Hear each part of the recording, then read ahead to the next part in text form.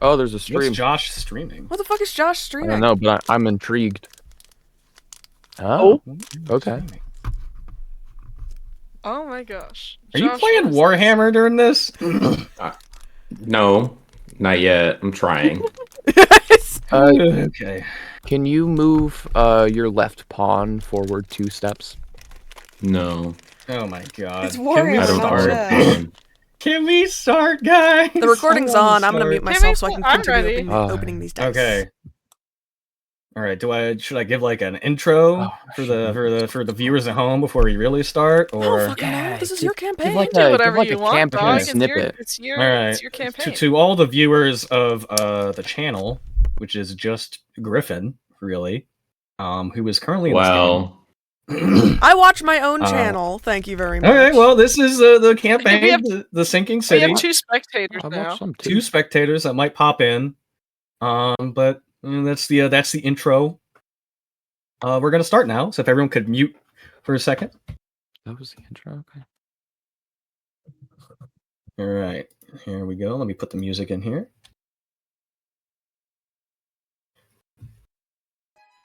The city burns. You stumble onto the street and collapse to your knees. You feel the cobblestone shift and undulate like a serpent slithering through sand. You grip your head and tear at your hair, your face, your eyes. Your skull feels like it's about to split open. Your eyes start to betray you. Through your straining eyelids, colors shift and smear like a kaleidoscope. The world becomes a canvas upon which madness paints. The buildings deflate like dying blimps. The sequoia trees, once tall and proud, bend under their own weight. The fire snakes across the ground like tongues, lapping at stone and flesh. You light up like a star.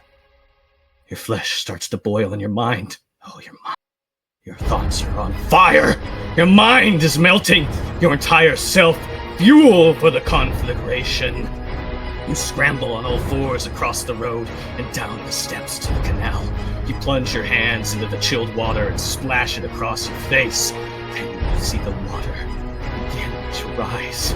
It quickly surges upward, cresting the stone bank and flowing around your knees. The city is sinking into the menorah. You lurch backward to get away, to escape the swiftly surging flood. You quickly stumble up the stairs to the street, but the water does not flow forth. It keeps rising. Up over your head. First 20 feet, then 30. A wall of water towers above you. It is not the city that is sinking, it is the water that is rising. A waterfall falling upwards into a boiling sky.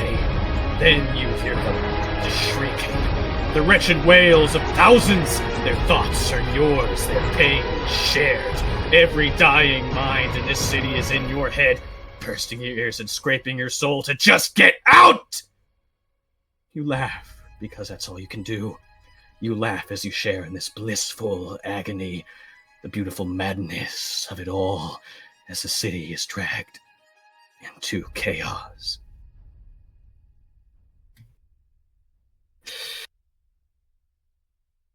Okay, first of all, round of applause, dog. Where is it? Oh my gosh. Where's the intros? I'm like live adjusting the music. I'm sitting here like, oh fuck, I have more jobs now. And now let's put this in here. I was Okay, in the fetal your position practice. that entire time. Odette! Oh! You wrote M play twice. Just do What it. the Frank? No, I had a feeling. Oh, you put that up for me as well. Odette, you jerk up out of bed. You breathe heavily, your sheets are drenched in sweat. The sounds of the street pour in through your window. Carriage wheels on stone, conversation, laughter. It is morning, and the visions that plagued your sleep are already slipping away. It was just a nightmare. You are safe. Then you hear a familiar, gentle voice enter your mind. Odette? What's wrong? You were thrashing around in your sleep. Your companion, Rayla, sits on your lap, looking up at you with her faintly glowing green eyes. She's semi-translucent, yet you can still feel her weight as she tentatively paws at your leg. Is everything all right? Oh.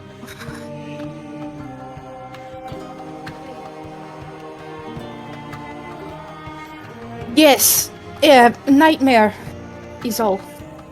It seemed like a pretty bad nightmare. It's nothing. For Well- now. If you say so. Satisfied that you are safe, Ryla hops down from the bed as you stretch and shift out of the sheets. You're still in the room that you've been staying in for the last few weeks. The scent of old wood and wax candles fills the air, so with the smell of fresh bread and sizzling meat wafting up through the floorboards from the kitchen below. You turn to see that Anastasia is still asleep in the other bed. The two of you have been inseparable since you sought her out months ago, and now you've both found yourselves here, in this small inn tucked away in a quiet corner of Lower Verona. It's been nice traveling with someone else for once. As the sleep leaves your body and your mind relaxes, please describe Odette for us. Okay, so hold on, let me send the Rin's drawing of her. That we've been sent 18 times in the last week. I'm sorry! I kept coming up with things. And I kept having to draw them. I'm sorry. They're all just Or each a Rin new having layer to- on top of each other. I'm sorry. Poor Rin having to move the same 8 pixels to the left or right every time. First, I added her. You know what? Hold on. I'm gonna. Oh. Hold on. My phone is being stupid. So Odette is around like 5'8", 5'9", and she's a little bit on the paler side, but she has freckles all over her body, and her hair is dark brown fading into blonde, and she usually keeps her hair in like there's a few tufts on the side in her bangs, and she braids her hair to like a crown on top of her head with a few tufts. Without her blindfold, her eyes are milky silver gray. She is completely blind, pitch black. She wears a lot of gold and jewelry.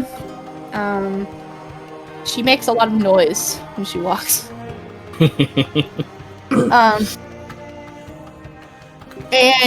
She wears a lot of colorful clothing with a bunch of different patterns and textures and all that.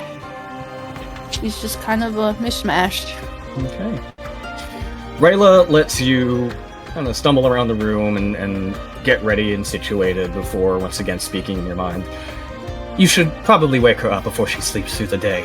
The festival starts today, and I know how much the two of you have been looking forward to it.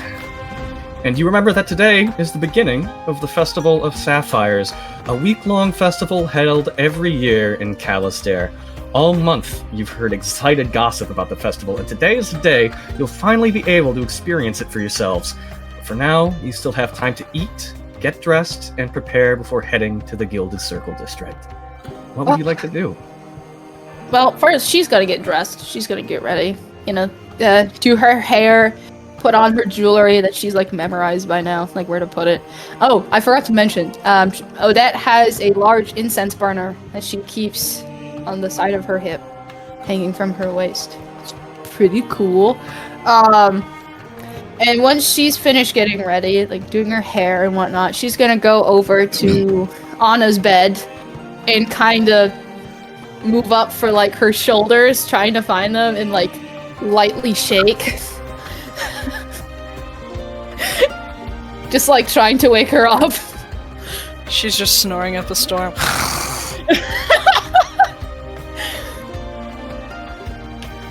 It's a good thing she's easy to find with how loud she is in sleep. Yeah, you find Anastasia's shoulders, and it takes a second. Is it finally time to wake up? Yes, it's morning. How morning is it? Is it like early morning, late morning? I don't know. Odette would not know because she's blind. But Anastasia, as you wake up, you look out the window and see that the sun has just about crested the city line, the city skyline. She like peeks over to the small. It would be like ramshackle 7 in the crooked morning. window. Oh, it's too early in the morning. And now that Anastasia is up and bright-eyed and bushy-tailed, why don't you describe Anastasia for us as well? Anastasia, she sits out of bed, kind of runs her fingers through her pale blonde hair. She has very darkly shaded eyes. Her there's a lot of hyperpigmentation. She has very like sunken eyes, making them look very shadowy and perpetually tired. And her eyes themselves are this brownish red color, and she wears like comparatively very simple garb. A blousey top that has ruffles at the cuffs and decorative cutouts, and she wears quite fitted pants, and it shows her muscular figure. She stands at roughly 5'10", 5'11", and she has half-elven ears that are pointed but not very long, just sticking straight out. She rubs her face,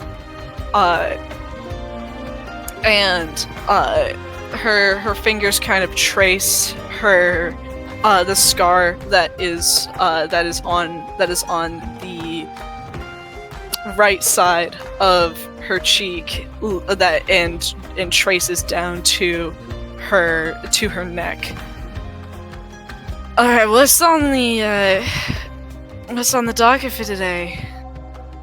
It's the festival today, no? Oh yeah, the Festival of Sapphires, right? Where is that? That's up in the circle, right? I think that's what you've told me, yeah? Yes, it is in the Gilded Circle District. Alright. Do you know when the actual festivities start? Do you know if it's an early thing, if I'm able to sleep in another hour? I can smell the fresh food from downstairs, so unless you want to miss that, then you can go back to sleep, but... She genuinely contemplates this, the prospect of sleeping. Before she can give... Me to join. Okay. I was gonna say, if she just was still thinking, Odette was just gonna try pulling her out. To no avail. Okay, I'm getting up. I'm Okay, getting up. this is the wrong direction. The door's over there. You're pulling me to the window. Girlie, you're pulling me to the far wall. Oh. Okay. Girl. Okay. Just let me put my boots on, please. Let me put my boots on. I stayed up way I too will late say- last night for this. Were you drinking again? I'll never stop.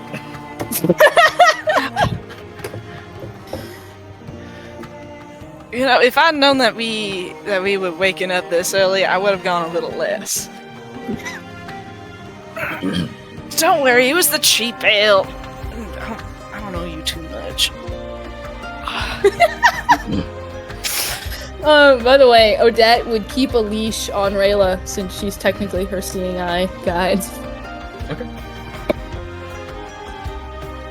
And the two of you, with Odette half being led by Rayla, half being led by Anastasia, exit the...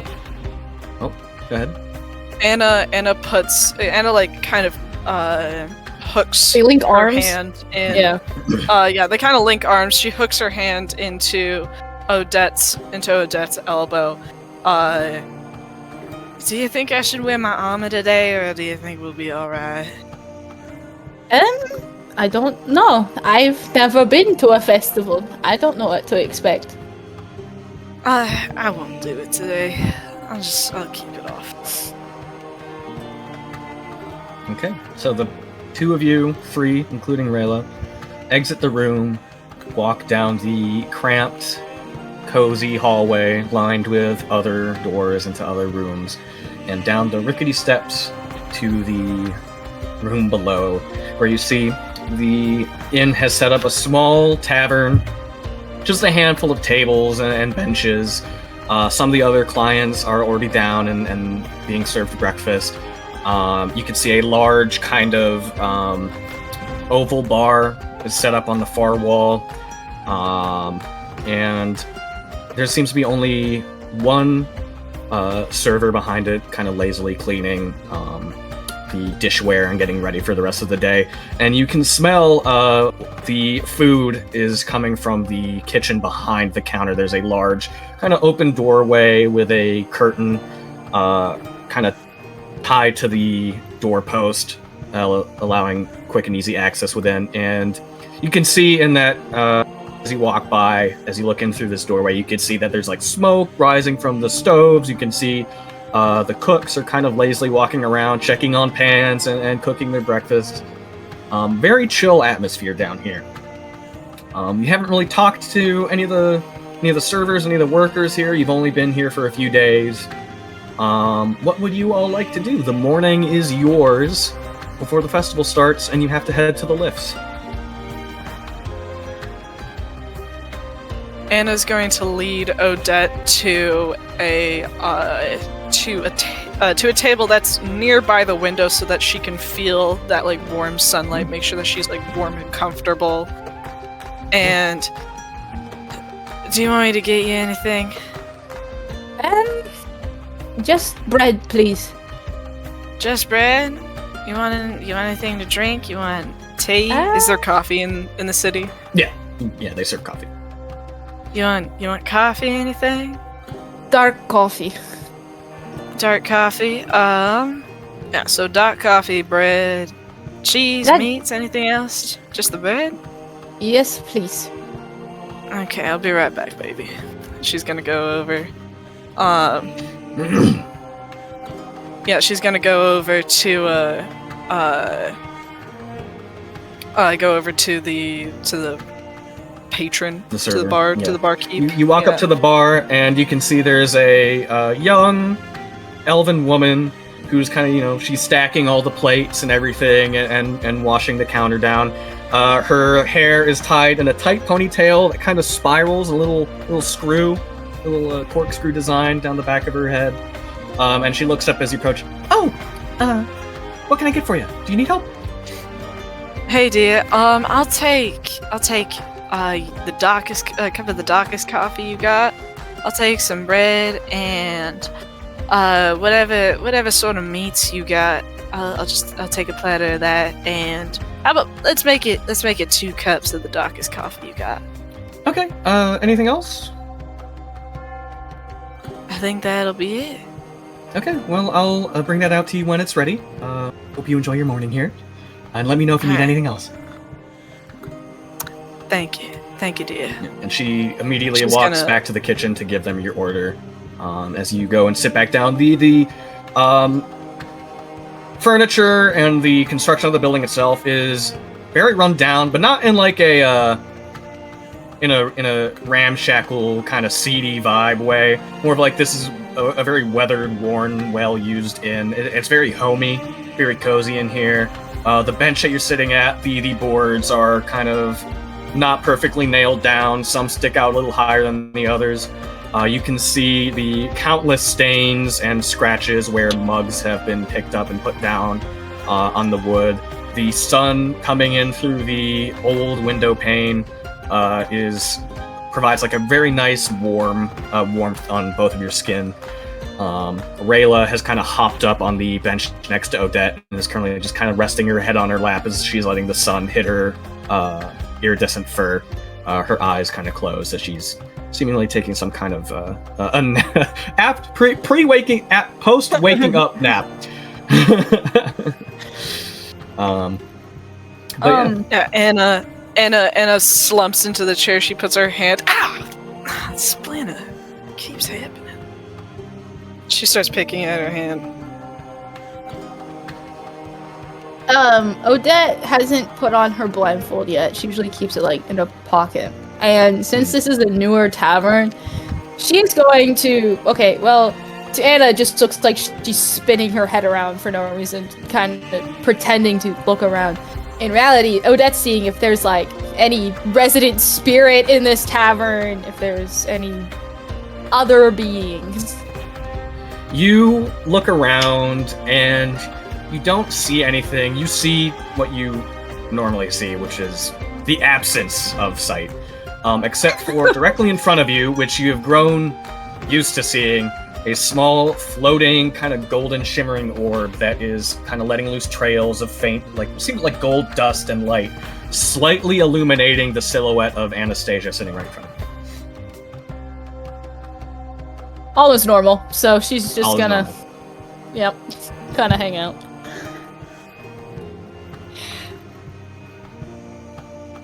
Got the splinter out. Well, that's Be good. careful with that bench. There might be you might get some shanks of wood in you. All right, I'm more concerned of my jewelry getting hung, but should be fine. Yeah, definitely be careful of that too. Okay. I like ahead. this tavern. This one's my favorite, I think. Really? What do you like about it?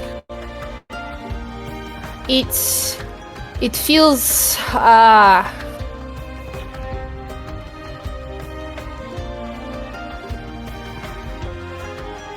trying to think of this of how a blind person would describe it. It is very cozy. Because Phoenix is trying to like signal to me.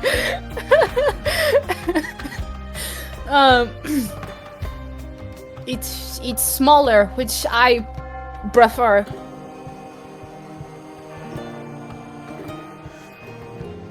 Yeah, I think it's nice. I think the ceiling's a little low. I've almost hit my head on the door frame once or twice. There are rafters up on the ceiling, and affixed to these rafters are several chandeliers, some small. They're not like matching. It seems like the owner has just found stuff from various places, different like furniture, and just kind of fixed these chandeliers in different spots around the place. And some of them are so big that you, Anastasia, have to actually kind of like duck around them to avoid hitting your head on the bottom of these things. Yeah, it's a little Round? it's eclectic. There's on the ceiling there's a bunch of mismatched chandeliers. In the corner there's some piles of barrels and some crates of I imagine storage. There's a bunch of trinkets around. And she just starts describing This the is room. the equivalent of of like that. a D&D Cracker Barrel, or just full of just knicknacks that the owners have collected. Ooh, this would look nice in the kitchen, or the dining room. Yeah, and they just over kinda the stack door, things over up. the door frame over there. There's like a there's that one. There's a singing giant bass that taxidermy. moves Yeah, there's a around. giant taxidermied fish, which does not look good with everything here at all. Yeah, it's very poorly. It doesn't even Yeah. look like It's- the fish it's it's so- supposed to be. It's so cluttered and just nonsensical. It wraps back around to being like cozy again. It's one of those places. It's kitsch. it's It very is. kitsch. Oh yeah, there's mismatched carpets. One of them's shag. One of them's one of them looks to be some sort of animal hide, and for One of some them's reason there's a shag bath plus. mat over there. You know, I'm sure if I was barefoot, I could feel it, but I wouldn't walk around barefoot around here. After a few minutes, eventually the waitress comes back with your order. She hands out 2 mugs of coffee and then 1 large kind of stein with a lidded top with steam coming out for the rest of the brew that she made. She thank you, also dear. brings over a large platter, a large plate filled with different sliced meats, chicken, turkey, a few pieces of bacon and sausage. I hope you guys enjoy, and like I said, let me know if you need anything. I'll be just right over there. And she points to the bar a few feet away. Thank you so much, dear. That's gonna do the thing that Alana talked about it once, where like she'll turn her ear towards the woman and then nod like diagonally away. She nods at you, Odette, despite it's instinct. She just nods at you like you could see her, and then she turns around and makes her way back to the bar. And Anna kind of pushes the plate near to where it kind of hits Odette's hand, so she knows exactly where the plate is. And same with the Thank coffee you. cup. She kind of adjusts it and so and that bread. She also brings out the And bread. bread. I forgot to mention that. Yeah. Hey, you forgot my bread. Odette's gonna take the cup of coffee and she's going to just to kind of see where she's done this so many times. I think her hands are heat proof. Just quickly dip her finger to see where it is in the rim, so she doesn't accidentally just gulp a thing of hot burning coffee before she takes a sip. Okay. On God. So, is there anything else you guys would like to do for the rest of your morning? Anna's just gonna she's gonna start describing what is going on outside of the window. Tell Odette of any sort of birds that are landing in the trees. What the clouds look like today, whether they're fluffy or stringy or none at all. This is the cutest friendship ever. Does Anna ever make up stuff that she said oh my god, there's a giant wild elephant running down the, oh wow, there's a big, I wish you could see this, Odette, this is a wild fight. Yeah, I feel like every once in a while I'll be like, oh yeah, Odette, you would never believe this, but there's You won't actually believe a what I giant just saw." lizard. There's a giant lizard right in front of us. He's actually been sitting next to us this entire time. I am surprised that you can't smell his disgusting breath. Anna, you are very funny. Oh, thank you. And as you sit and eat your breakfast, you ask the waiter when the festival actually starts, and she says that they are setting up this morning and will be the festivities will be available later in the afternoon, 1 or 2 o'clock. So you have plenty of time, and you spend your morning eating a very slow breakfast. Eventually, Anna, you actually go back, learning that the festival's not till later. You actually go back upstairs and sleep some more. Wait, so I could have slept in? Why'd you wake me up, girl? I woke up and I didn't know what time it was, so Oh, I yeah, figured forgot it was about- morning. We need to get you one of those pocket cuckoo clocks. We need to fix your circadian rhythm, girl. I guess I could have asked Rayla. That's fair.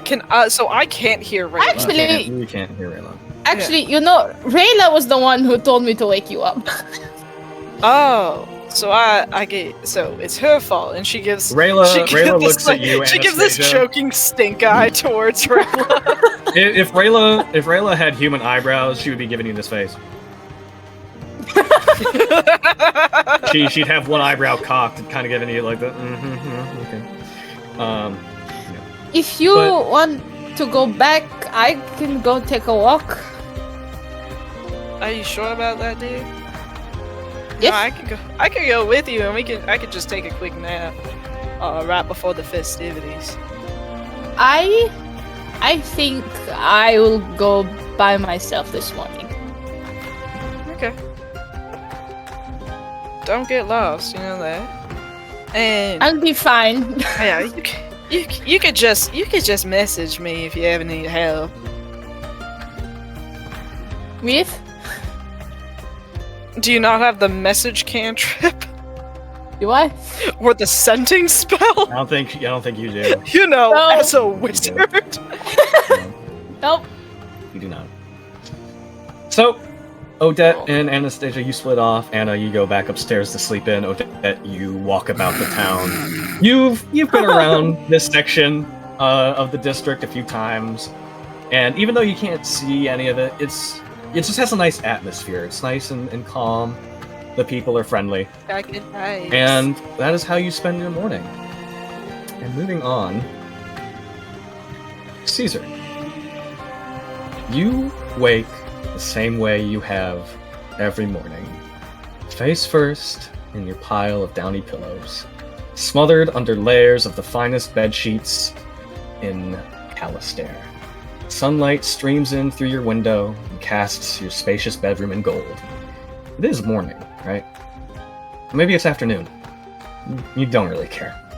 You aren't getting out of bed anyway. You haven't in days, and only on rare occasions have you felt fit enough to leave the safety of silk and linen to trudge across the room and clamber into the smooth porcelain basin of your bathtub. And only once have you made the treacherous climb down 3 flights of stairs to the master dining room, only to sulk for minutes contemplating how it would feel to stomach down breakfast before turning around and marching right back upstairs. You have your meals delivered to you now. Servants leave new plates of steaming breakfast on your bedside table every morning. Not that you ever eat anything, but every day, without fail, you still find a new plate of food waiting for you. The previous meal haven't been taken down to be fed to the dogs. You groan and sit up in your bed. It is morning, judging by how low the sun rests in the sky. You look out the window and gaze on the hedgerows spaced perfectly throughout the palace grounds. Gardeners are already hard at work, snipping and cutting and trimming. You hear footsteps down the hall. You pay them no mind. Probably one of the maids scouring the house. Instead of passing your door, the footsteps stop. You hear a sharp, impatient series of knocks on the heavy door. Do you say anything?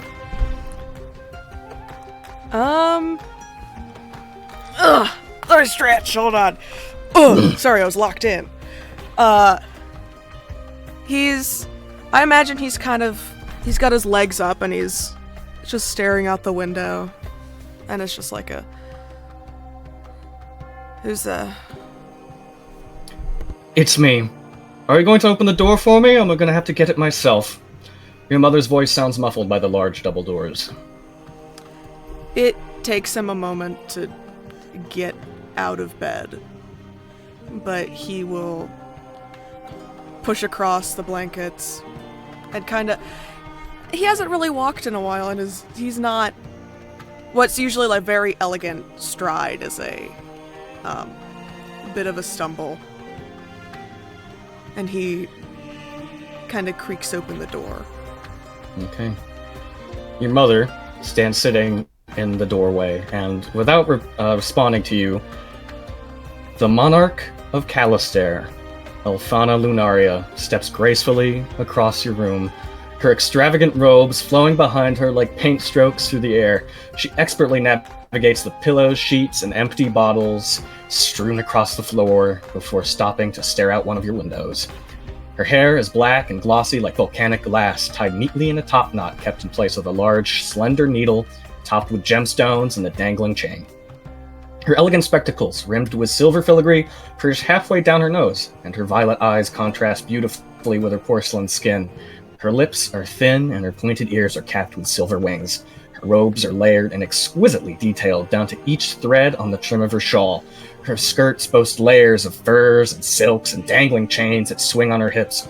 She stands there, holding her elbow in her palm while her free hand gently plays with a loose strand of hair. Her poise, her ensemble of blues and silvers all come together to give the appearance of a winter flower. Silent strength cloaked in elegance. In all your life, you don't believe you've ever seen her in a state that wouldn't fit a royal portrait. Caesar, you're a grown man. Am I really going to have to tell you to clean your room? I don't know how it gets into this state if you never leave your bed. He closes the door and he just kind of... I'm sorry, Mother.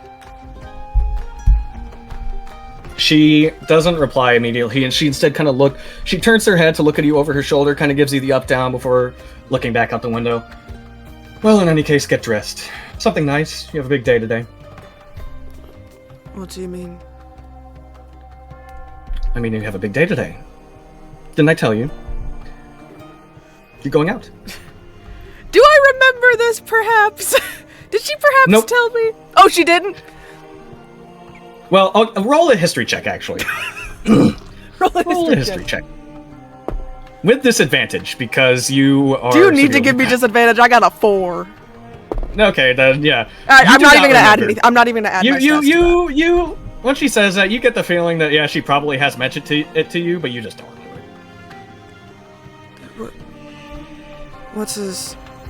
What's today?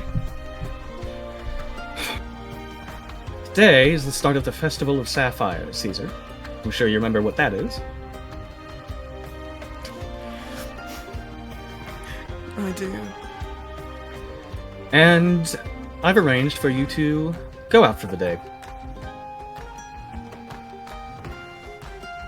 He wants to say something back, but he just can't get the energy for it.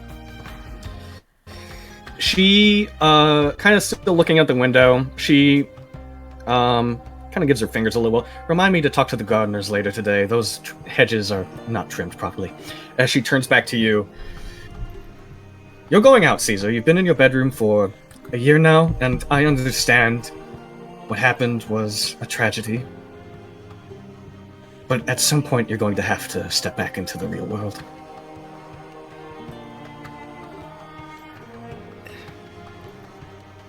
Do I know how close it is to the anniversary of? You wouldn't know for sure yet. It's all that you've been thinking of. Oh yeah. Well, how close is it? It is about 2 weeks out. Oh, great. He doesn't want to argue with his mom. She steps towards you and puts a hand on your shoulder, and this is about as warm as your mother can really get on a normal occasion. As she kind of looks you in her eyes, like kind of looking over her spectacles. Caesar, you are my son. You are royalty, and I will not have you rotting away in your bedroom for the rest of time. Yes. The city misses you. You should go out and remind them of your face, should you not? Yes, I should. It would do the civilians good to see their monarch's son out amongst the public, especially in these times. So, get dressed. I've arranged for a bodyguard to escort you for the day. And please, try not to sulk the whole time. You just might enjoy yourself if you do. As she steps out of your bedroom, closes the door behind her, and leaves you to your devices. He's just gonna kind of stand there, just like, you know, after you wake up and it's just been a long night, and you just stand there and you're like, you have to do something you don't want to do, and you're like, fuck, dude. Fuck me. That's basically what he's doing. He's just gonna groan, and assume... as your mother wakes her way down the hallway, she doesn't come back in, but you hear her voice echoing back down. And breakfast is ready. Come downstairs when you're done. Yes, mother. And he will go just stare at his open the closet, stare at his clothes,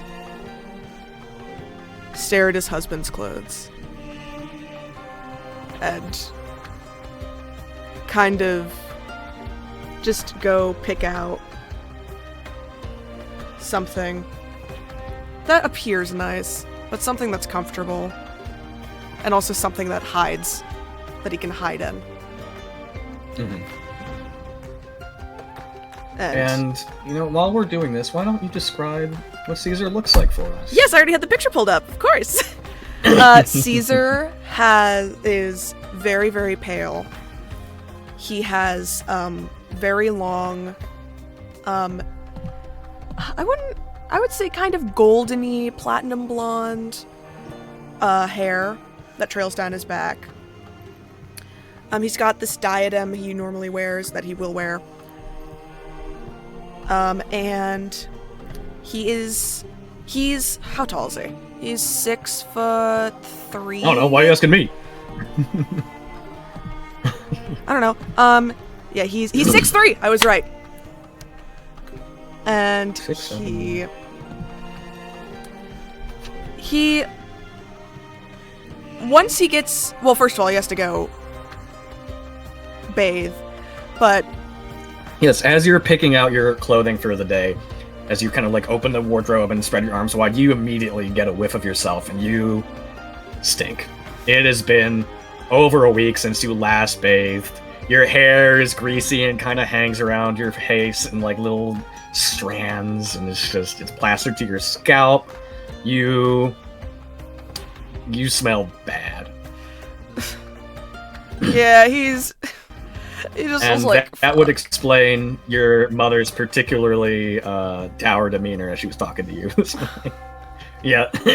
Listen, he's tired. Let a man rest. Oh, he's also got very pretty gold eyes. Like ambery gold. Mhm. Everything about him's very golden. His name is, of course, Caesar Lunaria. And also, it's not spelled the traditional way. It is spelled Cesare. As you can, I just realized it's on the Pronounced Chasere for the podcast. Originally, it was pronounced Chasere because it was based off a joke character, and then I got serious with it, and I said, I can't take myself Then she locked seriously. in. I can't take myself seriously if I'm not Caesar. I can't make this horribly sad backstory for a guy named Chasere. I can't. Yeah, he's just gonna pick out his clothes, and he's going to go into his bathroom and just soak. Because he can get And away with this. You soak for a while. You don't know how long, but it feels longer than at least 30 minutes. And as you just kind of lay in your bathtub, by the way, your bathroom, almost as large as your bedroom, it is extravagant. It is also basically untouched since you started laying in bed because you've barely ever used it. The cool tile floors are still pristine. Your counter where you have all of your I don't know what I don't want to call them beauty products because I mean, it's beauty products. Yeah, it's beauty products. Yeah, all your beauty products, your expensive custom-made hair combs, your lotions, your potions, your My lover's everything's beauty still products. lined up where, yeah, his as well. The large porcelain bathtub kind of sits in the middle of the room. And there's a gold kind of serving tray that sits on top of it to hold like the soap bars and if you want like a meal so you can eat while you're in your tub. But yeah, it is a very nice bathtub and bathroom that you have all to yourself. Well, all to yourself now. And Okay, hold on. That's fucked up. and even though, well, how's Caesar feeling right now as he's getting ready for this big day that he did not sign up for? Like shit! He feels like shit! But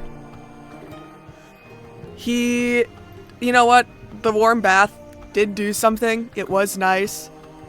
It helped him forget. And then he remembered. And he got sad He again. remembered. Yeah, the first few minutes of the bath were nice just to immediately take your mind off things, get the dirt and all the sweat off your body, and just have, for a rare few moments, just a few moments to relax and actually feel at peace.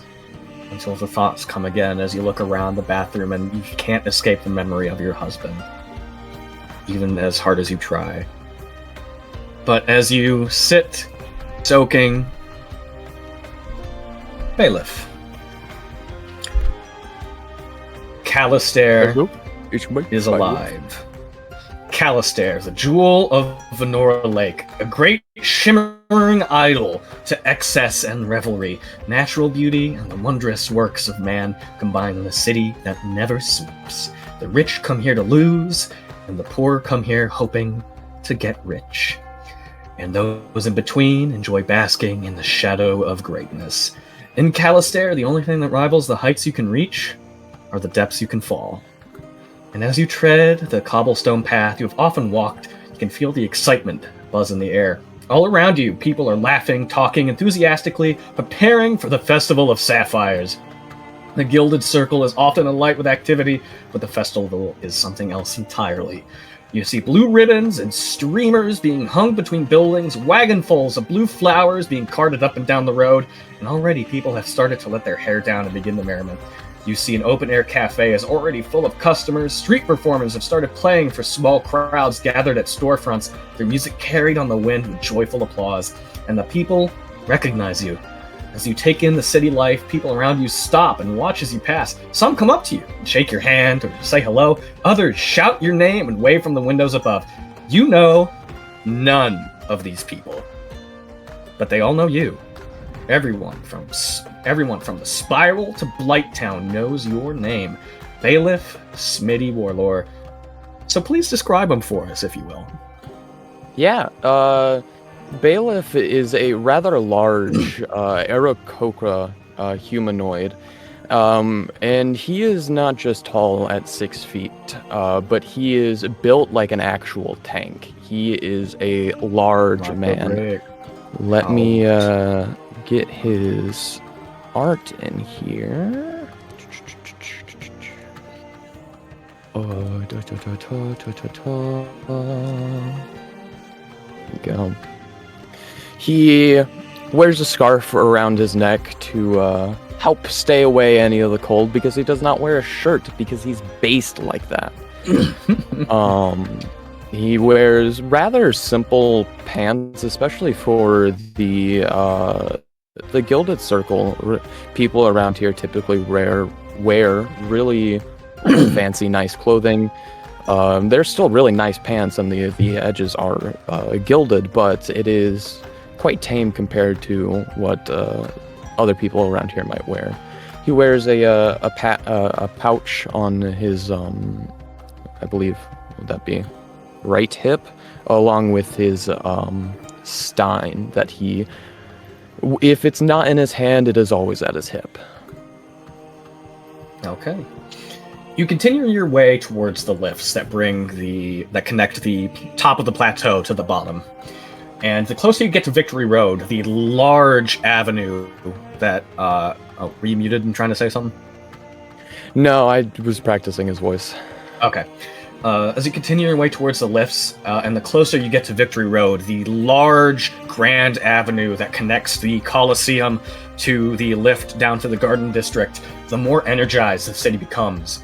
You are stopped in your tracks as a small handful of children run across the street, yipping and laughing as a small dragonborn girl chases after them, brandishing a large green dragon puppet. Today is going to be a good day. You can feel it in your bones. That's when you hear it. A voice behind you, stern and familiar. Look who it is, Smitty Warlord in the flesh. I've been looking for you. I recognize this voice, I assume. You do. Yeah, it's got a tinge of familiarity, but you can't quite place it. Oh, and here I was thinking that I'd get a day off. Yeah, the voice Hail seems Smitty to have some kind of grudge with you. It's not a friendly tone. And do you do anything as you turn around? I turn around with almost this smirk. Like, I know if I smile at him, it's gonna piss him off more. Okay, as you turn around, you see a tall, lean man whose face is obscured by the sun behind him.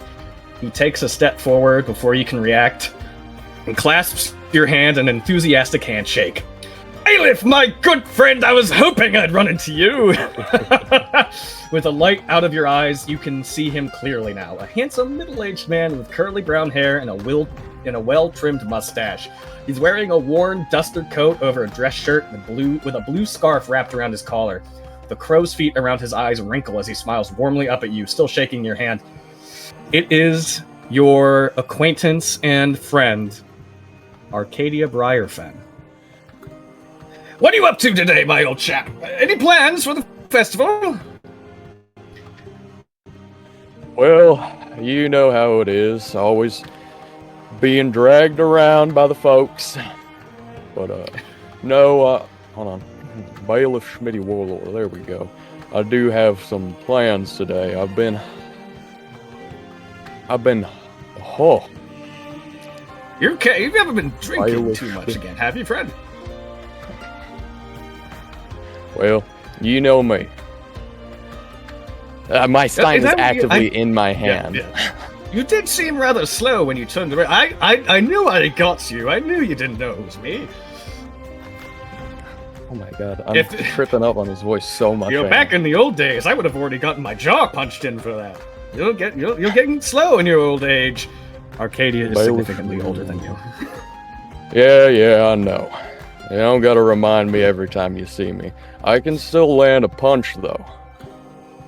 Oh, trust me, I know all about that. I've been on the receiving end one too many times as he rubs his chin, kind of Oh. anxiously. I would still be a powerhouse if I was in the Coliseum still. Yes, and maybe if you lost a few pounds, eh, chap? As he slaps your stomach.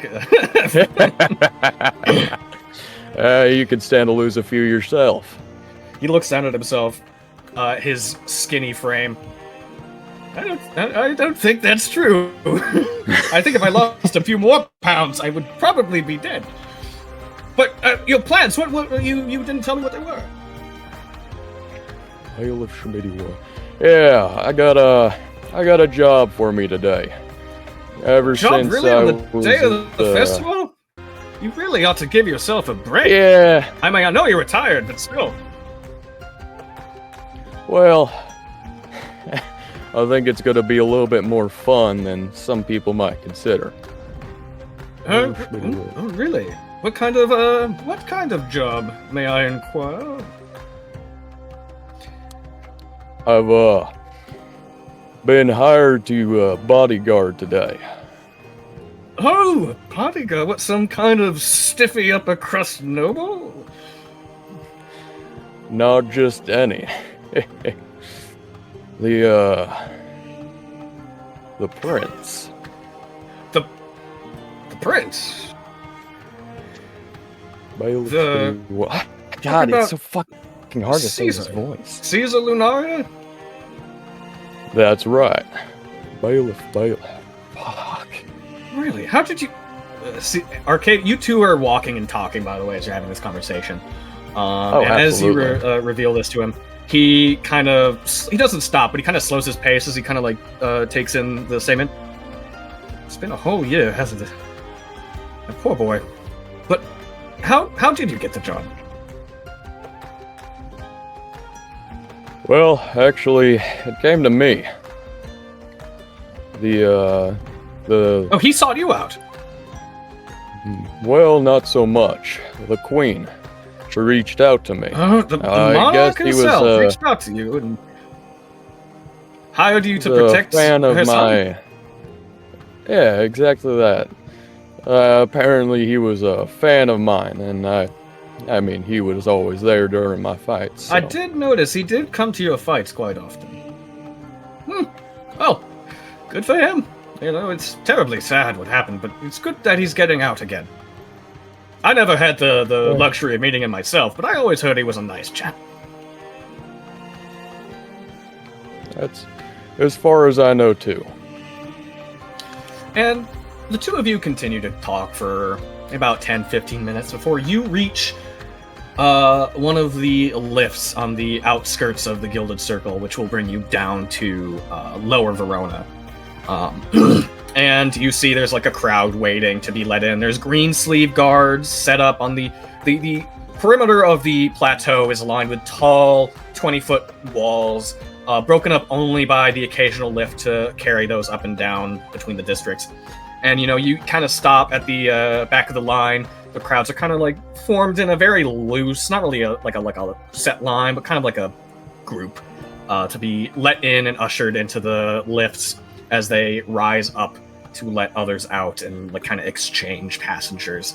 And as Arcadia sees you to the edge of the district, he kind of clasps your arm. Well, if you're spoken for this, if you're spoken for today, then I'll see you off. Maybe we'll run into each other later. I'm planning on being here all day. I've got nothing else to do. Yeah, I'm sure it's something that we'll see each other again. Yes, well, if you're, like I said, is this, well, first of all, are you going to be, is it for all week or just for today? Is it all week? It wasn't really specified. It was kind of specified just for, like, the day, but whether or not that, like, will continue on is, like, kind of up in the air. It's very loose. It was more, the request was a very formal way of saying, get my son out of my house for the day. I think it's a play it by ear kind of situation. Oh, well, if I'm allowed to if you see me, I can tag along. 2 bodyguards is better than 1, and I'll do it for free. I might have I'd to like to protect meet him Caesar. from you. You're What are you a talking little bit of a about? mischievous, A perfect gentleman. mischievous. Oh, perfect gentleman, my ass. May I remind you of last week? Oh, that was a week ago. I'm a different man now. Oh, a week ago. Oh, all right. I'll believe it when I see it. Well, like I said, if you see me around, I'm planning on spending pretty much the whole festival here, so I'll see you around, my friend. I'll wave as you he down. goes and claps you in another enthusiastic handshake before leaving you to board the lifts. And as he walks away, I kind of give him a little bit of a right hook to the shoulder. You Gently, almost knock him gently. to the ground. Oh, okay. You still almost knock him to the ground because he wasn't expecting it, and you're built like a truck. He's like 56. As you punch him, as he looks around like, that was a good one. As he kind of, he then starts walking away. I love that He's guy. like, damn it. And you, after a few minutes of waiting, eventually board the lifts, and you step onto the reinforced wooden platform with the rest of the passengers, and the gates click shut behind you. After a few seconds, the heavy iron cable shudders overhead, and the floor shakes as the winch starts to lower the lift down the side of the plateau. You can see the entire cityscape below you. The green canopies of the young sequoias peek out like islands amid the alabaster and cobbled stone. Canals snake through the city like veins before converging into the Venora River that splits the city in two. It is a sight you never grow sick of seeing. Eventually, the lift brings you down to the street below. Greensleeve guards wait to help the disembarking passengers, and as you step off the platform, another group fills in to take your place, and you continue walking to the canal docks.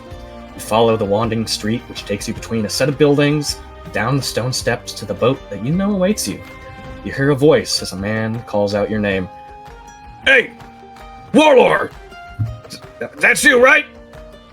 That's me. You see, this is a small dock section. It's only got about like 3 stone docks that jut out a few feet into the canal. You can see there's one gondola waiting with a small, middle-aged gnomish man kind of waiting on the bench. And as he sees you, he kind of is like sitting up a little higher as he's waving you down. He's got like a very thin goatee, and his hair is like balding in the middle. And he's got like it's long, so it kind of sticks out at the sides. As he said, hey, I'm your boat. Come over here. I'm on my way. And as I approach him in my large demeanor, I hold my hand out for a handshake. Does he shake my hand back? Yeah, he actually has to step like up onto the boat like railing to kind of reach you, but he does. And for a gnome, it's a very solid handshake. Oh yeah, as he grabs my hand, I pull him in and give him like a pat on the back. You actually like lift him like, hey, that's enough, big guy. It's a pleasure to meet you. And let's not get too intimate. I'm just your boat driver, all right? All right, so and as you step on, you see that the boat is a thin gondola made of like dark blackened wood with brass trim around the railings. A thin vessel designed to traverse the narrow canals of Lower Verona. At the stern of the boat is a small water wheel operated by a lever and a set of gears. The ferryman takes a seat beside the controls and he pulls the lever forward, activating the water wheel, and the gondola slowly slides away from the dock and forward into the canal.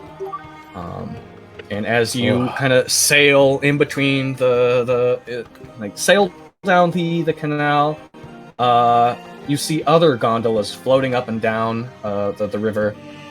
People walking up and down the stairs from the street to the docks, and leaning against the railed streets that line the water on either side. Above you, drying clothing and colorful banners are strung between the buildings. Eventually, the boat slips out of the canal and into the Venora River proper. You see a large, single island off the shore the ferryman begins to sail towards. After a few minutes, the boat approaches a set of stone docks enclosed by high walls with armed guards waiting to receive you. And as you slide in and the ferryman takes a minute to lash the boat to the dock, all right, this is your stop. I'll be here when you get back. All right. Thank you very much, good sir. All right, and as you step off the boat, it shakes heavily as your weight. As when you were sitting down, it actually sank several inches into the water, and as soon as you step off, it just floats right back up again. Yep. Throws the man out. The guards are standing on either side of the gateway to the island proper, and they don't approach you. But as you walk closer to them, they one of them lazily holds up his hand. Business? I'm the bodyguard for the prince today, Bailiff Schmitty Warlord. Prince Caesar? Yes, sir. He looks you up and down. Now, normally I'd ask for some kind of ID or proof, but yeah, I know you're bailiff. Get in here. My man. And I give him a courteous nod as I walk through. All right, the guard turns to escort you through the large stone gate, and large banners fluttering in the wind on either side of the open archway. A cobble path takes you through the well-kept grounds, small copses of trees growing amongst the short grass. Workers and gardeners give you curious glances before returning to their work, and after a few minutes, soon the path turns and slopes upward to bring you to the top of a small stone bluff on which the manor rests. You walk through another large stone gate before finding yourself in the gardens. A large, elegant stone fountain sits among the pathways and hedgerows, the large mansion presiding over everything like a resting Buddha. It is a beautiful, multi-storied structure built of perfect alabaster stone and blue-tiled roofing. Glass windows dot the walls like gemstones. A large, heavy wooden door waits for you at the top of the stone stairs to the entrance. What do you do? I take a good look around as I'm just taking it all in. This place is beautiful. I mean, it's the Gilded City the Gilded Circle is just. This is not the Gilded Circle district anymore. Yeah, I know, but like, okay, the Gilded Circles are the Gilded Circle is like just absolutely gorgeous, but this is on a whole nother level. This is the monarch's private estate. It is this is the largest island that is part of the main city. I mean, the whole Calister's on a big island, and this is on a little islet kind of separated from the Lower Verona district by the river, and it is large. It is almost the size as a full district by itself, and it is entirely just full of gardens and a large beach on each side.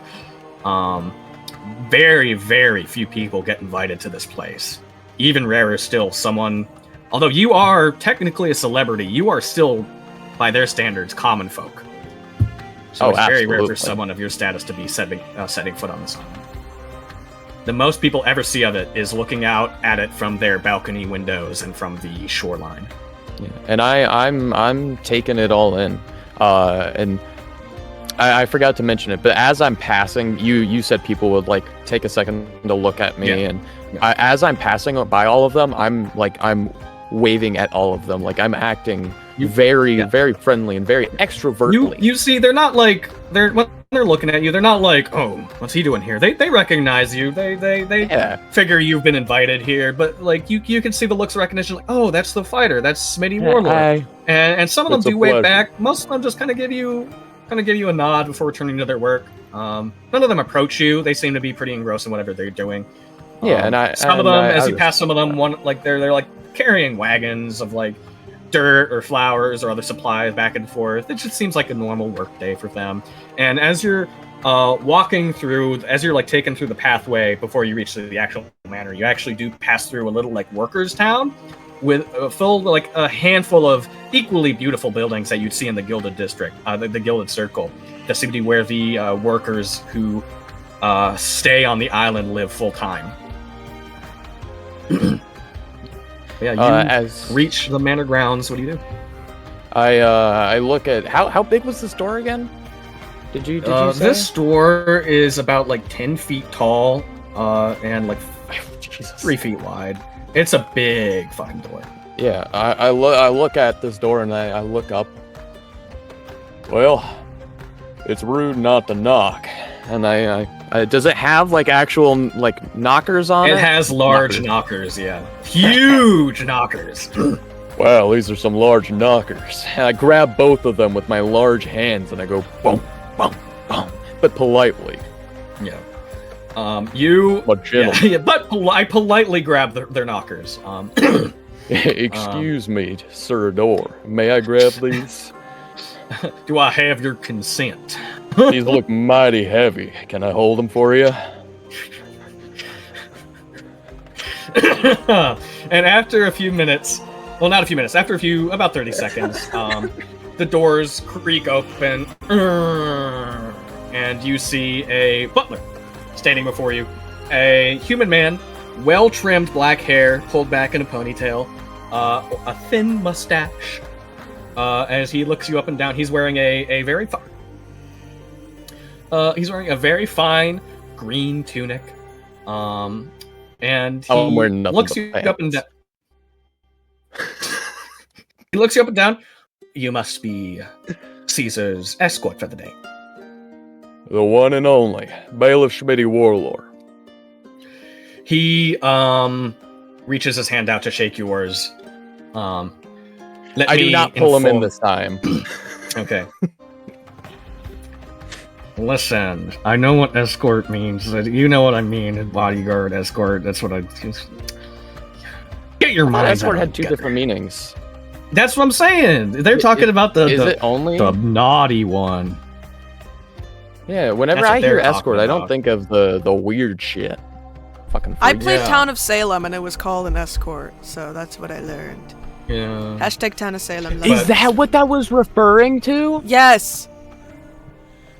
Oh, We should totally my play Town of God. Salem. We should totally play Town of No, Salem. Zach that game fucking is hates so Town of annoying. The Salem. people who play that game are so bad at No, it. they are. They are. I only played the easy one. I only played You the could basic tell. You could tell them straight up, like, "Hey, I'm the werewolf" or whatever, and they would still vote someone else out. They're so dumb.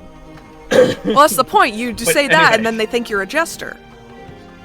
And if you vote out the jester wins, and the jester kills someone who votes them. Town of Salem's even worse than Among Us, in my opinion. The people who play that are even stupider.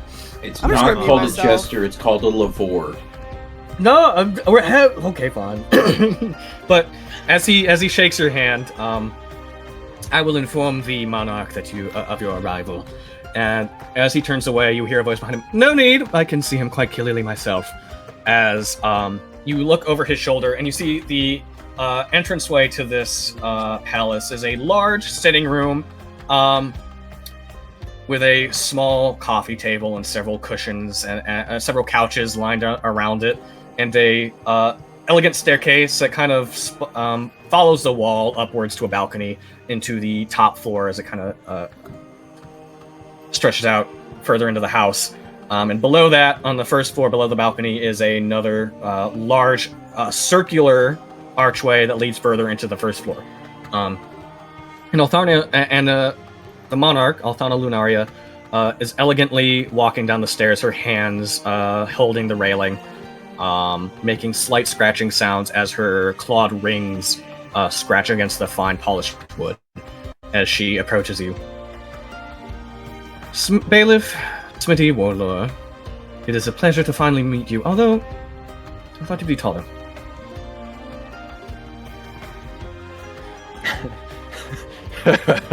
The pleasure is all mine, miss. And Your Majesty, as I bow towards her. He never actually Althana, interacted with royalty. Yeah. So- Althana, you've never actually seen Althana either. She never comes to the Colosseum for anything. At least not for the fights. Which is the only time you're in the Colosseum. So, Yeah. she, as you bow to her, she kind of does her pose with her elbow resting in her hand as she kind of plays with her hair, and she looks over at the servant, and he's polite. Good.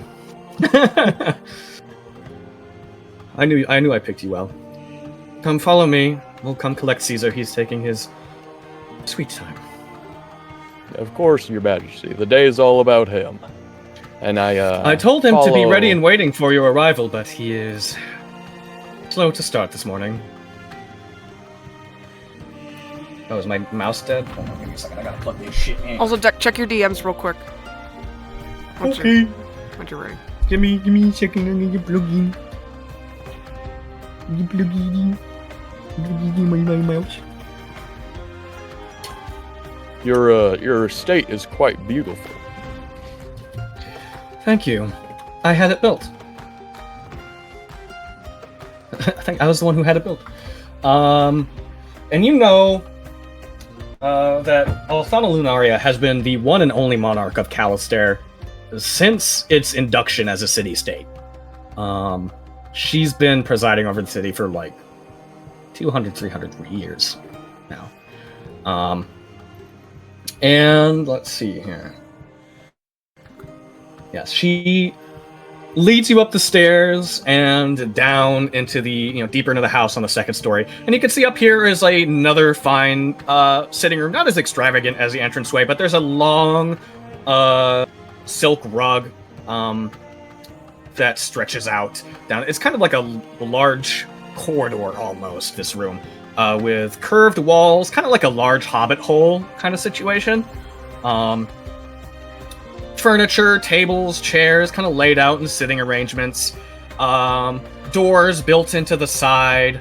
And as she leads you down this corridor, hallway, sitting room, she takes you to the end, and you see at the end of this, you see another room, which is built like a circle.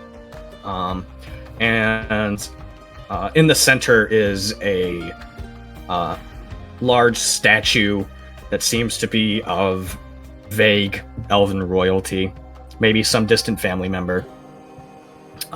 But there are doors, extravagant doors that line this room. And she kind of points out the one on your left. That one's his. Oh.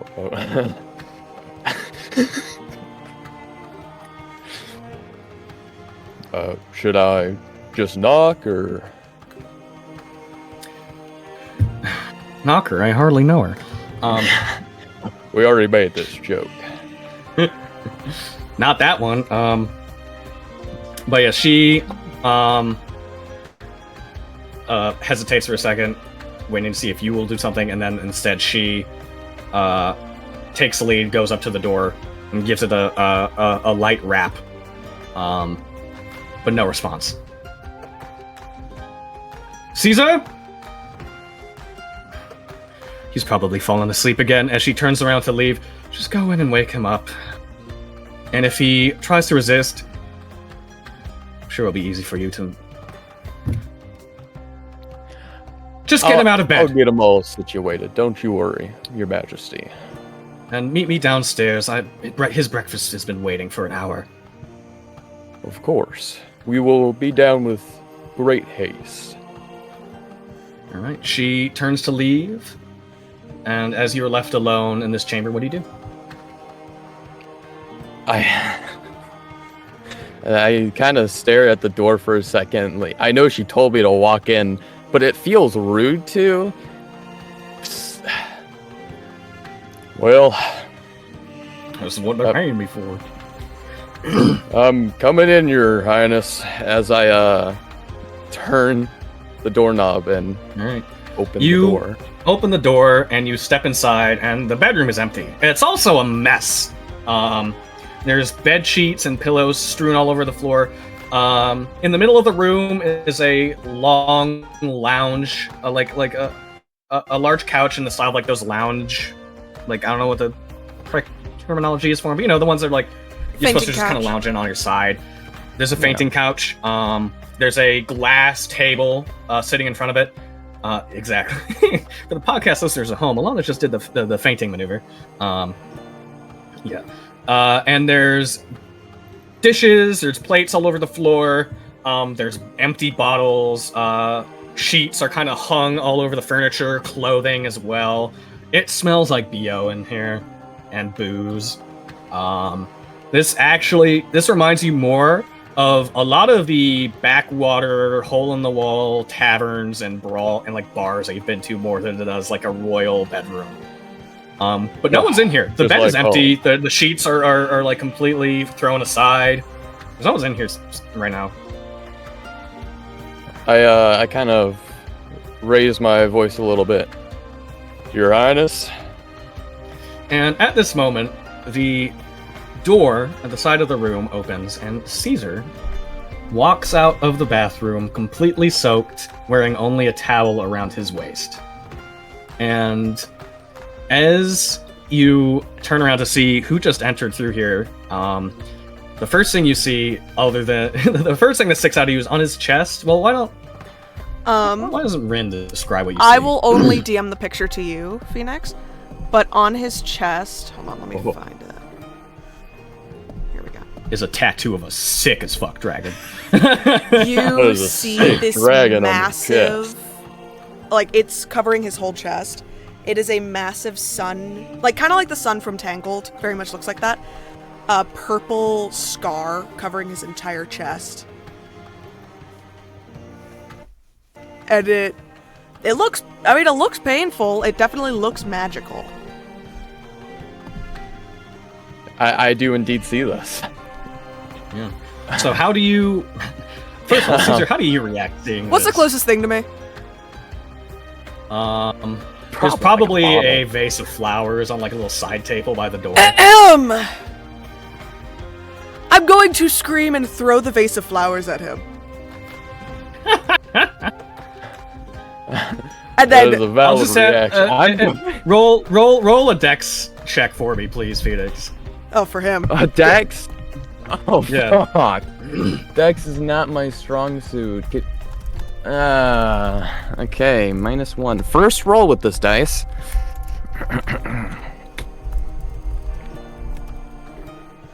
That is a 19, so I get an 18. You actually are able to dodge out of the way. He just as catches the it, vase actually. soars over your head. Oh yeah. What do you? If you want, you can catch it. You can do whatever. Or if you want to dodge it. I think I would kind of like catch it and like just cradle it into me, as I would then go to cover my eyes. Your Majesty, I apologize. The Queen told me to wait in here. Oh my gods! Okay. He's like, he has like a hand covering his chest, which does nothing. Go stand outside. I'll be there in a few minutes. Yes, Your Highness. As I set the face down on the ground, and then I walk out. Whew. And Caesar does what he says. He's going to get dressed, brush his hair, Okay. and also make sure he grabs After- his mirror. Double checks After his a few hair. minutes, Caesar walks back out of his bedroom to meet you in the little entrance way to the rest of the outside. Right. Oh, and I also I, grabbed I a cake kinda- because we're gonna hide my face a little. Forgot about that. I do a slight bow as I hold my hand out to you. So Caesar kind of looks down at it and looks back up at you. I know who you are. It's what my mom recommended I do. Never actually interacted with royalty before. Well, pretty much.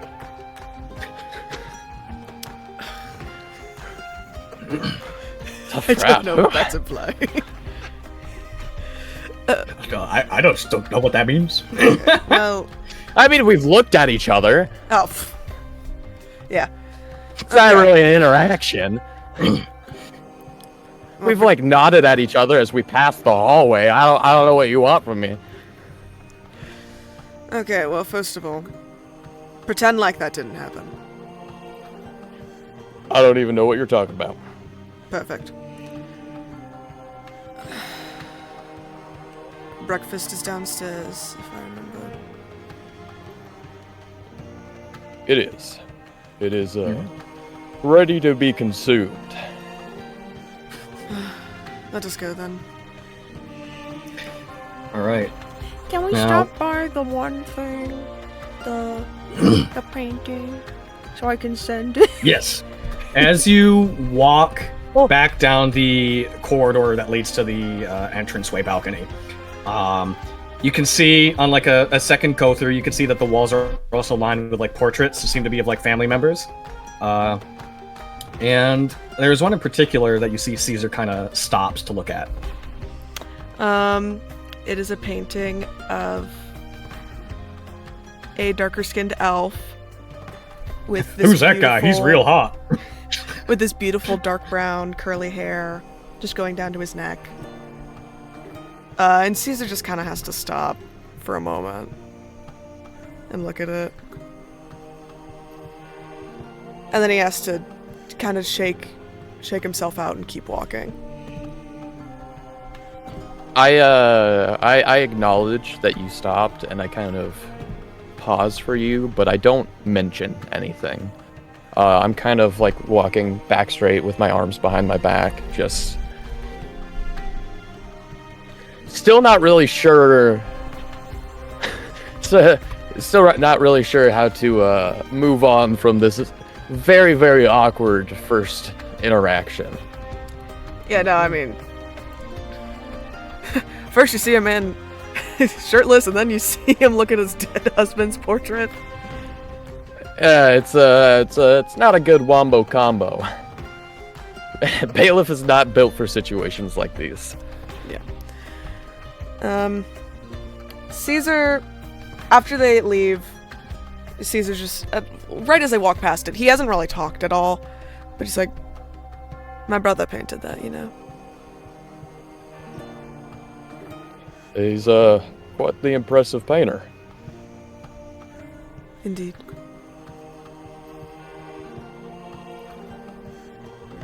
That is just silent. Okay. Yeah. So the both of you awkwardly... He wants to ask more about it, but he's really not sure where to go from there. Two of you awkwardly just kind of walk downstairs, and Caesar leads you to the dining room, which is off from the main entranceway. You have to go down a few like more rooms and corridors, and you share. Well, Caesar, you kind of like just kind of wait around, sitting as Caesar kind of awkwardly eats his cold breakfast. Yeah, And he doesn't even really eat it, he just kind of picks around at it. The entire time, like while I'm following you, I'm like behind you to your left, Yeah. like at a diagonal, and that's where when you sit down, that's where I stand. That's basically just my resting position. And as much as I love Caesar and Bailiff, for the sake of moving things on, you guys, We're getting side skipped. you guys are getting time skipped a little bit because Alyssa's back. You eat breakfast together. It is still very awkward, but you guys get ready for the rest of the You day. come here often, or Yes, it's my house. I actually haven't left.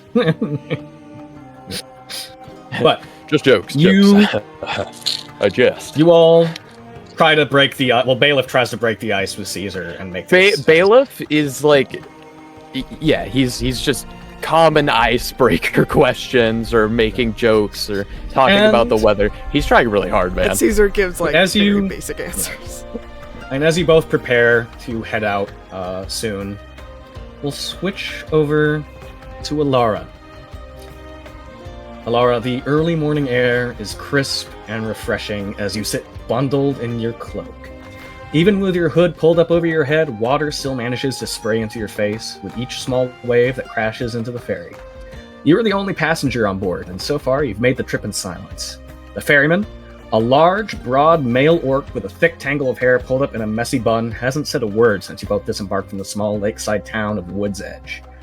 He stands stoically at the back of the boat, one arm lazily draped over the lever that operates the water wheel that propels the boat forward through the water, his eyes squinting into the morning sun as he maneuvers down the Venora, the river that splits the island of Nora's Crown in two. A beautiful sequoia tree forest flanks each side of the river, the old growth standing tall and proud over the water below. Beyond them, crest the tops of green-tipped mountains.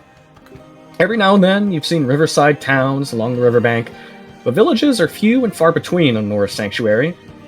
Calistair is where most of the population lives, and it's where you're heading now. After 3 long years, you're finally returning home. You stand up from your seat and lean against the railing at the bow of the ship. The waves gently rock the boat up and down, and water sprays softly into your face once again. Your hood is blown off and settles around your shoulders as you look into the river and see your own reflection distorted in the glistening waves. Could you describe Alara for us, please? Great. Alara is a white dragonborn. She's a little shorter, 5'7", a little stockier build. She's mainly white with a little bit of blue and some red within, just kind of some light red.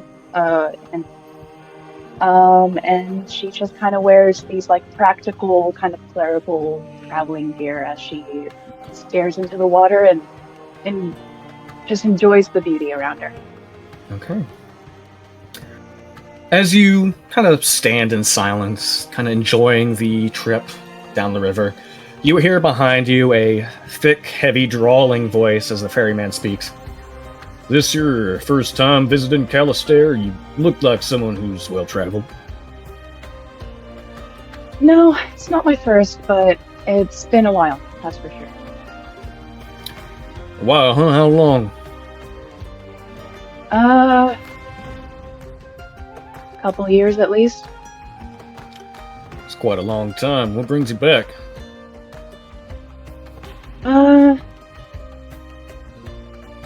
Just going somewhere familiar, somewhere that feels like home again. I get that. I personally can't say I feel the same way about where I come from, but Calistair is a nice enough place as is.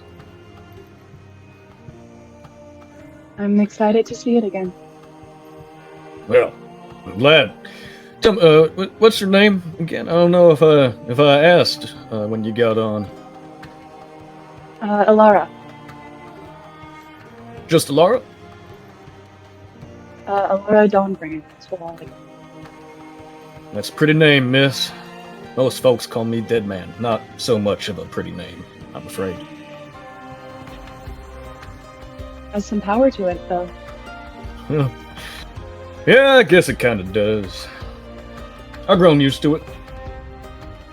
And as you continue the conversation, after a while you see that you've reached the outskirts of Calistair.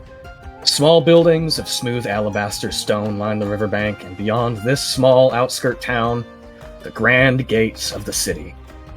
A colossal archway that stretches across the river, decorated with carvings of the ancient druids that once lived here.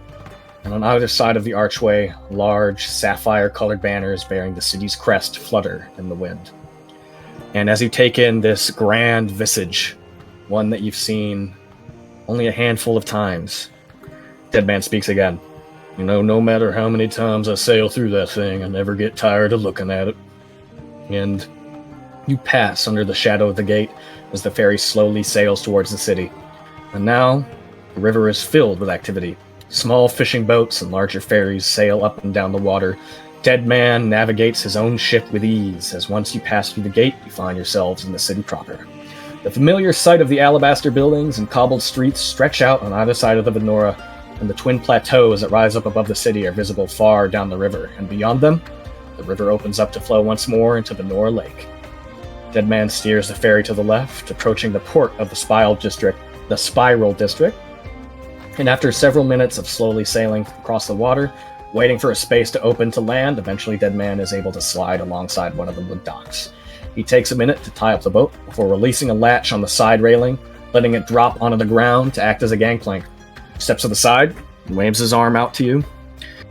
"Your stop, ma'am. I hope the trip was an enjoyable one. And it was a pleasure to meet you." Thank you very much, Deadman. "Thank you." And you walk down the dock, stepping off the boat, pulling your hood up around your head as you spot a pair of green sleeve guards nearby. But they pay you no mind, and you're able to enter the district without trouble. Look around. You are surrounded by a throng of people barking and yelling over each other. Travelers trying to meet up with one another, vendors shilling their wares, guides advertising their services. And in this jumbled chaos, this massive screaming, hollering bodies, you hear one familiar voice cry out over the din. "Alara? Alara, is that you in the hood?"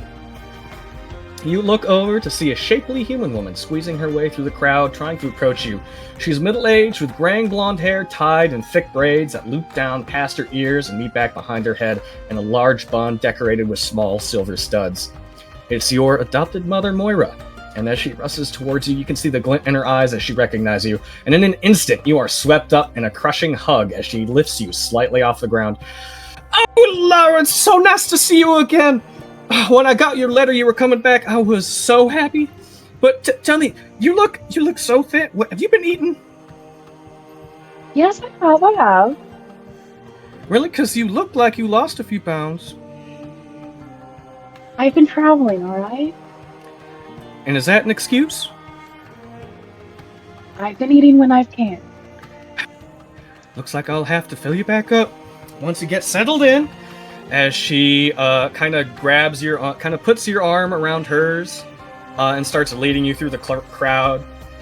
And she leads you back down towards where you know sits the Temple of the Eclipse, the home that you haven't seen in 3 years. And what do you do as you take in the sights of this familiar city, your home that you haven't seen in forever? Your mother leading you down, talking your ear off, the familiar sounds and smells of the city wafting around you.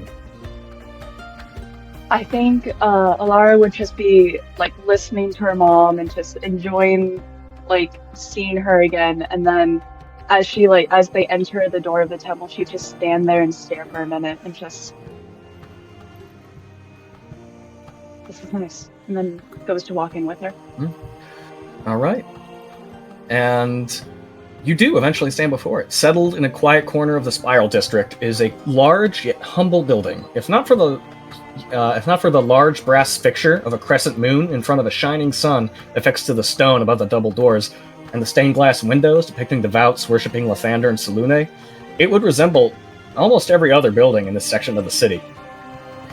And as you stop before the temple, Moira kind of clasps your arm closer, more tightly in hers as she kind of looks you up and down. "How's it feel being back?"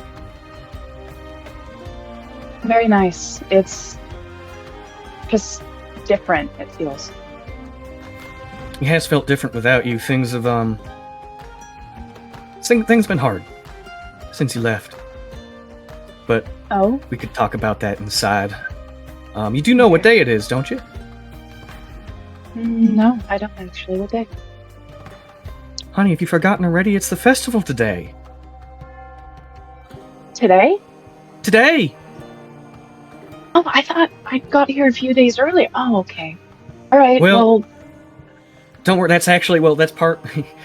me and Anuki, we have a little job for you. I know you've just gotten back, but I think it'd be nice to send you out, and we'll talk about it inside.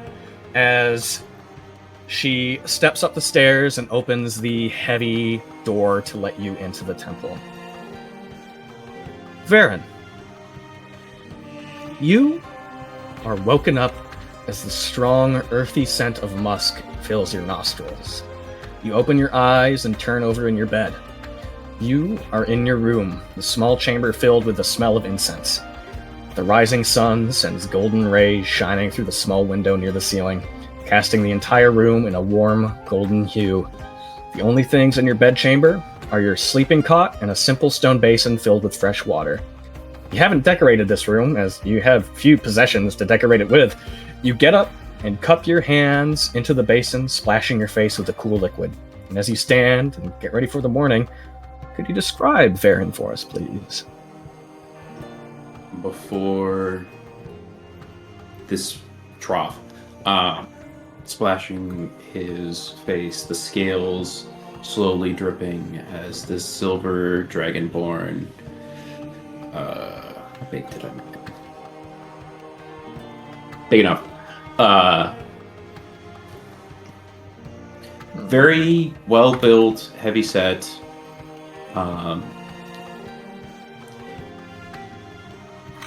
Everything about him is very strict, and if he was pulled into a human world, you'd think military, even if he isn't, just very disciplined, and that's how he just sort of carries himself. Okay. And how would Varen get ready for the morning? Splashing of the face in order to sort of wake up. The smell of the incense, he heads over and grabs his own to light up before a couple of personal altars that he would have in his bedchamber that he would do a little prayer to in the morning. Okay. And as you finish getting ready, you open your bedroom door and make your way down the narrow hallway. Other doors line the walls, each one leading to another bedchamber, belonging to each of the temple's permanent residents. The smell of the burning incense fills the entire hall. Your mother has already begun morning prayer. You've always found it difficult to wake up in time with the sunrise, but it is a skill that has always eluded you. I mean, not that it matters much. You've always been more drawn to Selûne than Lathander anyway. You reach the spiral staircase at the end of the corridor and step up the cool stone steps. You crest the landing and find yourself in a small side alcove tucked away near the back of the temple. You walk underneath the open archway and walk towards the worship chamber. Stone idols, paintings, and other furnishings, all depicting the sun and the moon, Lathander and Selûne, and their worshippers fill the temple. You follow the scent of burning musk until you reach a heavy-set door with a large eclipse carved into the dark wood. You push it open and step into the worship hall, and you find yourself immediately behind a large stone statue embellished with silver and gold. It features depictions of Lathander and Selûne dancing hand in hand in an elegant, ethereal dance. You step around the statue and see rows of simple pews set up across the stone floor. A handful of worshippers have come for morning prayer. Your mother, Anuke Tari, is presiding over the ceremony. She was a tall, Yuan-Ti woman wearing a headdress of gold that resembles a cobra's hood. She is kneeling before the statue of the gods, her perfect hair falling around her shoulders like a gentle waterfall. Her skin is covered in pale white scales with patterns of bright red diamonds splattered across her forehead and cheekbones. Her lips are thin, and her eyes are closed as she breathes in the numerous incense burners set up around the raised dais upon which the statue sits. She continues her prayer, and you quietly slip past her down the steps to sit on the pew closest to her. She either doesn't notice you or doesn't care as she leads the worshippers in the morning rites. What do you do as you sit here amongst the other followers and wait for her to finish praying? I offer a couple more prayers, but more of the generalized ones as compared to the more personal ones that I would do while in the process of awakening. Okay. And after about an hour of praying, your mother eventually stands. Her bright yellow eyes pierce the room as she surveys all who sit before her. She bows, notifying that her worship has concluded, before glancing at you. And you see, as she concludes her rites, some of the followers set up and start talking. Others leave to start their day. Still others continue their own chants, their own prayers. And as she looks at you, she kind of motions for you to step up. Come speak with me. I walk up towards her. All right. She leads you back around the statue to the entranceway that you just exited from an hour ago. And as you kind of find a quiet space away from the worship hall, she looks at you. Good morning, son. How did you sleep?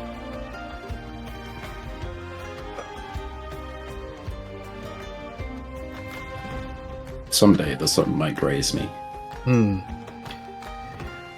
It seems like you are definitely not one of Lathander's chosen. Although I have tried. I have certainly tried. One day. Slight smirk on his face, but they both know the truth. At least one day is all I ask. Just one day. But that's not what I wanted to talk to you about.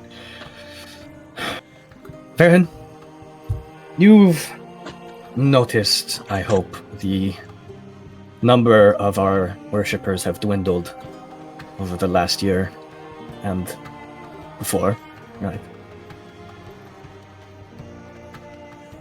Of course. This is something. Oh, I forgot to do his voice. That's okay. This is something your mother and I have talked about for some time. And we did not want to bring you into the conversation to spare you our burden. But things are getting, I don't want to say dire, but things are looking down for the temple. Every day we get less and less followers, less and less donations. No one seems to care about Lathander and Selûne anymore. Has the monarchy not tried to help? We are just one temple of many in the city, and I'm afraid the monarch has other things that she has to attend to. We do not expect any help from them. But this is what your mother and I were talking about.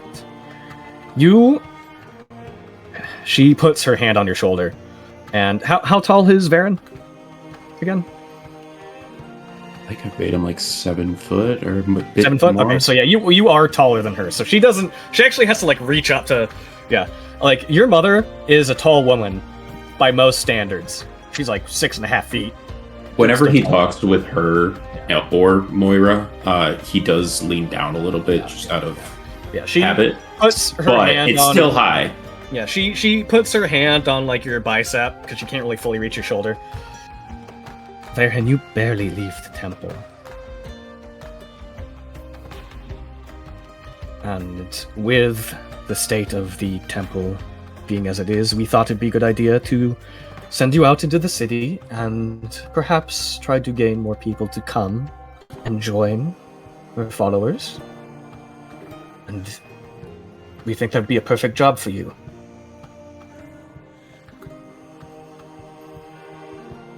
There's a look of concern in his eye.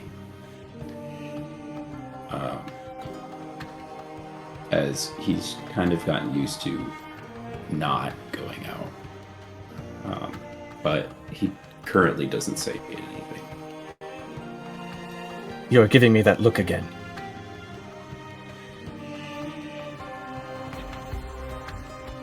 Which look? That look. The look that you always wear on your face these days? Varen, what is the point of worshipping Lathander or Selûne if you never leave to see the sky? You stay cloistered away in your bedchamber until it is time for lunch or prayer. You need to get out. Talk to people that aren't your mother and I. You are one of Selûne's most devout. Shouldn't you be out spreading her word to the city?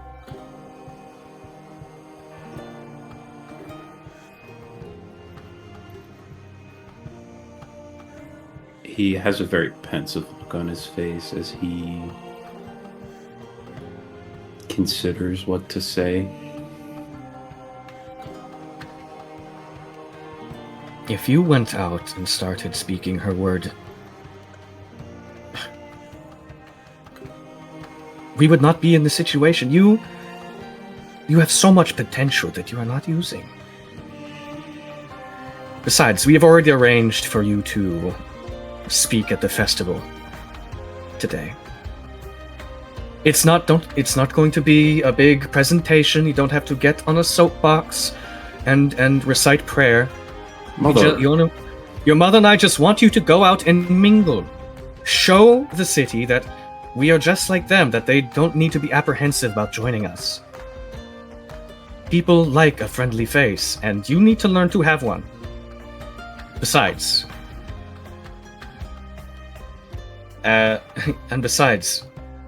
your sister will be there with you. she's returned. And at this moment, the door from the worship hall opens as your mother Moira steps in, and she's significantly shorter than you and Anukitari. She's only like 5'6". And she steps in. Oh, good you're here. Ta-da! As she kind of steps to the side and reveals Alara as she walks in behind her. This is the first time you've seen each other in 3 years.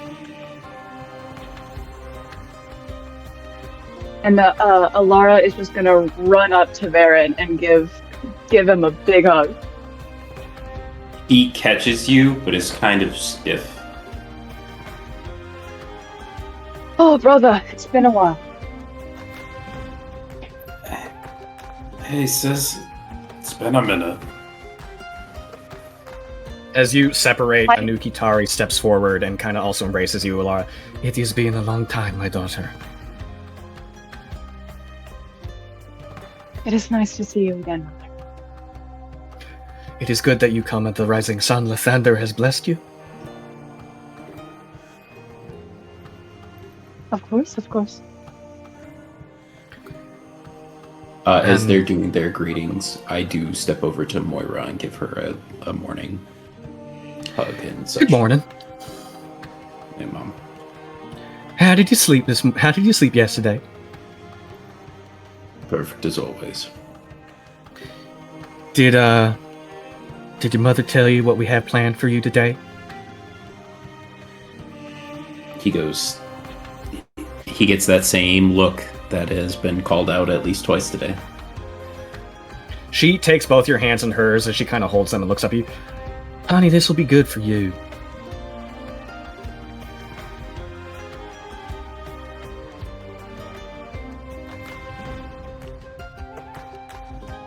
Besides, you could just let your sister do most of the talking.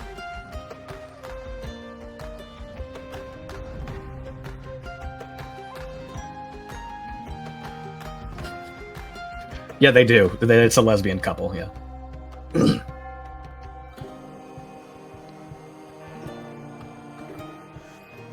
Does Varen say anything? No. Varen, did you really think we were going to let you live in this temple forever without ever stepping foot outside?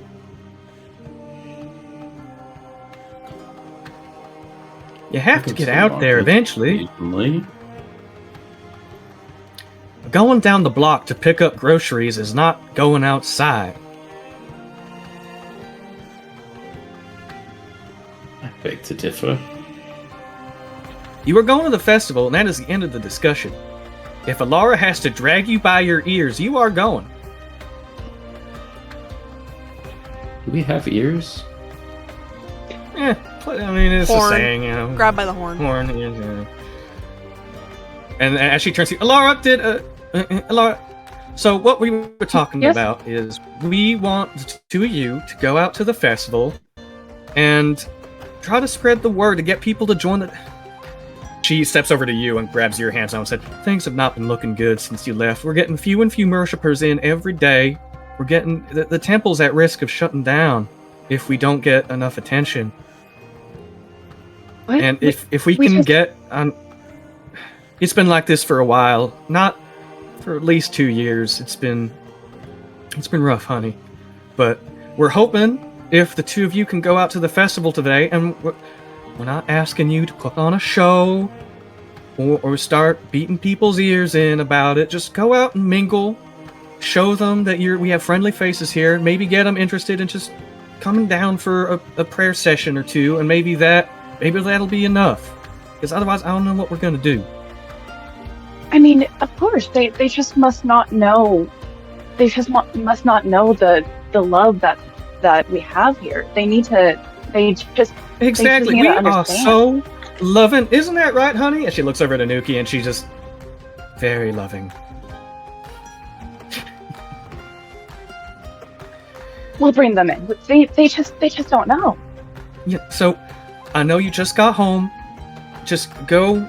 The festival's not for a few hours yet, so go unpack your things if you have any things. And she kind of holds your cloak out to see if you got any packs or anything, or a bag with you. Honey, where's your stuff? Have you been traveling like this the whole time? Well, I did have a few things, but it's just people needed it more than me, and I can always get more. Honey, you are a blessing, but you can't just be giving everything off your back. I'm glad you kept your clothes at least. That's right.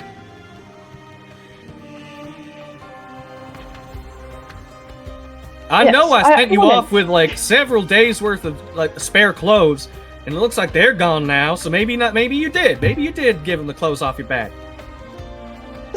Some also got a little torn. Listen, you two, get reacquainted. I'm gonna go fix you up some breakfast because you are skin and bones, and she's gonna poke your stomach playfully. And just be ready to leave in a few hours, all right? And make sure. Despite the fact that she is quote unquote lighter, it's still scales. So it's still Well, just no, sitting on. She's poking Alara specifically, not you. I know. I'm well aware. It's still scales. Yeah. It's not full soft flesh. Yeah. No, you'd be surprised because no, lizards actually are pretty squishy. Right. Especially in we're the dragons. stomachy It's area. different. But it doesn't matter. she pokes you It's playfully. different. You get settled in, unpack whatever you do have, and make sure, as she kind of leans up to you, make sure you bring Verhin. If he tries to get out of this, you box him on the ears.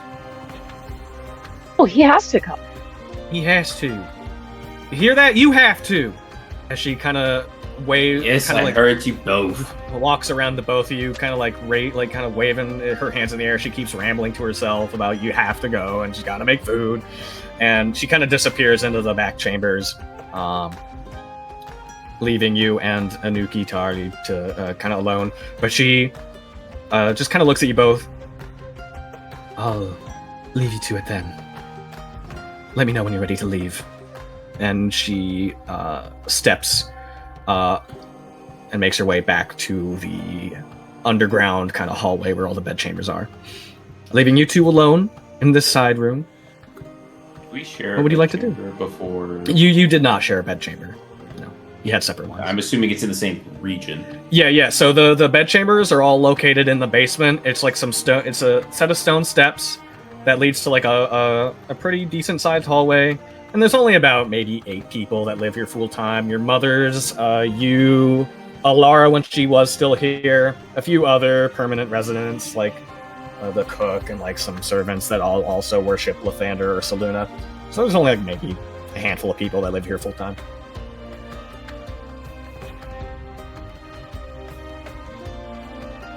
But yeah, what would you guys like to do?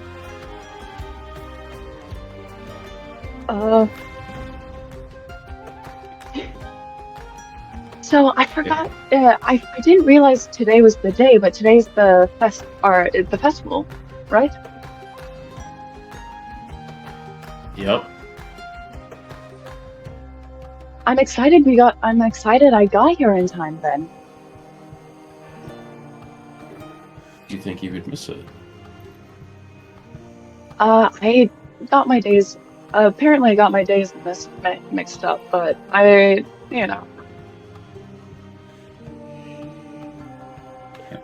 Can't really say I do. No. Well, I'm excited. I am excited to come back and Sorry. Anyway, can you help me find my dorms? I kind of forgot where it is. Sure. They had me clean it on a semi-regular basis, so it's still just as you left it. He starts walking down the steps. Okay. And I You- follow suit. You guys go back downstairs, the short spiral stone staircase, and find yourselves in the little basement hallway, and you lead her down to her bedchamber, which is located right across from yours. And as you open it up, it is as Alara left it, which is, well, Alara, how would your bedchamber look?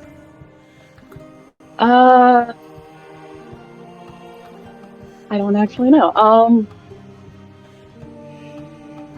Full on just Spartan.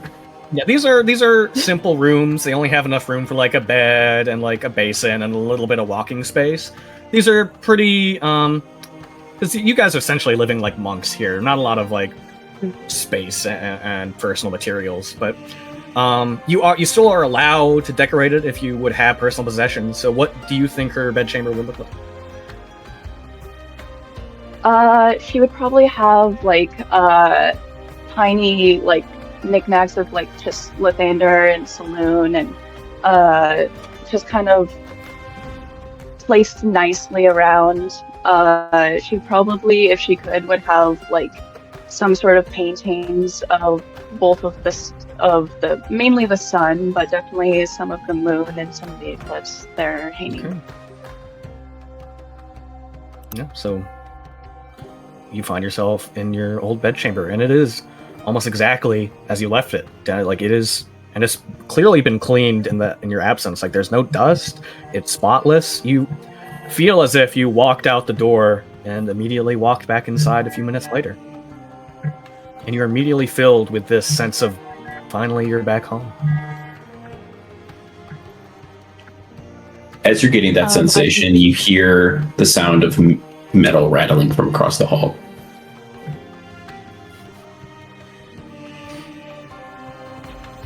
I think I turned to it. What's that? You see him pulling out his chainmail from under his bed. Mm.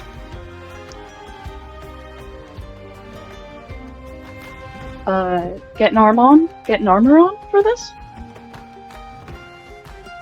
I assume so.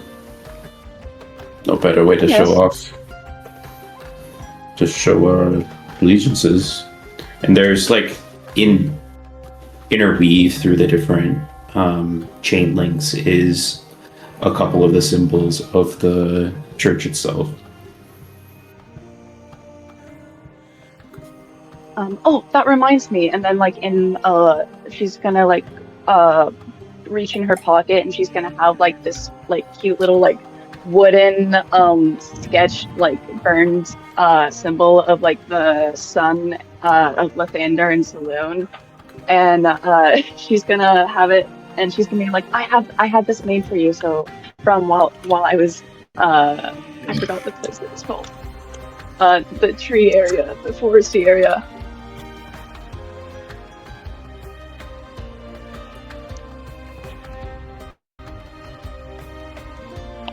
And she'd just have it handed over to him.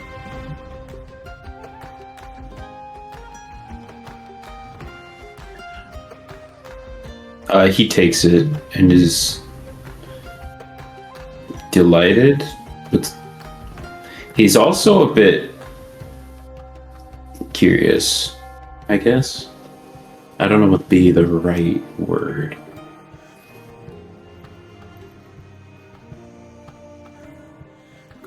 I think she's just go, I'd miss you. And I wanted to have something to to have with me on my journey so I can give back to you.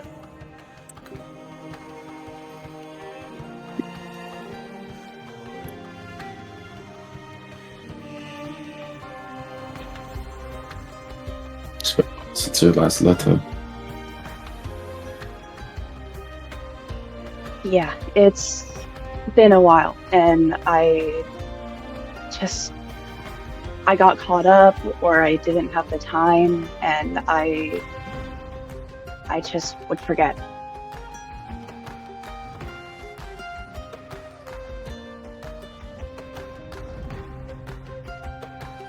I'm sorry, but I'm here.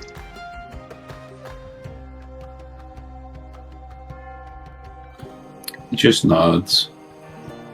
There's still a somber look in his eye.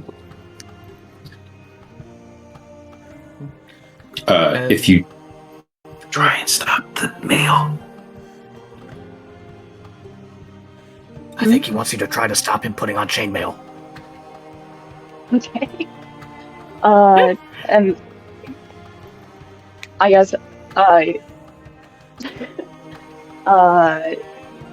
he sees you, like, I guess, continuing to put it on, and I'm like, you're not gonna need that. It's gonna be good. You're not gonna need that today, okay? Are you sure? Yes, I'm sure. What danger is there? Well, there's danger, but definitely not a festival.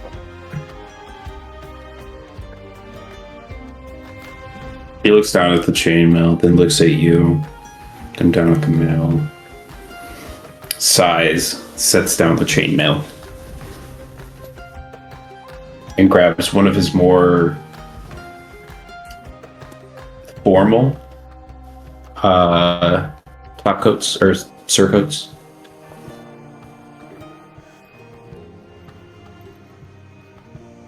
So We don't Still- want to show that we're scary, but we're here to show the light and the light in the moon, okay?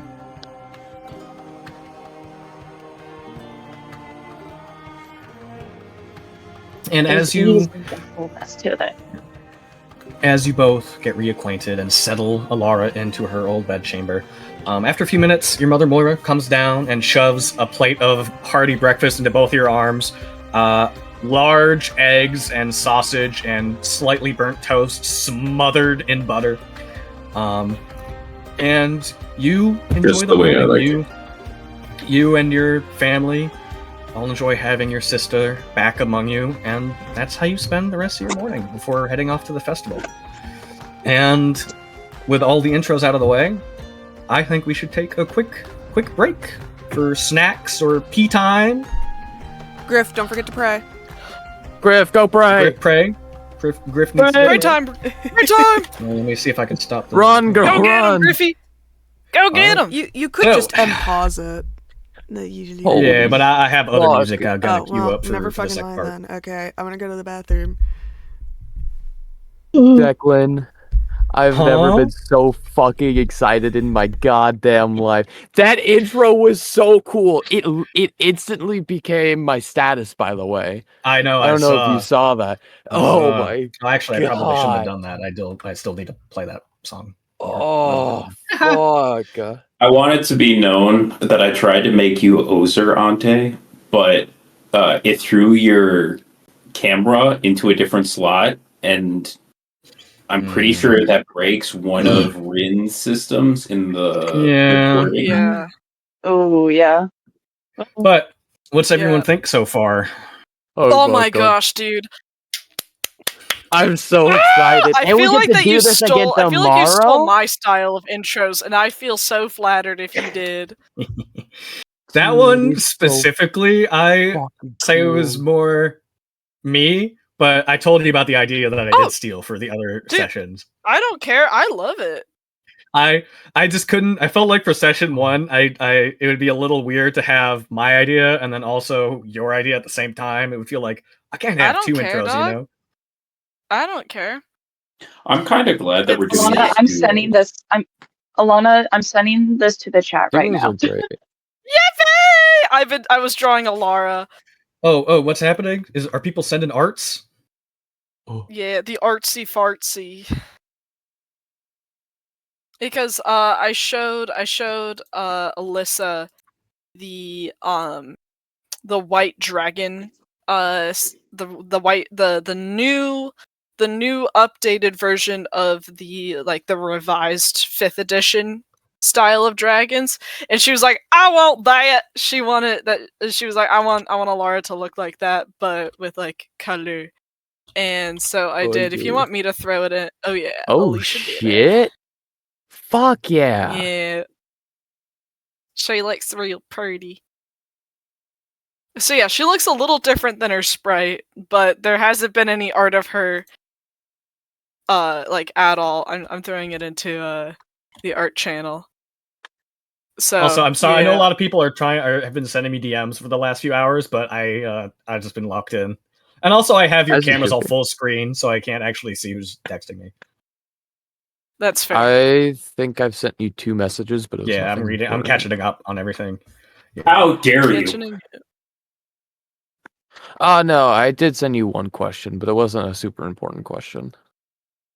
Yeah. Also, Alyssa, I don't know if you wanted her eyes to be blue and red. I just kind of threw Oh. that in there because I knew that you wanted some red. Oh, So, but Mhm. it can be changed. Oh. Laura! Oh, my God! Isn't she so I'm pretty? She's so pretty. I like how she's kind of got bird vibes going on. Hey, That's what the let me send a picture. That's what the 5e revised white dragons look like. They are meant to kind of resemble snowy owls. Yep. Hello. Damn. But yeah, Rin, what do you think so far? Didn't have to fucking shoot my husband while he was down, but okay. What do you mean? That happened Ooh. pre-game. That wasn't me. That was I'm someone so else. excited. guys. I had so much fun role playing with Griffey. I didn't realize how sleepy I was gonna make Anna, but I guess she's just sleepy. Fucking Well, babies. you just She's were like, right. I like sleeping Also, and um, calling everybody honey, dear, and darling. I did. Dead Man You was went way planned more- to have. Oh, go ahead. You went way more Southern Belle than I was expecting. I don't. Oh, you know were why. so No, I Southern mean, Belle. Oh, she told me. she's so She's she's so Belle. She's I so knew- Belle. It's been a minute since I've heard about Anna, though. I knew Dead Man was gonna have a Southern drawl because that's how he was in my other campaign that he's in. But I did not know what Moira's voice was gonna be until it came out of me. I'm like, but Southern kind of fits. That's her vibe. It seems Yeah. like that the city's I- like I British and expect her to Southern, which give, makes sense I mean, because the Southern accent has Well- been like, I don't know if it's proven, but it's theorized to be the old British accent. Arcadia's not. He doesn't have a British accent, but it sounds a lot like it. It's supposed to be the old timey New York posh. Oh yeah. But So it seems like 1800s, this is yeah. like it. It seems like a lot of the accents in this city are like transitory British or transitory Kind of, English yeah. accents. It's kind of got a transatlantic vibe going on. Yeah, which makes sense because in my mind it's kind of like a it's a melting This is a pot hub city that city. has a bunch Yeah, of people 100%. coming in and Oh, out. oh, So yeah. there's 100%. so the native accent is probably very strange. Yeah. this is like uh, 30s era New York. Yeah, Yeah, it probably does have is that the vibe a little bit. transatlantic accent, which that accent was thought that is a was made So- up accent. yeah, for 'cause- film. Yeah, because Calistair is situated on a big island in the middle of this huge lake. The island's called Nora's Crown, and Calistair is the big city, and it's basically the big hub city in that area of the continent. So yeah, it is 100% a big melting pot because it has the Human Empire to the east, and to the west is the Wastes, which are like where like all your classic monstrous races would be. Wait, So it is this a based huge- in? Is this based in your Yeah, Calistair was a city in my IRL campaign. Oh, That's why wow. I wanted to use it, because I wanted to have a campaign set in a city, and I already had a city template ready to go, and I didn't have to build everything from scratch. So I thought, Oh, I was like, I really liked running this city. It was really fun. It's like my baby, and I want to run a campaign for you guys. Why not just have it be in that city? holy shit! Why not Trots both? is canon. Yeah, because I didn't want to make a city lore up from scratch, and Calistair was also like It's was so ready much. to go. And it's It is a so lot. cool. It is a lot. Dude, And a lot of it was built like during them playing through it, because I was like, I knew there were going to be gangs, I knew there's going to be like a ruling class, I knew it was a gambling town, but then all like the minutia happened while they were playing it. I was so So- happy I finally got to say Caesar's fucking last name. I'd say he's the fucking prince. So just been like, oh yeah, Caesar, That was the fancy guy. crazy reveal. I was not expecting that. I love how I Yeah, love the that was diversity of something- our party so far. The regal stay-at-home, the bodyguard, the traveling cleric, this homebody cleric, the drunk, and the blind woman. Hey, We're a vibe. Caesar's a drunk too. Oh yeah. Yeah, and then Bailiff is also a drunk. for The drunk cultist. for the intro, I had. Yeah. I was so excited to get to that intro. I had you guys. It was on the same monitor because I wanted to see your guys' reaction. So I had it on this side, and then the intro lines at the side. And I God. could only barely kind of still see your reactions, but I saw Free Nickel like. Yeah, dude, I was losing my fucking I mind. took a screenshot of our. I took a screenshot Yes. of Can our I reactions. Yeah, she sent Where it. was it? Where was it? Where was No, it? it's just There it it is. scrolled. It's in Scroll it past Like the the small beginning? city music, and you'll Let me see. see. You'll see us. Literally I tried to clipped get one me with losing my Phoenix, not fucking Phoenix mind. Griffey, death gripping her plushie. Can we make that the banner of this? Oh wait, no, this isn't. This isn't. This is. Ooh. I need to make this the banner or something. Oh, I know exactly You what I'm gonna guys do with this. have no idea what that's about. No, No, but no, I considering how much don't. you I mentioned have, like, sequoia it trees was in a it, and you keep cool mentioning fucking sequoia line. trees in the city, I think I know which city it's the Yeah, dream was about. Alana, send me your theory. It sounds like you have a theory. I don't know what it is, but something about the line where you're like, the city the burns. city isn't sinking, the water is rising. My Fucking favorite line. Oh, My favorite line oh. of that one was a waterfall falling upwards into a boiling sky. Dude, it I was just kind of losing it. I didn't even really realize what you were saying. I was like, Wait a minute. Wait. I feel like No. I'm about to get another DM.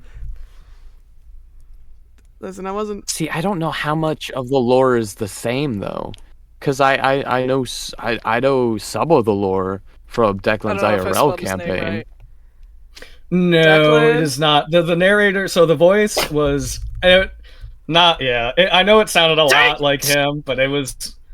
That was. I was gonna genuinely say just that me trying growl, to, that you like know. that vocal fry, that Yeah. It. Oh It- my yeah. god. That was. There wasn't no specific character narrating that. It was just a spooky moment. Or that's what he wants us to think.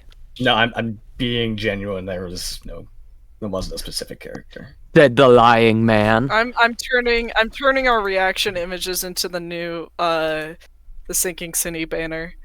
Yeah. What other? Hold on. Let me. What other? That's gonna be the new Cool. official banner for what What I other do. cool lines? I need to start doing banners for our events. There were some lines I had to skip because when I was rehearsing earlier today, I realized I couldn't fit them in and match with the music. So the lines that I ended up skipping, let's see, the shrieking, the wails of thousands. Their thoughts are yours. Their pain is shared. Every dying mind of the city. Get out. Oh yeah. So I had to skip after just get out, and the lines that I didn't say were, and you are in theirs. You are all one in this hell, a shared destruction. You retch and you choke, you burn and your mind burns. You are losing yourself to the fire. It is eating everything that you are. Reality fractures. The city is burning, dripping, oozing. You are the city, and the city is you. Okay, can you like DM me this? I can send you Because the whole this thing. goes Yeah. so hard. Please! I can Just send, like I'll send copy it and in paste it general and like I'll send pin it into the. Yeah. Dude, this goes so hard. I'll send it into the setting info. And the best part is, Please, dude, I just want to Only read it Odette over knows and about over that. again. that was her dream.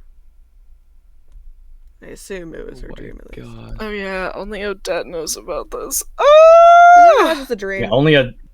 Yeah.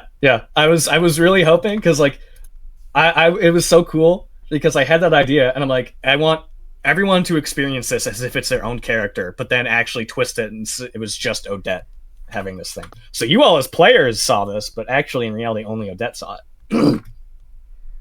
Oh my god. I hope it worked. I hope you guys were like, "Oh, what's happening to me?" Well, Yeah. No, it was. You told me it was a I was dream, just- so I was I just knew, dreaming. but I was like, I didn't understand a thing. I was like, oh my god! I take You were just the I was vibes like, were this is sweeping bad. you up. very seriously. Yeah. I'm gonna have to like re-listen I don't to have that any at sort of least thing 5 for times. Prozo yet, but I'll just do my wick. I'll do the wick drawing that I did. That makes me wanna. Did we record session 1 of Kurgan? I don't know. I'm pretty sure we did. Yeah. Because that makes me want I to think we missed re-listen. session 0. Yeah, that makes sense. Also, I know wanna- I was gonna wait for Griffey to get back, but how late do you guys want to stay up? Because I could skip some stuff. I was staying I'm up good for to stay up for like 5 1 or 2. years. I have 0. I have 0. Because I'm I gonna do my have Duolingo real quick, because- actually. spoiler alerts. I was just gonna let you guys hang out in the festival for a while before I got to like the planned stuff again, and I just didn't know if I wanted to like if you guys wanted to wrap it up, if we could like skip that and get to the planned stuff. Oh, But if you fuck guys no, are I still got- I would love to I got do like that at least for 3 like or 4 more hours. 15 minutes. Oh, for sure. For Like, sure. if you could do like a bare minimum of like 15 minutes, like maybe 5, Oh, 10 no, minutes each. For sure. If but you it's- guys still But want to also, Alyssa and I are in the earliest time zone. We Yeah. don't like. Our 10 p.m. is your guys' 1 Yeah. a.m. So if someone needs to leave early because it's late, honestly, that would be okay. I just wanted everyone to be here for the beginning for all the character intros, so you could all get on the same page. Yeah, for But yeah, sure. but so Griffey, I was asking if because I have You're some. still I was muted. just you're still muted. But basically, I was asking everyone how they felt about how late they wanted to play because I was going to let you guys just kind of hang out in the festival for a bit.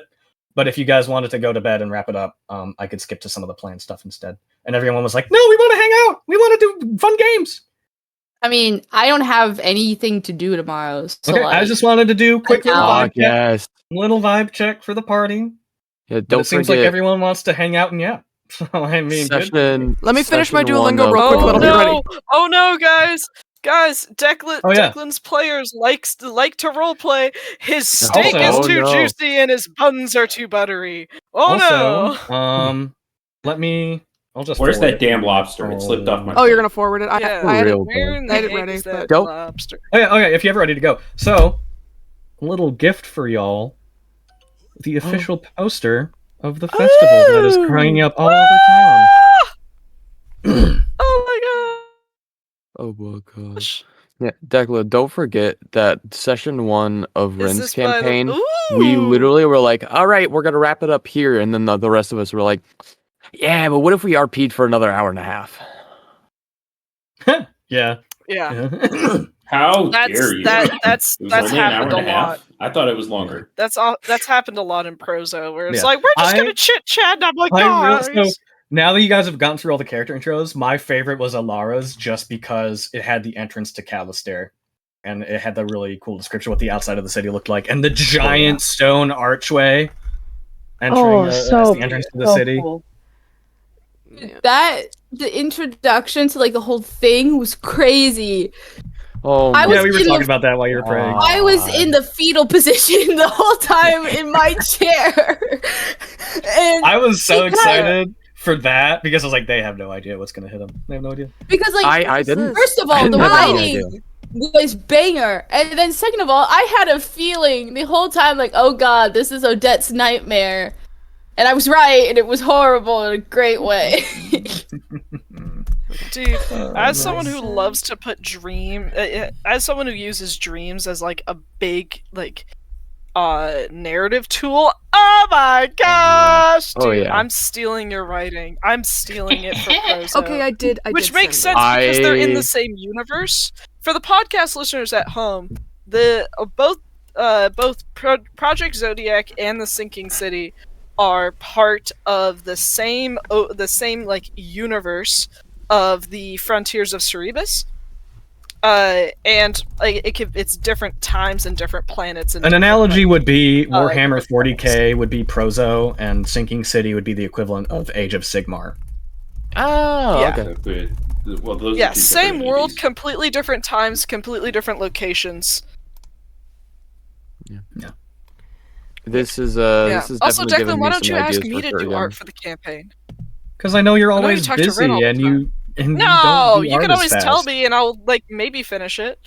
The only reason, okay, No, so if the you give reason me- I if you asked, give me a well, if you give me the a reason hard I asked time, I'll Rin do for it. the poster because I knew she would get it done in like 2 days. Because I wanted to have a poster That's for you guys fair. to look at. I did a sketch That's in fair. 10 minutes 2 days ago, and then I realized that I needed to finish it. And Yeah. all throughout your introduction, I was working on it, and then I had to pause for my introduction. And then I went back to Alana, I love your art, but you take like 10 to 15 business months to finish anything. Also, technically, I was supposed to make the That's pill, fair. the arch Um, alabaster, I but I still- didn't, and I went, That's okay. never mind. I'm still waiting on Kyle. Yeah. Oh yeah. I forgot. Oh my god. Okay. Well, now that everyone's back, Yeah, is there you're anyone? completely right. Does I never everyone finish any of my art. need to? Is everyone done with their break? Are we good to keep going? Could you answer the question in my DMs real quick? Oh, yeah, and I would just like. I thought I saw it. And I forwarded the image, and I said it, but yeah, that's the art Oh, piece. that yeah, you sees can me. have 100 gold. Yeah, sure. I don't care. Okay, sweet. Oh wait, I need money. Where's my money? It's just. It's Oh just what my I God! started with. I don't know what I got one class in my name. Holy shit!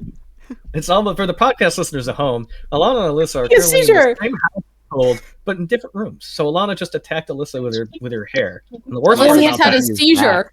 the worst part about it is that she's ginger, so it's even worse. Than the Yeah, it's like a Alyssa's toxic soul. hair. Oh my god, Singular. Alyssa's soul was just sucked out of her. Oh my Exactly. God. She just took my soul. Alyssa, tell us on the doll where she sucked her soul out. Jesus Christ. I'm sorry. I don't know what But I it's was okay. supposed to She's get on. giving me pizza. Oh, That's what- hell yeah! Trade your Well, that soul just for makes everything pizza. okay. I would. Banger If it was food. really good pizza, I would. Dude, I can't wait to draw Caesar in his bath. Eager. I also cannot wait for this. I can't wait for half-naked Caesar in a bath towel. Oh, I already got that. Well, you got him with God the dang bath it. towel, but I don't draw penises. So, Wow! Oh my god. Wow. so you got full naked Caesar just without. Okay. Yeah, he's just a Ken doll. Much Yeah. to my discretion. Let's do that. Hey guys, we should all like plan a trip together and all like hang out and stuff, and like do like D&D together and like yeah. lot of fun. We should do that. So great! If only we all had the resources and time.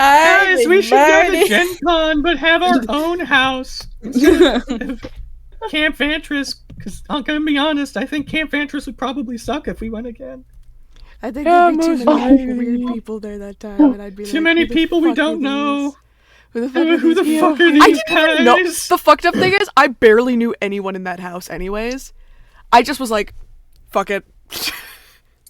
If we go to Gen Con again, we should have like a road thank trip you. carpool. Thank Like we you. should have one guy driving picking up Dude. everybody. We should Wait, when rent is a Gen giant Con van. 26? That would August. actually kind of suck now that I think In about it, but I July? still want to do it. July, In not July? August. They've already Oof. sold tickets. July, August. Yeah. It's- Driving the party bus. Yeah, we can plan for There was 2027. one time. My there 8th was one grade time teacher in had a stripper town. party bus. Dude, there was What? one time in town not I was true. just walking down the street to the post office, and it was like 10 in the morning, and there was a party bus drove right past me down the opposite direction, and it had a bunch of babes in bikinis waving a giant inflatable dick out the window. I'm like, okay, Based as it's 10 fuck. but it was like 10 in the morning. It's like, where the fuck are you going at 10 in the morning? Why are I you don't doing know, this but early? I'm Like, in. hey, sounds like you're having a fun time. No judgment here. It's not even noon yet, brother. It's 9 o'clock somewhere. I was just so perplexed. I'm like, What time is it? It was really funny though. Yeah, literally, it was just like two girls Bum, bum, bum, hanging out the bum, bum, window, bum, bum, bum. waving a giant inflatable penis. There's no other way to say this. Oh, It was that's a so penis. unsafe. Guys, can I be honest? Yeah. Oh. I didn't eat dinner. What the fuck? I haven't eaten anything since. I ate too much. Go get a I ate That's 4 snack. ribs. I don't have. I ate anything. 4 ribs. That's what I don't have happened. any snacks. Go Here, get a swing on fucking over. I'll cook you snack. some pizza rolls. Ooh. Can I have some? Oh, what type of pizza rolls? Just cheese, or are you talking pepperoni? I think there's pepperoni. Oh, I don't like cheese. Listen, I the amount of time would it would take want- you to get here, I can run to the store. It's 5 blocks up the street. You can walk to the store and walk back, and I'll be there. I'll just be in your apartment, like pizza rolls. Yeah, he opens the door and you just just float in at him, The oven's preheated. I've already told Rin that he's like the right first in his person. face. I've already told Rin she's the first person I'm visiting as soon as I can. Josh, your oven's preheated. I don't know where he'd stay. My room's a fucking oven's mess. ready. That's okay. Alright. I could sleep on the floor. I would Okay. have sleep in Deck's bed. All right. when I go to visit All him. right. All What right, part of the little floor are you gonna babies. sleep on? Little I can sleep babies. anywhere. My body There's a can good bend in portion right ways you there. can't imagine. There's a good portion. My body can flip up into a suitcase for My room's a Oh. mess. Griffin, if I lock the try hard fucking- enough. I need to. I'm I'm too Caesar coded. I'm fucking depressed and I can't clean my room. Are we all ready Oh. to keep going now? Are we all settled in? I'm ready to play bailiff. Also, your bailiff Oh, voice is right. doing I'm good. so ready. I really like it. Thank All right, you. let's put I'm the really music We just have struggling a over Kronk in here. our party. All right. Yeah, I guess So- so. You guys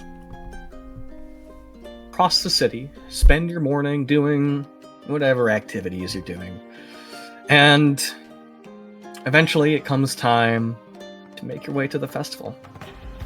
And you all converge, eventually reaching the Garden District where the main lifts up to Victory Road lay.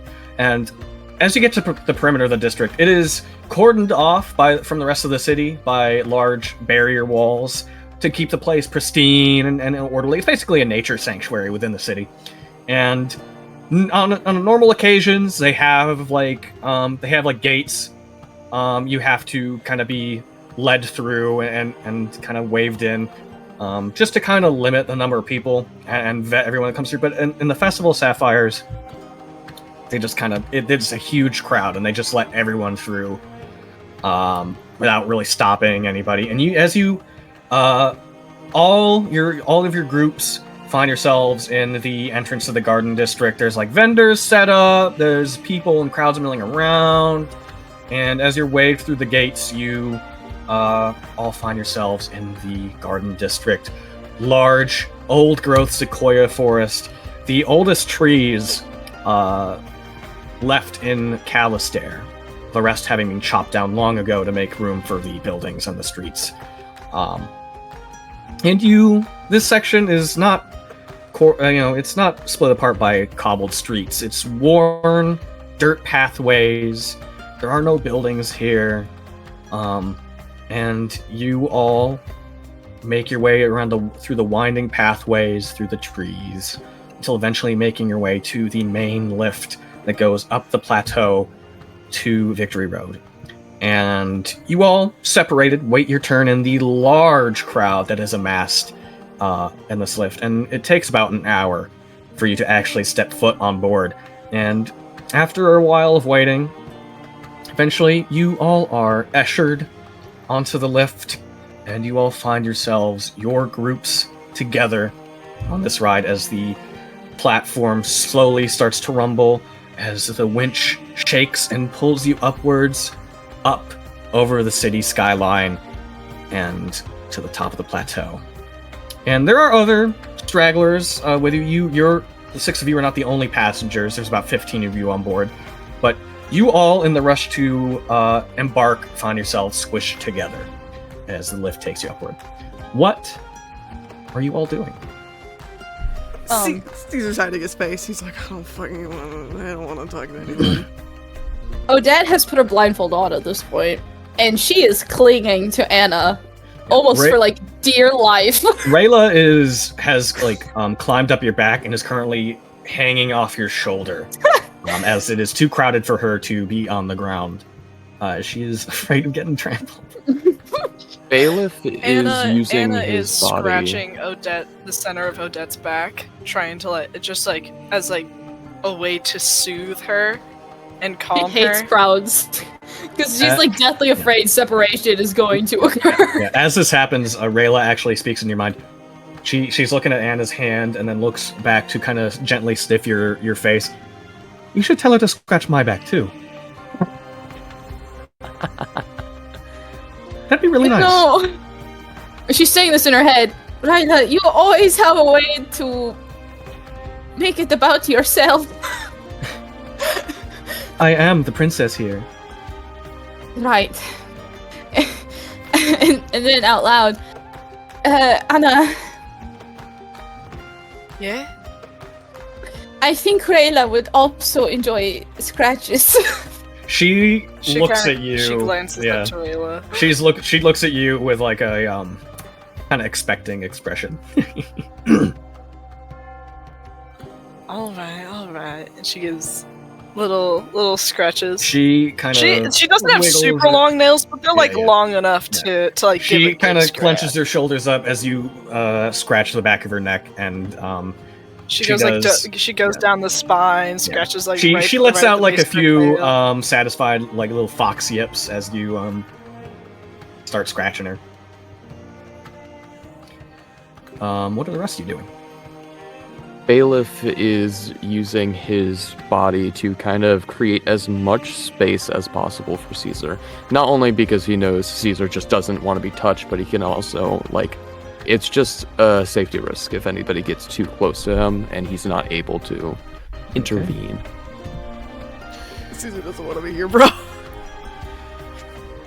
Hood down, face down.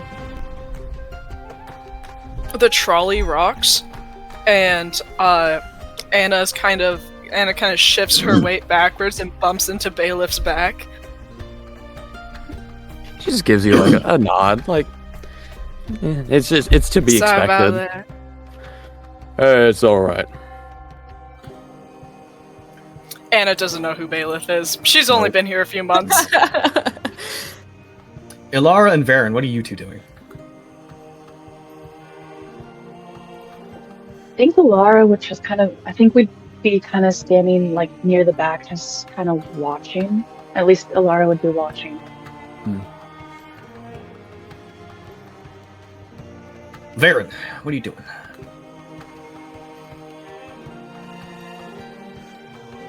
Just watching as well. He's not used to this many people. And as the lift slowly continues its ascent, it shakes again before stopping about halfway up the plateau, and some of the passengers kind of grip the railing, and you hear little small cries of alarm, and the one green sleeve guard that is kind of squeezed into the corner looks up towards the top of the pulley system. Don't, it's fine. Winch is just a little stuck. It'll be a minute. And you all are kind of jostled as this thing kind of shudders to a halt. Bailiff, you're used to this happening. You frequent the lifts quite a bit. The rest of you, not so much. Odette is slowly starting to just freak out. I think Caesar might have fallen over. He's already not very steady. Just bumps straight into Bailiff. Yeah, Caesar falls. corrects you. Caesar falls forward and actually falls onto Odette. Oh How god. tall is the lift? Odette, first of all, the jostling freaks her out, and then suddenly another body is on top of her, and she yells out, she screams. I mean, Bailiff Anna immediately As you pulls scream, Odette the closer guard. to her. As you scream, the guard's like, "Hey, I said don't panic. This is normal. It's just gonna take a few minutes. Everyone, this is perfectly fine." As he tries to get everyone to stop kind of yelling and stuff. I'm assuming Caesar's on top of Odette, and Odette is playing dead possum. I will say Like, she's Caesar just stiff. is extremely light, like lighter than you were expecting. Odette well, is lighter doing it than out you of would. pure panic. Anna, Dead possum. Bailiff's Anna just like, grabs "All the right, you're collar fine." of Caesar's shirt to pull him off. Again, Control no your idea twink. who he is. Control your twink, buddy. Bailiff had already picked him up. Like the You put second your that he twink fell. on a leash. I'm gonna text you tall enough something, to Phoenix. reach the ceiling? There is no ceiling. It's just kind of a, it's just like a wooden platform with gated railings, and then large beams and like an A-frame that connect to a top beam that is hooked up to the pulley system. Am I tall enough to reach the top of the A-frame? I mean, yeah, you could definitely reach up and like grab the beam that goes across. Yeah. Yeah, I'll use that as to stabilize myself. Okay.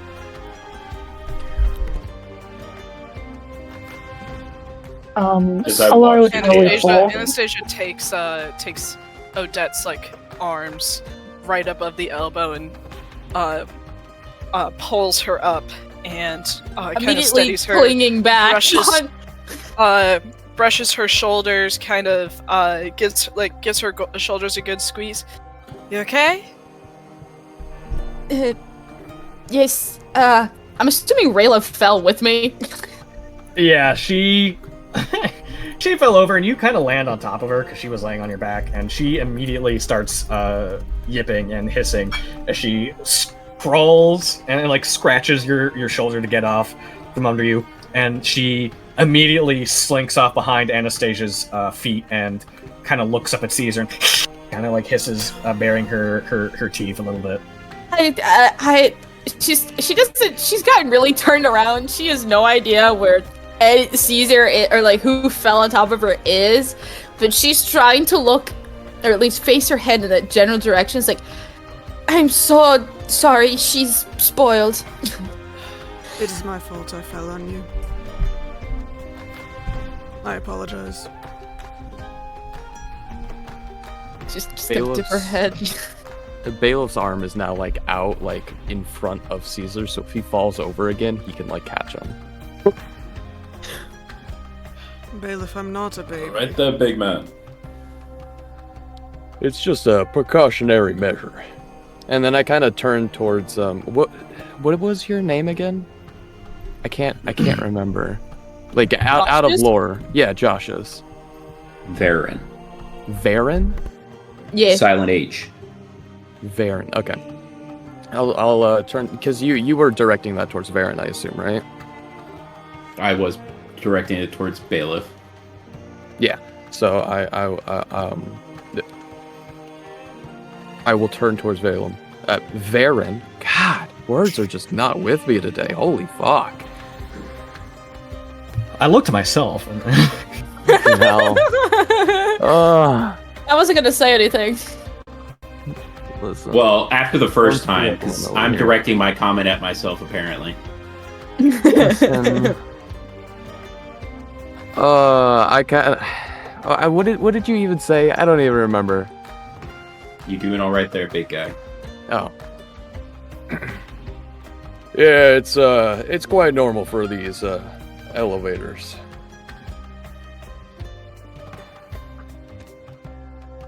Can't say I've ever been on them. You get used to it real quick. Meanwhile, Odette is gonna lead over to Anna. I miss the ground. Yeah, don't worry, honey. We'll be honest. In a couple minutes, you can just hold on to me. the lift she shudders just- again, and the passengers once again grip the railings. Like, and they go, no, it's okay. They're just readjusting the wire. The cable is fine. Don't worry about it.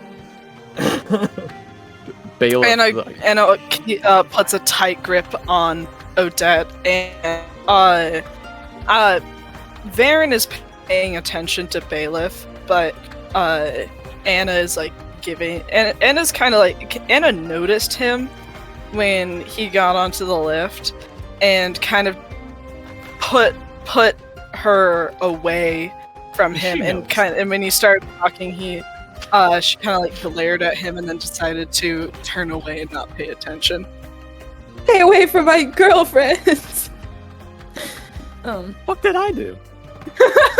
No, it was I think- Baron. I'm Baron, talking not about Baron, Bailiff. not Bailiff. Oh, okay. Bailiff and Anna are right next to each other.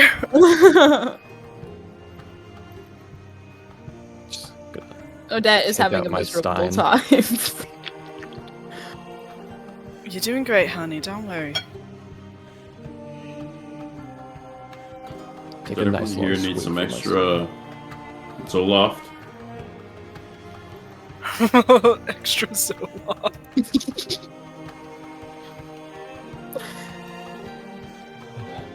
Who was I that start directed to? the entirety of the people standing Oh. in the cart. Okay. I just kind of like I hold my Stein up like I'm all good. I look around. Does anyone else seem like they're still stressed out? Yes. But like across the rest of the cast and crew of the room with us. Is it just us? Sorry. There's 9 I other thought there people. was another couple. Yeah, that's what I thought. Is anyone else on that seem to be stressing out in the same way? You mean like the other, just random Yeah. passengers? Yeah. Yeah. A few of them are. Some of them seem to frequent the lifts as well, and they're not too bothered by it. But some of them, who seem to be not very common visitors to the Gilded Circle, are definitely freaking out, holding onto the railings, onto the beams, keeping the lift attached to the cable. There's a parent. There's a pair of parents that are like comforting their 2 children as they're kind of starting to freak out a little bit. I reach up and grab my necklace and then look down at the child and say, "It's gonna be all right, little one." And I cast Calm Emotion. Ooh, okay. Yeah, these children seem to be only about like 4 or 5. They're toddlers.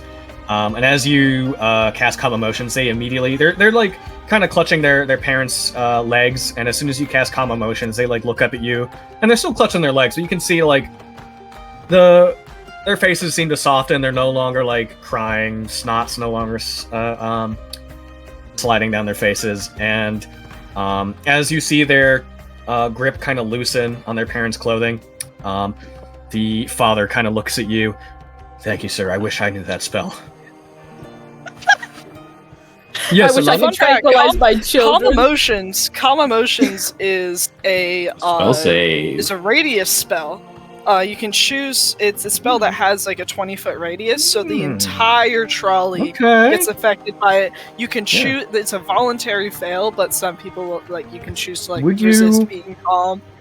Yeah, would you cast it on the entire lift? Well, Yeah. each human It's a radius. 20-foot Yeah. radius sphere. So yeah, I would say everyone's kind of too. Like, first of all, these are normal people. They're not used to having spells cast on them in the first place, and second of all, they're pretty distracted. So I would say there's no need for me to roll anything. Their emotions just immediately calm, and they start to relax. The rest of the party, if you want to make rolls or voluntarily let this go through, that'd be up to you. Odette We're is going to I mean, roll what against exactly it. would calm emotions do?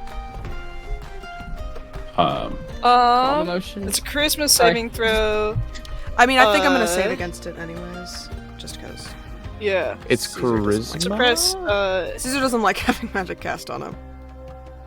But as you're all doing your, oh, go ahead. I was just gonna say, I think Odette is too distracted in her own stress to notice that there's magic being cast, so I will willingly fail. Charisma As saving you all throw? do your rolls, yeah, charisma. And as you all do your saving throws, the woman, after her husband speaks, looks at you, Varen, and she notices your garb, your outfit that you picked out, the one that represents Seluna, her crest emblazoned on your chest. Are you a Seluna worshipper? That's correct. Which temple are you from? Insert name here. It's the Temple of the Eclipse. The the Temple Spiral of the District, Eclipse. specifically. Up in the Spiral District. Oh, well, we don't get there very often, but maybe we'll stop by one day to say thank you. You're always welcome. One down.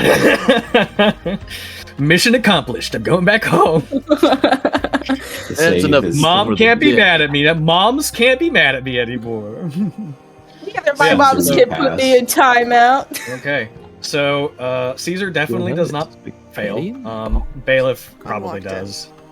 Probably nothing really changes with his attitude, anyways. He just Yeah, doesn't he was, want to already be chill. under the magical She, effects. Caesar just kind of reacts and is try like looks over. 'Cause Did someone fart? he doesn't like just magic being cast on him, but he's just like I succeed. Brother, literally. Brother, what is that? Brother! Odette gets significantly less clingy. She's now, like, standing next to Anna instead of on Anna. Like, onto her. Still holding her arm, but, like, she's more chill.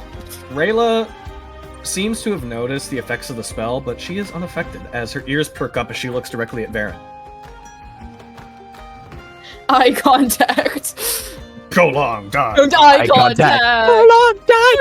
Prolonged eye contact. Eye contact. Anastasia definitely saves as well. Is not affected. Oh yeah. I don't know. That's a pretty Technically, Alara needs to as well. Should you choose. If she wants to. She can just let it ride if she wants. Let it ride. She rolled a 12 anyway, so. Let it ride! 17 black. But yeah, those who Um, are affected by the... Oh, go ahead, Josh. I don't notice the people who save, as I was mostly just trying to help Yeah. the little kids Yeah, and sure. a couple of more stressed. Okay. After a moment or two, after you cast the spell, the platform shudders again, and you slowly begin your ascent as normal. And after another 2 or 3 minutes, the lift slows as it crests the plateau. The gates are lowered, and all of you are ushered out into the street before you. You, all being at the back of the lift, are the last to leave, as the crowd anxiously kind of hurries off faster than they normally would.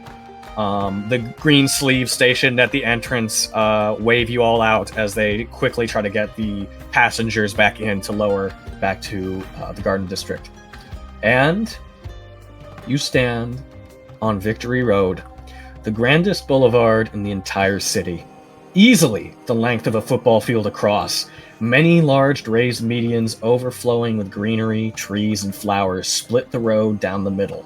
Shops and cafes line the street like a color guard, heralding the hundreds of festival goers below. Oh wait, hold on. I messed up. Hold on. I was meant to do something. How dare you? Oh shit. This is I just need to- unprofessional. Hold on. Very unprofessional of me. I'm sorry, guys. Immersion literally broken. I can't play in this campaign anymore. I know. Bailiff just has a heart attack and dies right there. Of note, I'm the spell sorry. did only I'm- last for a minute, fucked but up. it was long enough Okay. that it helped relax the Okay. rest of the trip. So you stand, Victory Road, Grandest Boulevard, blah, blah, blah. And play. didn't do in play. I didn't put 2 in play? What did I do? No. You You just just put the typed in link. his letter. God damn it. Break in YouTube. Okay, Victory Road, the grandest boulevard in the entire city. Easily the length of a football field across. Many large raised medians overflowing with greeneries, trees, and flowers split the road down the middle.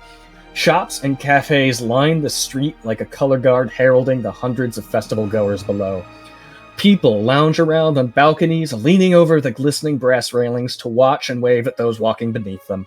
Strung along and above the street are many hundreds of banners and buntings that flutter in the wind like a flock of songbirds. Vendors have already set up their stalls, their hoarse voices barking their wares into the throng. The smell of fresh meat and sweet mead wafts through the air. And at the far end of the road, towering over the district, sits the Grand Colosseum. Massive banners embroidered with the crest of Calistair, billow between the many archways built into the structure. Bailiff, you are intimately familiar with both Victory Road and the Colosseum, and even during the biggest events held here, it is nothing compared to the energy here now. The Festival of Sapphires has jolted the entire city awake, and all of you are in the heart of it. What would you all like to do? Can you check my text real quick? Yeah. I just need to know. I just want to double check. I don't remember. I don't remember. Yeah, it is. Oh, great! but with the caveat, this is like at the far end of it. That happened at the exact opposite end. Oh, great. Okay. Sweet. You're not like, it was in that alleyway right there. Okay. Sweet. What is that one meme where it's like, this is where I watch my parents die? How a bummer, dude. Batman and the Ninja Turtles. Rap Leonardo, this is where my parents died. How a bummer, dude. Yeah. But yeah, it was at the far end of the district, so it's not, Sweet. This shouldn't be too traumatizing. No, he's just even. Oh my gosh, guys! Mom. I was so triggered. I couldn't do it. Yeah. So, well, how does Caesar feel right now? Because the Festival of Sapphires is extravagant. Victory Road is beautiful right now. It is covered in streamers and vendors. It is. Hold on. At the event of the year. So even with this high energy, how does Caesar feel in this moment? Where's the fucking SpongeBob meme where he just goes? Oh, that. Yeah. Hold on. Yeah, but how do the rest of you? Yes, Some of you, this is the first time seeing this. I think it's actually Anastasia's only first time seeing this. Odette can't see shit. It's my first time too. He's fucking tired of this. I guess, yeah, because I guess you've never went either, Varen, so. He doesn't want to How's be everyone here. feeling? Anastasia is kind of in awe. She's been to festivals before. She enjoys them for what they are, and this is magnitudes to what she has experienced. And Sorry. And yeah, and her mood kind of lightens. She kind of went into this very serious bodyguard kind of mode, this protective mode when the trolley was being jostled around and Odette was being shaken. Yeah. But her stiff shoulders kind of relax, and she's able to look around and really get excited. As she feels Odette's hand hooked into the corner, hooked into her elbow, and she looks at Odette, knowing she can't look back, but kind of checking her expression. She is taking in all of the different smells and sounds. There's all different kinds of voices of people trying to sell their wares, people just passing by, the smell of food and everything, and she's taking it all in. Mm-hmm. How are the rest of you feeling right now?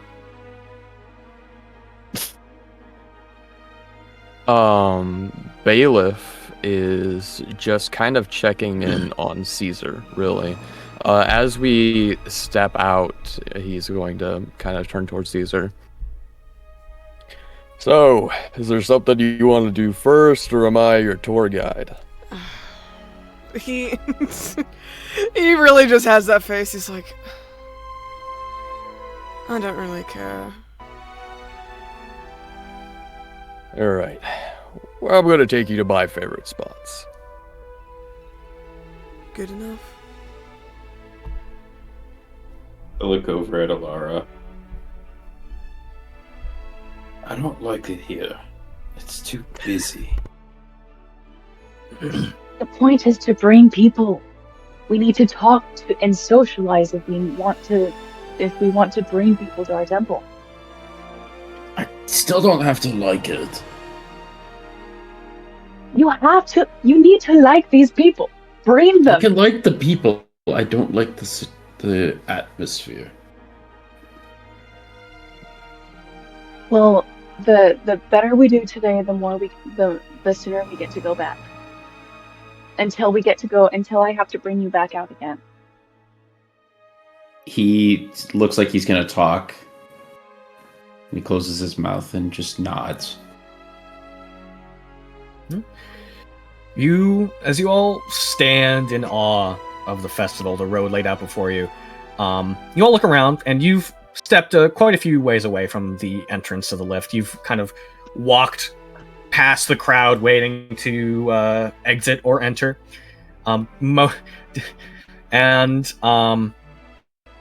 You realize, as you're kind of standing in this off corner, this quieter, less crowded section of the road, you see that you guys are all standing pretty close together. You're the last stragglers of that lift ride up. And the road, Vickery Road, stretches out for easily several hundred feet. It would take an easy, at least 10 minutes to walk to the end. So if you guys can do whatever you want. If you want to split off into your duos, you look around, see your really whatever you want to do. Man, Caesar. It's the festival. Have fun. Caesar's too fucking annoyed to look at these people. I'm sorry. He's like, I don't want to fucking be here. Bailiff is. I can't catering see to the Caesar's people. needs. What's Bailiff doing? See the people. He's catering towards Caesar, so he's going to take him to things that he would guesstimate that Caesar might enjoy. So my question to you, DM, is what are some of the festivities here? What can we do? So as you all kind of gaze around at the road, see what there is to do, there's every inch of this place is lined with something to look at, to try, to eat. You can smell food being prepared right out on the street, vendors cooking meals. What is going on? Oh my god, there's the boy! For the podcast listeners at home, Alana has just sent a sketch of Caesar in the chat. But yes, so there's vendors selling food, street food. There's festival carnival games being set up and played.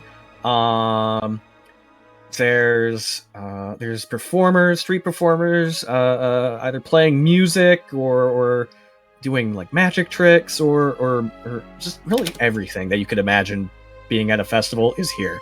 And all of them are multiplied tenfold. If there's one street performer, there's 20 of them.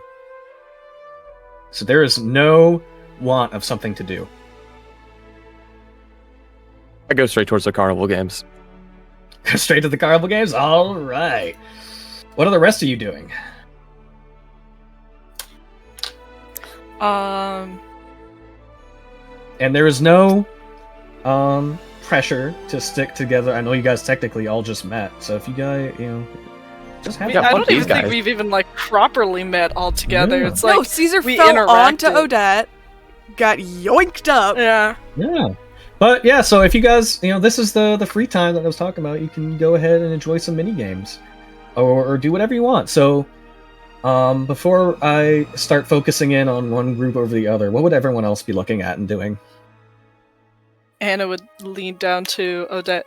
All right, so we got there's streamers, there's kites everywhere. There's different performers. Do you want to try to find a musician or something? You don't have to base this around me. You should do what you want to do. Well, I want both of us to have fun, so how about we just start with you?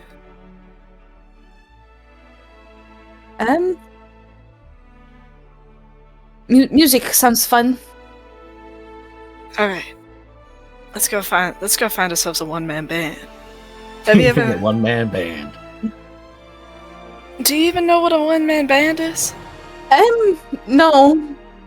It's basically one man, and he has a bunch of instruments strapped to him, and he's got there's a harmonica dangling in front of his face. Some people are magical, and they animate a bunch of their instruments. But I always like the ones that aren't magical because they have to be doing a whole lot more, and I think it's a little more entertaining to watch them. But I think both are really fun. That sounds like it requires much coordination. Oh yeah, and that's what makes it really cool. And they sometimes they sound really bad, and that's when they get booed and tomatoed. But then the good ones show up, and it's great, and it's a great time. They throw tomatoes at people? Oh yeah, when they suck, of course they're gonna throw When tomatoes. they suck. That's Why would you want to That's listen why to a I carry bad tomatoes musician? with me everywhere I go. Well, what if Yeah, you I just have a walk rotten away? tomato in my back pocket. I've had it for the past 3 weeks. Is Oh, that wow. I don't thought you think were just that's happy to rap see me. anymore, I'm honey. I have a satchel full of rotten tomatoes. Is that what's been smelling? Oh, yeah. I'm sorry about that. Jesus I'm kidding. Oh my That's is a cust I'm not used to. Oh yeah, I've seen worse than that. But let's go find ourselves a one-man band, Okay. and So maybe you we can guys- find some. We can find some cotton candy as well. All right. Cotton candy. So you guys are heading off to find a musician. Alara and Varen, what are you guys doing?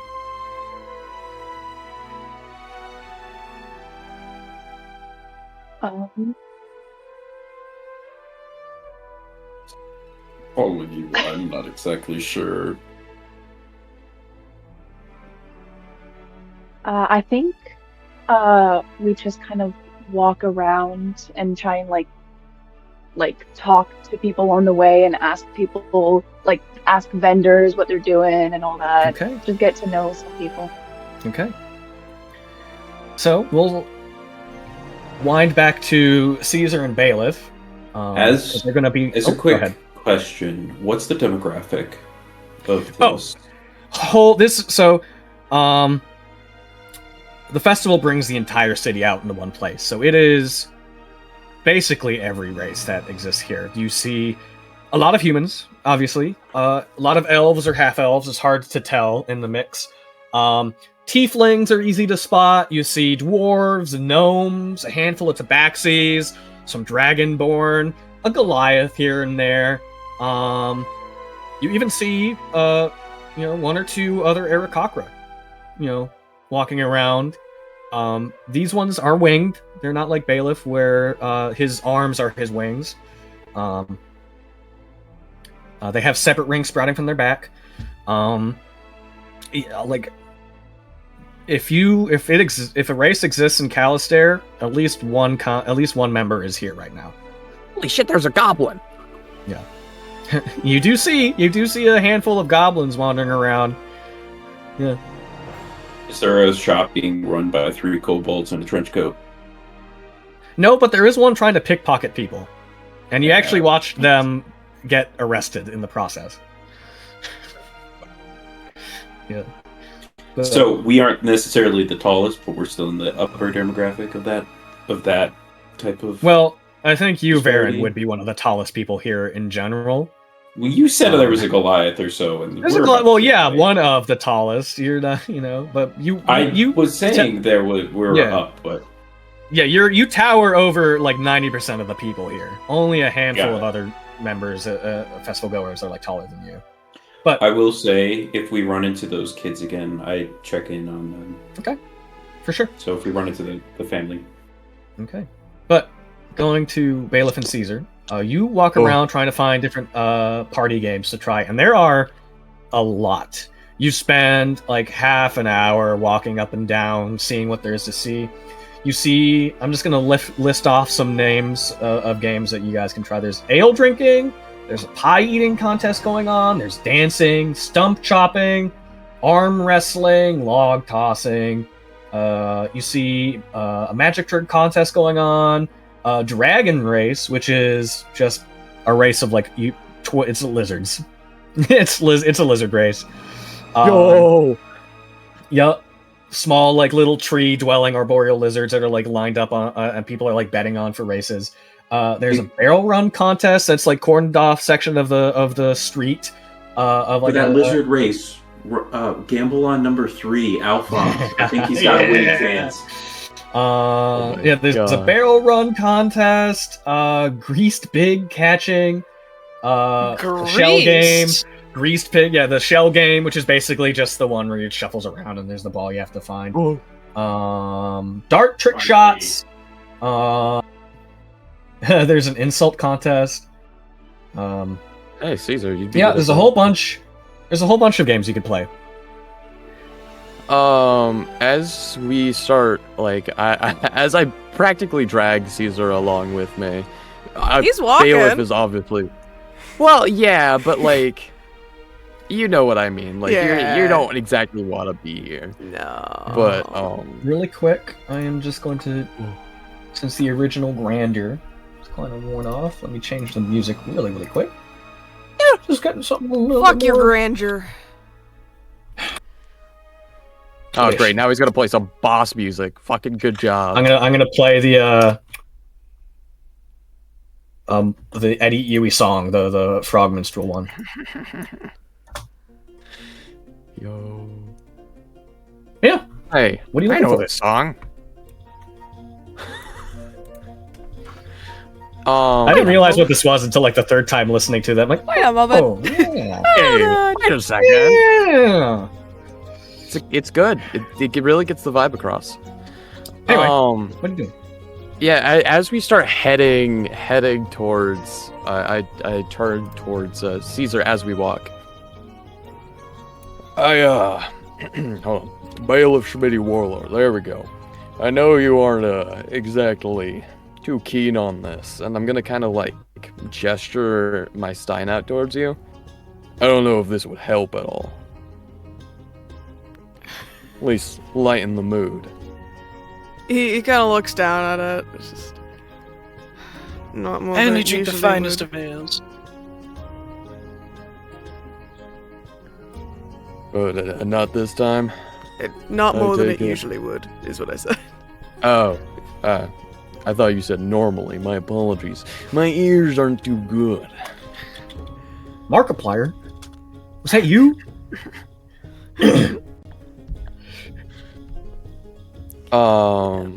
Yeah, and we continue to walk towards the games, and I'm just like, if there's anything that you see, I don't know, something that looks fun, or if there's a prize that looks entertaining. So you come call here it out. often, or? Otherwise, I'm just gonna start stopping, and you're just gonna have to play these games with me. I mean, while they're walking, he's not even looking at the games. He's just looking forward. He's got a hand on the cloak, kind of looking around, just trying to see if anyone recognizes him. And thankfully, so far, no one has. He doesn't want to fucking deal with that. I promise we won't play these games for too long. I know you. I can tell you absolutely want nothing to do with any of this. So we can, after a little bit, so at least we could tell your mom that we did something and have some stuff to back it up, we could just find a little place to eat and camp there for a bit. That sounds fun. Deal? Alright. TM, I'm gonna. Yeah. I wanna go to some of the strength-based games, and I I want thought to you were gonna say, I want to go to the ale game. The No, he's strength gotta- one? Okay, so there's Yeah, give me some strength-based ones. there's stump chopping, arm wrestling, log tossing. I want to do log tossing. What do the prizes look like for log tossing? For log tossing, no real prizes for the log tossing, but there are a big crowd of large men and women who look to be. You get bragging rights from the other lifters. Whoa! You wanna watch me toss a log around? Caesar's literally. I'm known for how I handle logs. He's literally just gonna be sitting there like this. Me and an old buddy of mine kind of have a competition every year. Who can throw the log the farthest? And well, he isn't around right now, but I still need to go ahead and participate because I don't know if I'll be able to get to do it with them this year. So I hope you don't mind. He just kind of shrugs. He's an Perfect. old man. He'd lose every time. I know. That's why I love doing it. it. That's the rule. He beats me in fencing. I beat him senseless. He always gets the cup one. I always get the log one. That's how it's been every year. All right, I step aside and roll up my non-existent sleeves. Preen your Okay. feathers a little bit. Just All right, as you Yeah, step you watch into the me fluff crowd, up. yeah. As you kind of step, you leave Caesar at the perimeter of people watching, and once a space opens up for you, this is actually set up on one of the medians in the middle of the street, one of the large stretches of like greenery. It's just like a safe, soft place to throw logs around, with boys. Yeah. And the I don't know, announcer seems like the wrong word. The runner of this game seems to be like a stout dwarf, hair like completely bald, with a short beard that is pulled into a tight single braid that hangs down to his chin. And as he sees you approaching, well, looks like we got our own bailiff, Smitty Warlord, stepping up to the plate.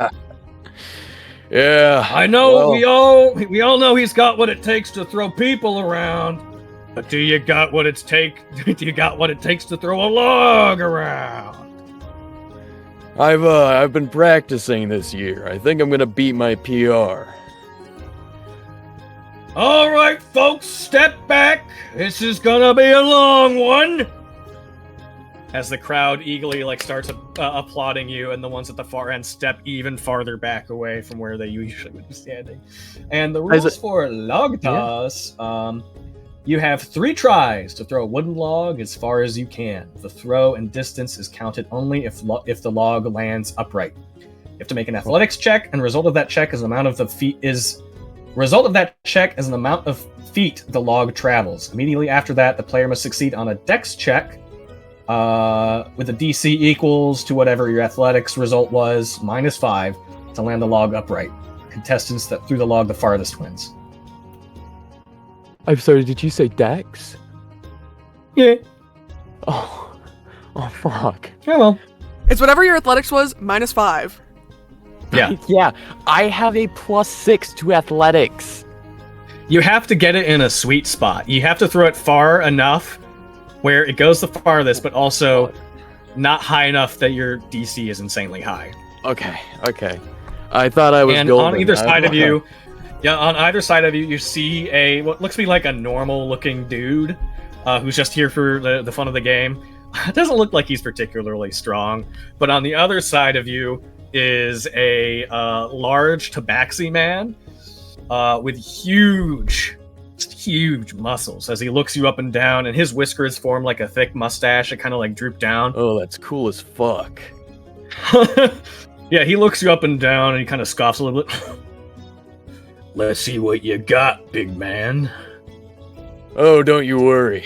You'll be able to see real soon. And I'll go to lean down to grab the log, and I'll hit up. And it's Yeah, the cat kind of does the same thing. He kind of does the lunge pose, and the other guy next to you is like, can I take my turn after these guys go? I kind of look towards them. Stuck here. I look towards them and All right, you've been in the pipsqueaks on gym the count recently, I of 3. tell. Grab your log and chuck it. 1, 2, 2.5. At ya, 3. as the random guy throws his log too early and fucks it up, but the two of you make an athletics check for me. Okay. Oh, that's so good, but that's so bad. Okay, that is a. Okay. Oh, fuck! No! Okay, well. Okay, so. What did you get? What was the result? I got an 18, so 18 plus 6 is 24.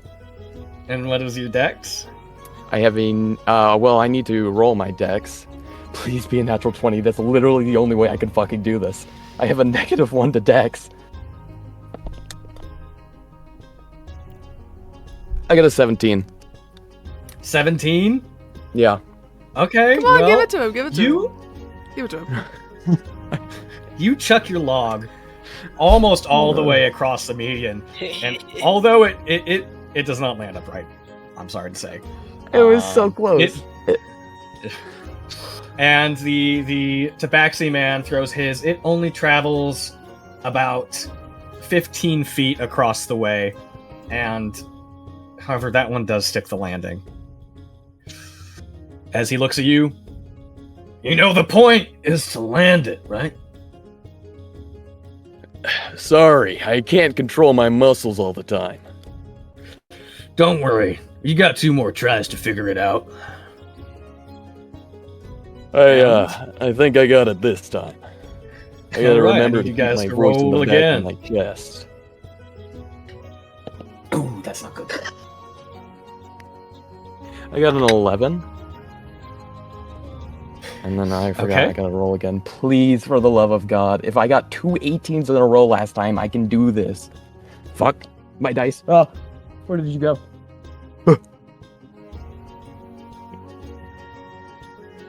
It's cocked. God damn it.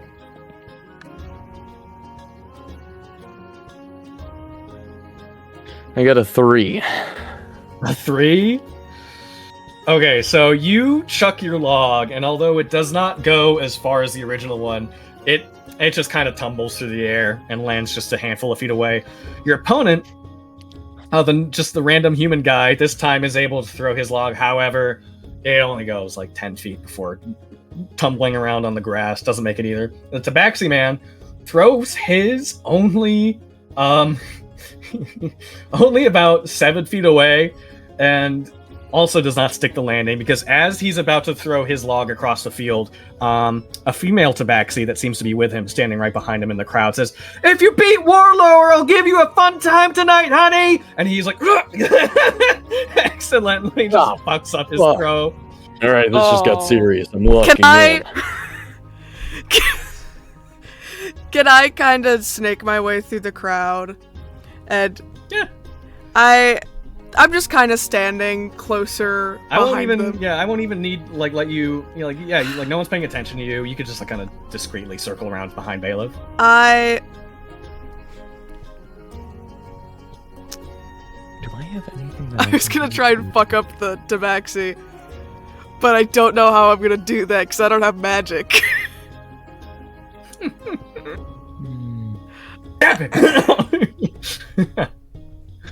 Do I have All right, any- last try. Are you still want to try to figure out something to mess him Uh, up? No, I can't do anything. on. I wanna can't s- fucking do hold on. anything, bro. Oh wait, I do think I have something that I can do. Trying to throw a rock. I was thinking about just pulling out my crossbow and like kind of my bow and kind of shooting something and trying to hit it so it would land. But then that's too obvious. Would you say that if I fail Dex, that's failing a Dex check? Yeah, because it is a that Dex is a check. Dex check. Okay, I just wanted to make sure. I have something I could do. Okay. I think I might have an idea, but I don't know for sure. Last try. I need you to make that roll again, please. Okay. Please, for the love of God, I'm begging you. That's not very good, but that's a lot better. Oh, fuck. Okay. I got a 21 for athletics. Okay. So I need So that to would be get a Dex you need to beat of 16. 16. Yeah, you have to beat a 16. Meet it or beat it. Okay. I got a 12, but I can spend a Moxie point to use Swagger Streak. So when I fail a Strength, Dex, Con, or Charisma check, I can spend my Moxie point and roll a 1d8 to Hell add yeah. it to the ability check. Hell yeah, go ahead. Go ahead. I believe this is a Can you do D8. that multiple Please, times? I just... No, I can only do it once per short rest. Yeah. Quick, short I rest. just need a 4. I just need a 4. I need to go lie down now. I need to lie down for an hour. I got a Is that Nate? 6. I got a 6. Oh, let's go. You toss your log through the air, traveling 16 feet away. Traveling, 20. What was it? 21 you got? 21 feet away from you, 3/4 of the way down the median, before landing perfectly upright in the grass. Your opponent, the Tabaxi, throws his. It only travels 8 feet before sticking the landing. And just for the hell of it, let me roll for the other guy. Fuck me, dude. Fuck me. Yeah. The other guy got a nat 20, but failed his dex check. So the random dude just throws his, travels all the way over. He just kind of like a granny chuck, just all the way from downtown. Just throws it, sails right over the crowd's heads, and some of them actually have to duck as it like clatters on the street behind them. I was like, sorry. I don't know if you knew. I don't know if you knew this, but you're supposed to throw it that way. The Tabaxi guy, even though on his first try he got a 15 and stuck it, you beat him. You beat him on that last throw, as everyone in the crowd starts applauding you again as the game runner saunters up to you, and he can't hold up your arm. He's too short, but he does. Once again, our champion of this round, Bailiff Smitty Warlord. Give it up for the champion of the Coliseum, everybody! And everyone starts applauding and cheering your name. Even the Tabaxi guy, he walks up to you and he impeccable muscles. He does the gives you the you had me in the first half. I'm not gonna lie. Yeah. Don't worry, my wife's still gonna show me a fun time later. Hell yeah, brother. Hell yeah, brother. That's what's up. Okay. The human guy, the other opponent, kind of walks up to you and waits for you to turn around. Hey, so I'm a huge fan. Could you like sign my chest? And he like lifts his shirt up for you to sign it. You know what? It isn't the first time I've been asked that, and it definitely won't be the last. Hold on, I think I have a marker in my pocket. Yeah, you're able to find something to write on his chest with. How big do you want this? Nip to nip, or? Nip to nip, hell yeah! Hell yeah, brother. Alright. And then and as you finish your signature, he's like, the kids are never gonna believe this.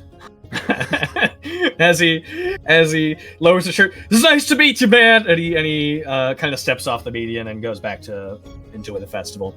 And you win the round. You get the respect of all your peers.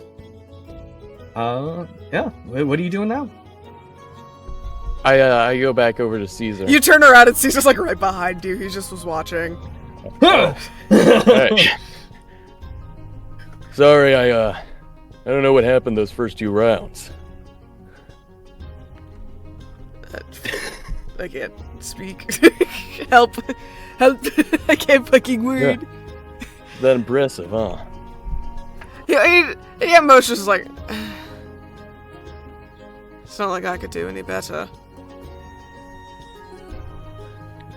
Yeah. Strength is my You'd double be stat. surprised. Dex is mine. I think I actually have kind of good dex. We would just go from game to game. I don't want to take up too much time, so we would no, just that's keep okay. going. I was gonna. Don't worry. I was gonna skip you now anyway. Okay. Yeah, after a couple more guys... games, we would head over to like a food area, and I would get him something to eat and just try and make small talk. Yeah. So you guys, after playing a few more rounds of party games here and there, you eventually head over to a street vendor and grab a quick snack to eat. Meanwhile, we'll head over to Odette and Anastasia. You guys are looking for a one-man band. Roll. Well, yeah. I won't even have you roll perception. You guys are eventually able to find a guy. It seems to be this small halfling man perched on a little stool on the side of the street. He has a few onlookers watching him. He's got the whole set. He's got like the little drum in the back. He's got the harmonica in front of his face. He's got the whole everything. But I am gonna roll a performance check to see if this guy is any good or not. See if he deserves to be tomatoed. That's a 9. So he clearly this is probably his first time trying this out. He does not know how to work his setup yet, and so he's trying to play a song, but it sounds like he's just kind of making noise. It's really not very coordinated, and some of the crowd that have gathered around him, it's like a handful of people, are kind of like looking around like, is this like part of the show? Is this like a gag? And he's like, don't say that, it's rude. And one guy is kind of like impatiently just kind of tapping his foot, like watching him, and you can see that the halfling is getting visibly nervous as he sees the reaction of these people, and he's like kind of more frantically playing everything, and you can see the pan at the foot of the stool is empty. So what do you guys do right now? Anna finds a tomato. Yeah, you're able to easily find like a vegetable vendor. Odette, as you're standing here, as Anastasia kind of walks off quickly, Rayla is kind of been following you. She's still on her leash, but now she has more room to like walk on the street, and she is sat by your legs, her side brushing your ankles as she's watching this with shrewd eyes. As you hear in your head, "Well, this man sucks. He should have stayed home." I don't think that this is the entire festival. No, we're gonna find a better one, but I said that we threw tomatoes where I came from. You toss this tomato. It is gonna huck a tomato. Can it be athletics? Yeah, athletics. Can it be an athletics check? No, I'm actually gonna have him roll a dex check at disadvantage to try to beat, because he's got all his stuff. What? Why can't it be athletics? Well, roll athletics, and I'll see. That's the thing he has to beat. 10. Well, he rolled a 5 and a high. 2. So, you get him directly, and he sees this tomato coming, and you hear his harmonica slap him directly in the face. And he just kind of stops playing for a second as he considers whether or not to keep going. And some of the people start laughing and walking off. The guy who looked impatient just kind of chuckles a little bit before walking away. As he then kind of, after a few moments, pauses and very just very sadly starts to slowly play a different song. Anna's gonna kind of giggle to herself. Let's go find another one. Okay. By the way, Okay. DM question. Yeah. How much of another presence would Odette feel in this environment? Another or presence, here? Other presences. Mm, There are a lot of dead people at the festival. not many. And Okay. even if there were, it would be hard to differ. There's so many other voices going on right now. It'd be hard to tell which is a spirit and which is a real person. Got it. Talking around Okay. But as you can feel that there is definitely some kind of it's a city. There's going to be ghosts all around. You can feel that there's definitely some here. It's just way too much stimulation to pinpoint how many or where. But nothing that wouldn't be abnormal. The one that's always following Anastasia, of course, is nearby. Yeah. But yeah, so you look around for. Are you looking for another one-man band specifically? Or just any street you said performer? that there was a drinking contest. There is a drinking contest. All right, Odette would first ask to, okay, this might sound stupid, but Odette really wants to try that game where it's the cups. The shell game? Yeah, absolutely. We'll Anna's gonna be describing Anna's gonna be describing the different games, and when she described the shell game, imagine Odette stopped in her tracks. It's that one. Oh. I can do it. Yeah, let's do it then. Okay. Let me just read the rules here.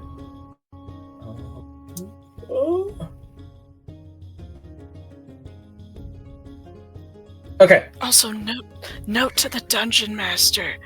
What if Bailiff and Anna find each other at the drinking contest? Don't worry. I got plans. The plan was not for that to happen, but it's going to happen now. That was not my original plan, but that also works. But yeah, so you guys will do the shell game first, because I think that will be faster. So you step up to this small table where a half-elven woman has set up her fancy engraved cups, and she's just she's not getting a lot of business. You'll see like a fair few, like a handful of people will like come in and out pretty quickly. But yeah, you step up to the table, and as she sees you coming, she immediately sits up in her chair. You can see her hair is kind of tied in two ponytails on the side of her head that like fall around her chest. And as you approach, welcome to a game of chance or deception. Who knows which is which? And she notices that Odette is clearly wearing a blindfold, so she looks instead at you, Anastasia. So, ready to test your luck? Are you ready to test your luck? And she like gives a nod of her head. Anna gives the dealer kind of a wink. If you say so. Sit down. She'll kind of let Anna kind of guide her where she's supposed to sit, so she doesn't knock everything over. Yeah, Have she you kind of played holds this her by the game before? shoulders and then kind of pushes her down a little bit, very gently.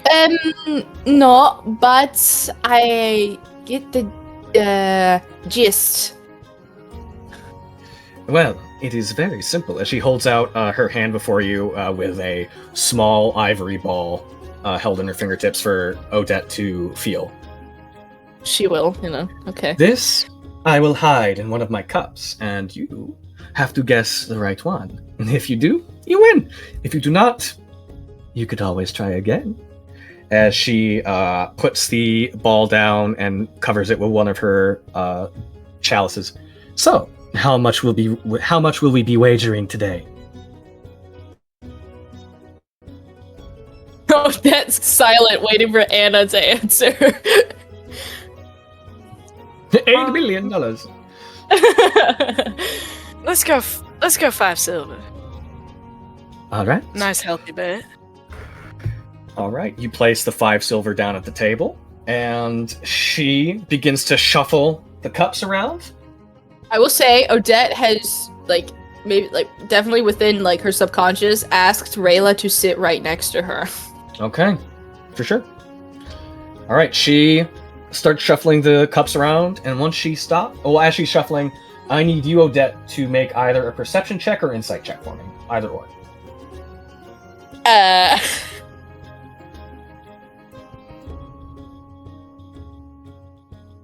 have a +2 to perception, so...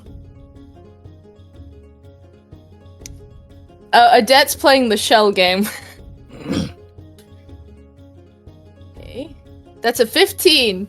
15? Okay. She lays the cups out before you, spreads her arms wide, and lets you pick. Oh, okay. Left, right, or middle? First try, she's gonna try on her own. And I'm going to choose the right. She lifts up the cup on the right. Ooh. Not quite. And she puts the cup back on. She starts stacking the cups, and you can see that it was the one on the far left. Far left. That's silver. That's 5 silver for me. Thank you so much. As she slides it across the table and into a satchel on her side. Would you like to play again? Odette's going to be quiet verbally, but internally she's going to be speaking with Rayla. Do you think you could give me a hand? Oh, absolutely. And then to the woman, again, please. Well, I do feel bad about taking money from a blind woman, but not that bad. As you put, how much money are you putting on the table again? Do another 5. Another 5? Yeah. Okay. She begins shuffling the cups around one more time. Okay. And this time, make a perception or insight, and Rayla will do the same as well. That's a 10. Okay. Did you roll perception or insight? Perception. Perception? Okay. Yeah. You go to, well, yeah, she lays the cups out before you again. Which one are you reaching for? Middle. Middle? As you reach your hand out to grab the middle one, you hear a voice in your head. It's on the left. She will move her hand to the left. All right. You lift up the cup, and you hear the lady politely clap. Well done. Oh, did I get it? Yes, you did, dear. What's a lucky guess? Do you have is there more coin in that wallet of yours that you could offer me?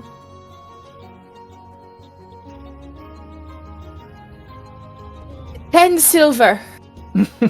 10 silver. Daring today. As you ante up one more time, she 10 wants to- silvers of gold, right? Yeah. Oh yeah. Okay. Anna's gonna take a gold Okay. coin out of her Okay. out of her pouch. 15 in perception. Perception? Perception. Okay. Hold on.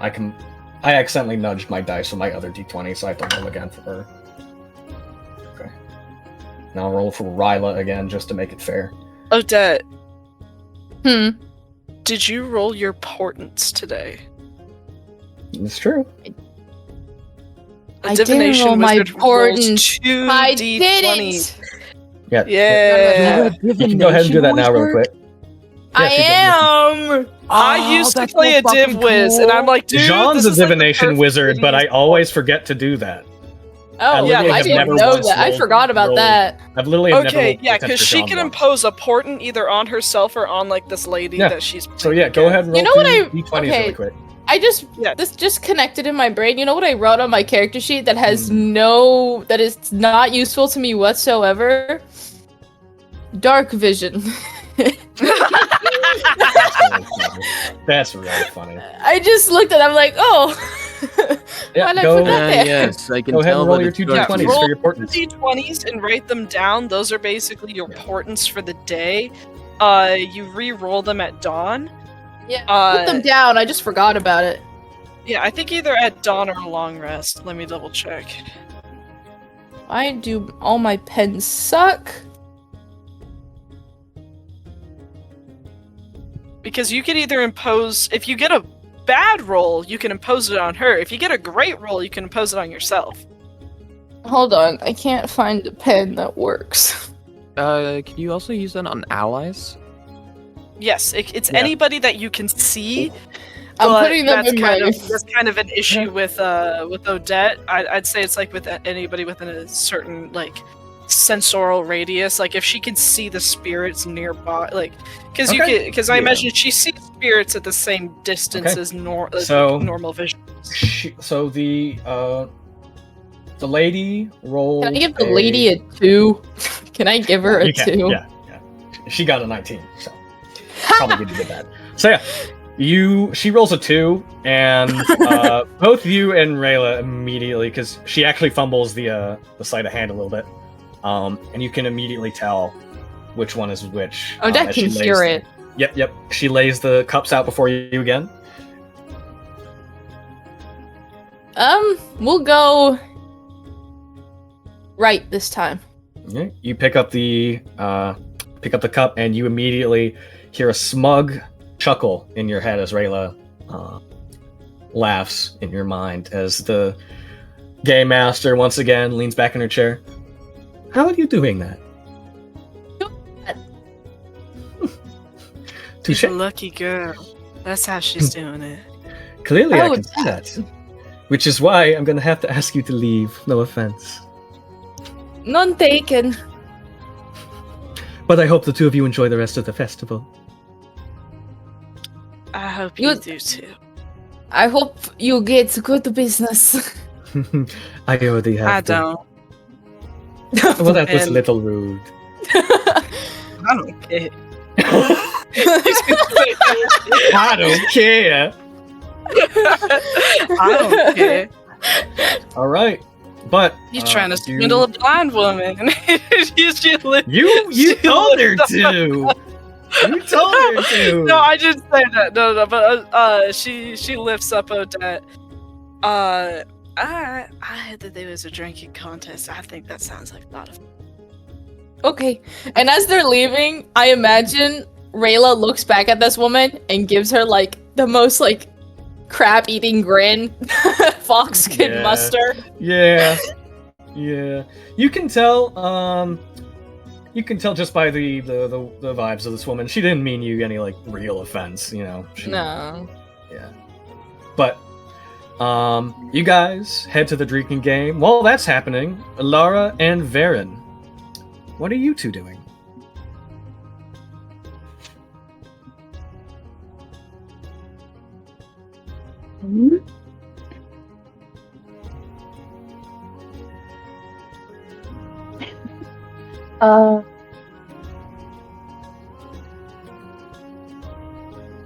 I think we'd be like talking to vendors and like chatting people up, so we can like walk towards a I don't know what sort of vendors are around. All sorts. There's like artisan vendors selling handmade trinkets and necklaces. A lot of what you're saying, there's a lot of jewelry being sold. Either real sapphires or fake glass ones.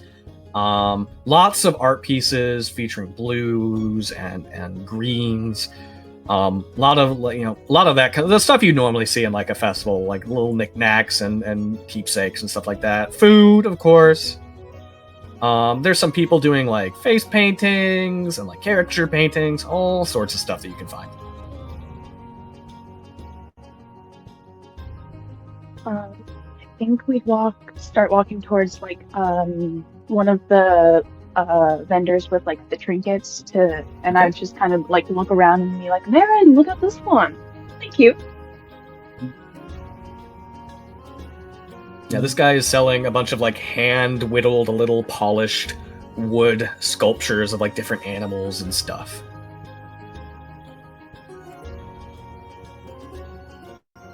Is Josh asleep? I think Josh might be asleep. Oh my gosh.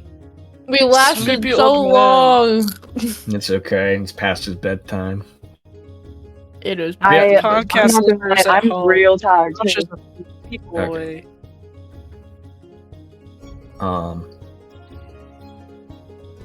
Yeah, how are we still feeling okay? How's everyone else feeling? I'm great. I'm fine. Fine and dandy. Okay. Yeah, so you're showing off all the trinkets that you're finding to Varen, who looks extremely uninterested and really doesn't want to be here. He's trying his best, but he's very anxious to you see, like, you're going around and you're trying to, like, talk to the vendors and mingle. Varian is just kind of, like, standing behind you and just kind of awkwardly looking around. He does try to, like, talk to a few people, but it's no more than, like, at, like, 2 or 3 sentences before they just kind of, like, okay, and then walk off. I want you, though, to roll a performance check for me, though, to see how many people you can try to, like, convince to visit. Yeah. Let me figure out how to find things. Give me a second. Oh gosh. Okay, well. That's a 4. A 4? You do talk to people, and they do seem nice. Not a lot of them seem to be very interested once you start bringing up, like, visiting the temple or whatnot. Even though you were trying your absolute hardest. It feels like a lot of people are put off by Varen's attitude right now. Yeah, I'm probably like dragging him around because he's probably like dragging behind. he was trying really hard at first, but his social battery has worn dry very fast, and so at this point, he's just kind of, a wallflower following you around. And so I guess I'm gonna go up to kind of vendor that has some sort of toys or some sort of things, and then I'm gonna try and buy a bunch, and then try and set Varen off to be all right, if you're not gonna talk, if you can't talk, then if you're not gonna talk to anyone, then at least give some gifts to some kids. Go make yourself useful. Go do something. But yeah, you end up buying a handful of stuff for Varen, and he kind of grumbles as he takes it, but he's still kind of loosely following you around. As you're going around talking to people, he's being hey, here's a necklace or two. And as you're wandering the streets, eventually you bump into Anastasia and Odette again, the pair that you recognize from Phoenix. What the fuck is that? Why? Well, why is that? What does that have to do with anything that's happening right now?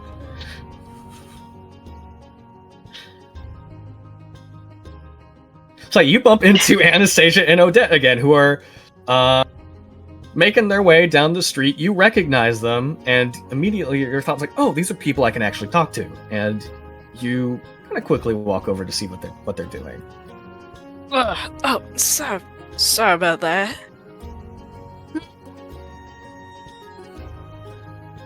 How are you guys doing? Oh, we're doing Are you guys great. enjoying the festival? Oh, absolutely. We've been getting treats and doing all sorts of games. I annoyed the scammer. She most definitely did. What was going on? What did you do? It was the shell game. I used my familiar to cheat. You know what? All right, that's a way to have some fun. The game was already rigged. It was basically just equaling the playing field. Yeah, I noticed. I figured some of these would not play fair. Oh, a lot of them don't. A lot of these are quite rigged. Yeah. How have you been enjoying the festival? Good. I've been trying to get my brother to have some fun, but he just seems to be tired, I guess. Varen is kind of looming over Alara, and the difference between the two of them are night and day, ironically. Or not ironically, because Alara's the sun one, and Varen isn't. Yeah, he's got a very gloomy expression on his face. Like he's really tired, and he's just. I I'm gonna be honest. This is not my kind of place. Anna gives kind of a stiff smile. Yeah, I can see. Sorry, that was. But I do have this necklace. I think it's supposed to be sapphire, but I'm pretty sure it's just glass. Are you guys interested in that? She'll quietly take the necklace, look at it. Thank you. Also, you should come Pockets to our it. temple one time, maybe. What? And at temple with that just kind of I mean, it's no big deal. Temple of the Eclipse. We worship Lathander and Selûne. That's kind of why we're out here. We're trying to get people to come by. Do I know these names? Do I recognize them? Yeah, you know Any- Lathander and Selûne. Yeah. Mm. You know they're the sun, Selûne is the a god of the wonderful place. morning sun, the dawn father, whatever. And the I'm gonna bring out one. not the dawn father. I think I don't know canon D&D. Morning deities. Lord. He's the morning lord. And then Selûne obviously is the mistress of the moon. Oh, okay. The two deities don't have any beef with each other, but it is a little unusual to have a temple or church worship both of them. That is rare to have a temple of both. So, There's I don't know. it kind of helps with like bringing everyone together with like I don't know. It just kind of brings everyone together, and it shows that there's light in both night and day. Mm-hmm. It truly is a great place. I do recommend, and I there will be free food. Yeah, our mom cooks for most services. That sounds so nice, but Yeah. We might go, we might not. But I hope you enjoy the festival. And thank you for the necklace. I'm gonna like give them a little trinket of them and be like, we give our blessings anyway for your future, for your day. Thank you. Blessings to you too.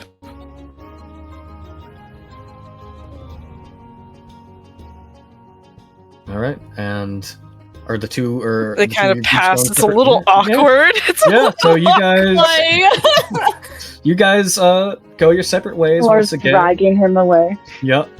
Anastasia and Odette, you make your way to the drinking contest. Anna throws away the necklace as soon as she can. That was a gift. Okay. Not even gonna like give That it to was a someone else and be like, hey, necklace. Yeah.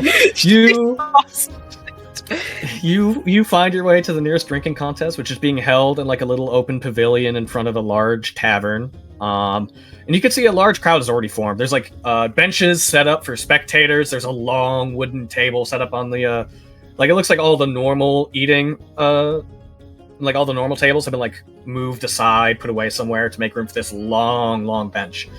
And people are already sat down, getting ready to for the contest to start. And the two of you bump into Bailiff and Odette. Not Odette. Bailiff and Caesar. As Bailiff has also dragged his ward over to this game. I promise you, this is gonna be fun. For you, for me. Well, I mean, you said you would consider it. I did.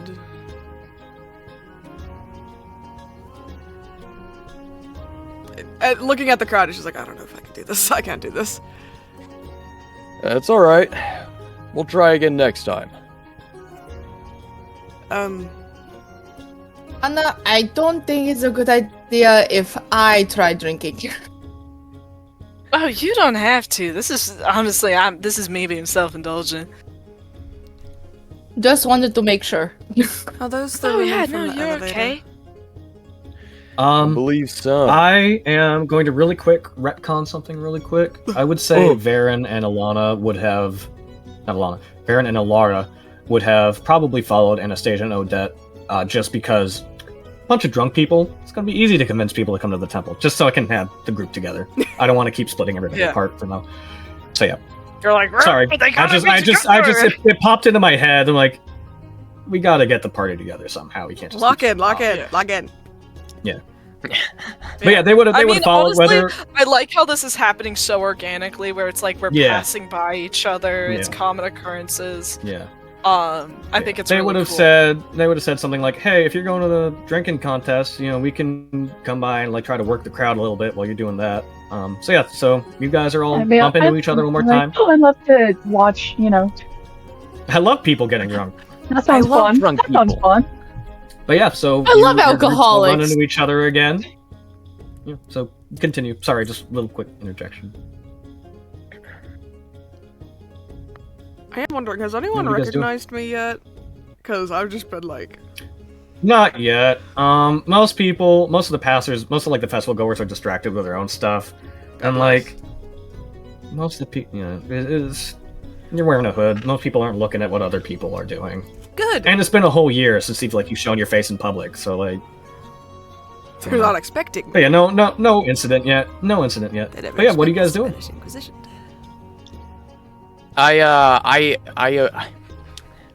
Your Honor, I approached the bench. Okay. No, Yeah. I did point out the people. I did Anna point also out steps Anna up. and Odette. I was yeah, like, are those the people that we would? Those are the elevator people. I believe so. Bailiff. My name's Bailiff. There we go. I didn't say that in canon, just so you know. I was like, oh, No, is he just introducing himself? It's how he gets. It's how he I'm gets. sure the everybody's voice. gonna know who your name is very soon. Yeah, That was a bailiff. You approach the table, and there's no one's officiating yet. It seems like there's just a bunch of empty spots that are free to just be sat down in for people to participate. There's like large woven placemats set aside at intervals with like a large mug in front of each, like on top of each of them, and some of the seats have already been full. There's about like 5 other people here already. You would be the 6th. As I sit down, I take my stein and attach it back to my belt. But then I see the people that I recognize, and I'm like, well, better than sitting with complete strangers, so I kind of flag them down. Yeah. If we're not participating, can we sit at the same tables or no? No, there's benches set up. So the layout is there's a big tavern with like an open pavilion at the front for people to usually dine in, and the actual contest bench has been set out in that space, and then in the actual street down the steps from this porch are a bunch of like benches that you would see like at a Ren fair in front of like a show stage for people to Oh, yeah. Heard. I see it now. Anna sees that she's being waved down and just kind of points, me? You? Me? You? Yeah, come on. Okay. And she hooks Odette's arm and it's just like, okay, you can just sit here and you can listen to everybody having fun. Okay. And she sits down next to Bailiff. You know, we keep passing by each other. I never actually got your name though. It's Bailiff Schmitty Warlord. My name's Anastasia. Anastasia, what a lovely name. Thank you. Bailiff is a good name too. It's a strong name, I guess. It is a strong name. It's my name. I like it. I like it too. I think it's favorite quite name. nice. It's a good name. Bailiff. Are just you and Anastasia the only ones who are participating? Caesar as I'm considered aware. for a I mean, it moment, could- and then he said, "I can't do this." Okay, fair enough. I'm assuming Caesar and Odette were sat down at the same place. Yeah. Alara, what would you be doing right now? Would you be watching or working the crowd? I think Alara would want to watch for a little Okay. bit. Alright, so you sit down with Odette and Caesar. All 3 of you are like on this one bench together. And as Anastasia and Bailiff start having a conversation, Bailiff, on the side, on the other side of you, the empty seats, you hear several people kind of fill out the spots, like 2 or 3 more people. And as the guy directly next to you sits down, you hear the creak of the bench as you're not really looking because you're still talking to Anastasia, but you hear, well, do you know who this guy is, boys? That's Smitty Warlord. That's the champion of the Colosseum. That's a big name. Do I recognize this voice? You don't. That's not a good sign, and I think Bailiff understands that. You turn to see who's speaking to you, and you see a small, weaselly-looking guy with kind of greasy Yep. hair tied in a little tiny ponytail. A little bit of facial tail, it's a stubble. tiny little, it's Yeah, tiny little braid sticking It's straight like out his of the hair back is of his shoulder. neck. Yeah, his hair is just long enough to put it into a ponytail. And you can't tell if it's grease or like pomade that slicked his hair back, but it's very shiny. He has a horrible, like, super far back huge hairline widow's that starts at peak, the top yeah. of his head. Yeah. It's like a V. But roll a perception check for me, please.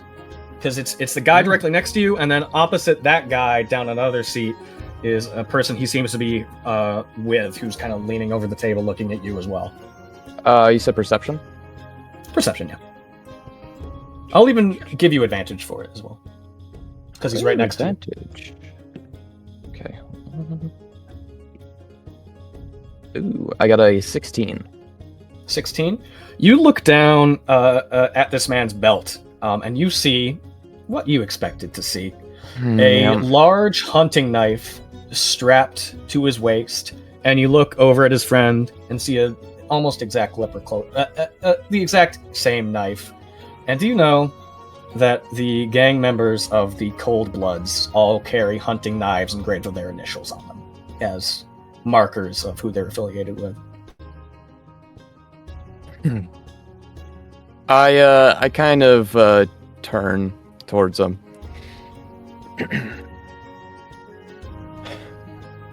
Fuck. Hold on. Bailiff Schmitty Warlord. You boys can't seem to get enough of me. Starting to think guess you might not. all I have mean, a this is crush. just... Hell, this is just a coincidence. We were just going to stop by and watch the drinking game, and we saw you, and we figured, hey, it's a once-in-a-lifetime opportunity to go in against Smitty Warlord, you know? Hey, relax, pal, as he kind of slaps your arm. Loosen up. This is just a friendly game. We don't want no trouble. Neither do I.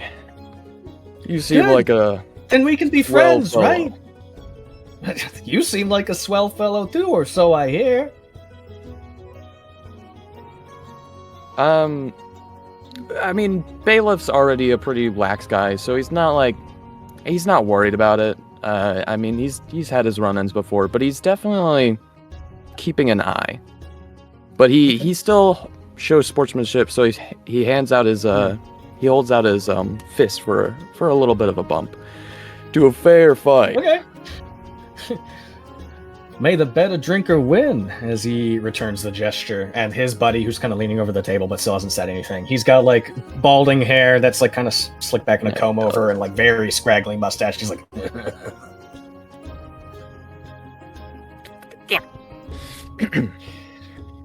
I turn back to Anna, where I'm having the quite a other lovely two start conversation. conversing. The other two start talking amongst each other as well as they wait for the game to start. What are the other three of you doing? Odette would have. Would there have been any indication that Caesar was like with Bailiff? Like any would he have spoken at all? Yeah, you would have heard the. I've been mumbling. She's been yapping? I've been like, He's been yapping. Great. Odette's gonna kind of like turn her head in his direction. You are the man from the lift. Yes, that's me. You're the one who fell on me. I apologize You, for falling on you. It is no worries. My name is Odette. Caesar kind of did a quick little peek around. Caesar. That's a very nice name. Odette has no recognition of this name at all. And Caesar also see Phoenix Bailiff's little stay alert and kind of scan, but just give a little nod. Okay. DM, can I roll to see if I recognize him? Recognize Bailiff? He's right next to us. Recognize No, Caesar. Oh no, you definitely recognize. Oh, for as the prince. Oh. Yeah, go ahead. Make a history check for me. History. Historically, he was a prince. Well, because I mean, like, I know. remembering who he is.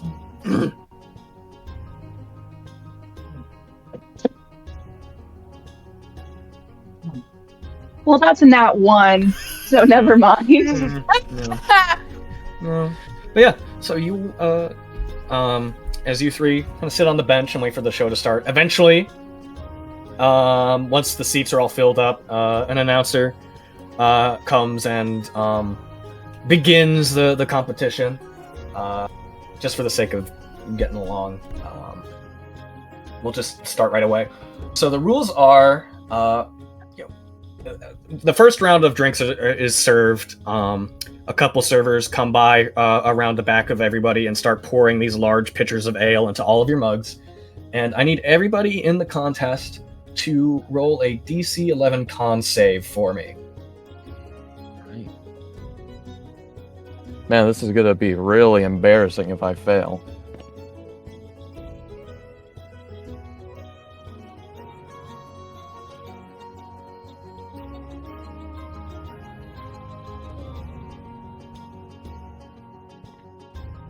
Con save? Like saving Con throw? saving throw, yep. Alright. Oh, saving throw? Yeah, saving throw. Oh, thank fuck. Get a 13. I'll 13, take got it. I got an 11.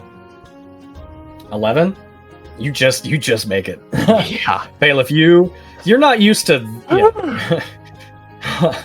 I've been pre-gaming all day. Yep.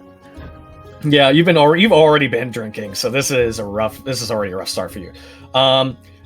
Basically everyone is still in the competition. This is the starter. This is the warm-up. Okay. The two next to you also make it, and as you all finish your mugs and the last person slams theirs down on the table, a round of applause as everyone stays in, and quickly the other round is served, a stronger ale than the first. I need everybody to make a DC 14 Constitution saving throw for me.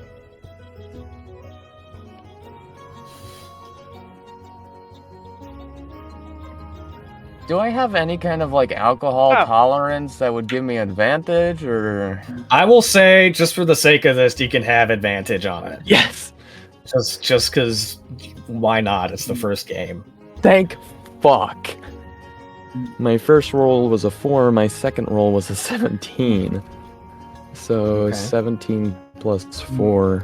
You already, with a 17, And you it already gets make it. 20. You had to beat a 14. But yeah, so Anastasia, you're the fastest to finish, actually. You lift up your mug, and then in a few seconds slam it back down unfazed. Bailiff, it does take you a few seconds to get through this one. At this point, a handful of other contestants have dipped out. They're trying their best to keep it in, but they just can't make it. One person actually stumbles off the table before vomiting a little bit on the side, and people are like, "Oh!"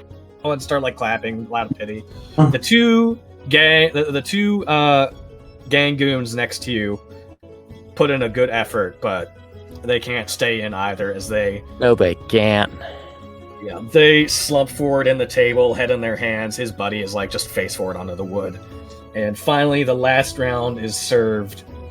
Gut Punch Ale is what the thing says it is. So I need everybody still in it to make a DC 17 Constitution save for me. Constitution saving throw.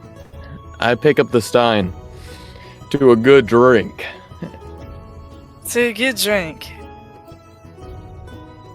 Don't say that, I'm gonna What's the throw up. DC? 17. Fuck. Do I still have advantage? No. Yeah, I already gave you advantage. That's what I'm gonna do. Ah. Dang it. I got real close. What do you get? I got the hateful 8. You all give it your best shot. But this is some strong. There's a reason it's called Gut Punch Ale.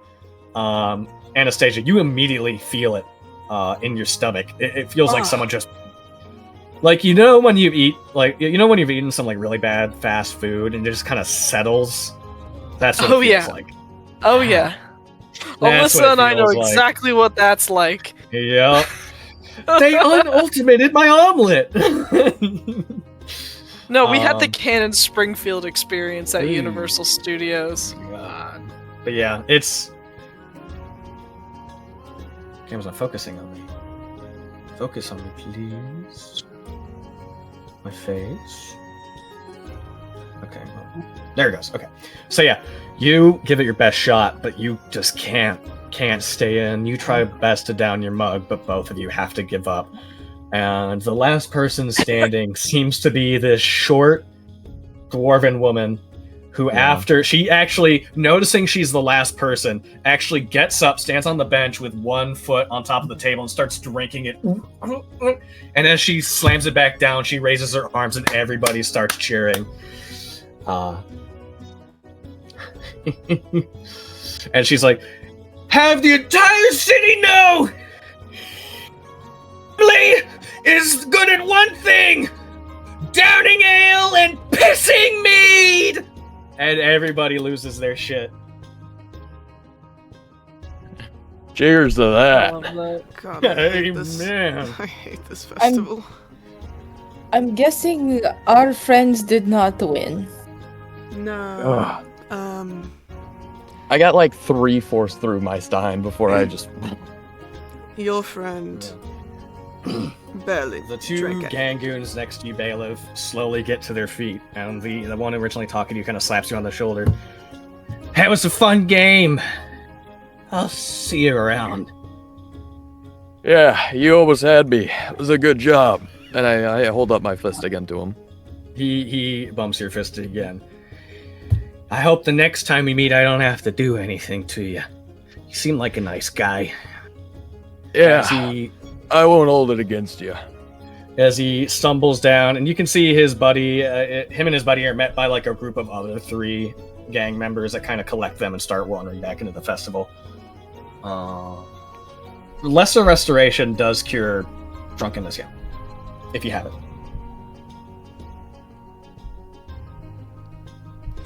Who out of us do you think has lesser restoration?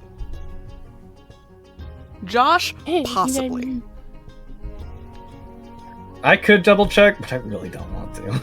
I really don't want to just go through his sheet.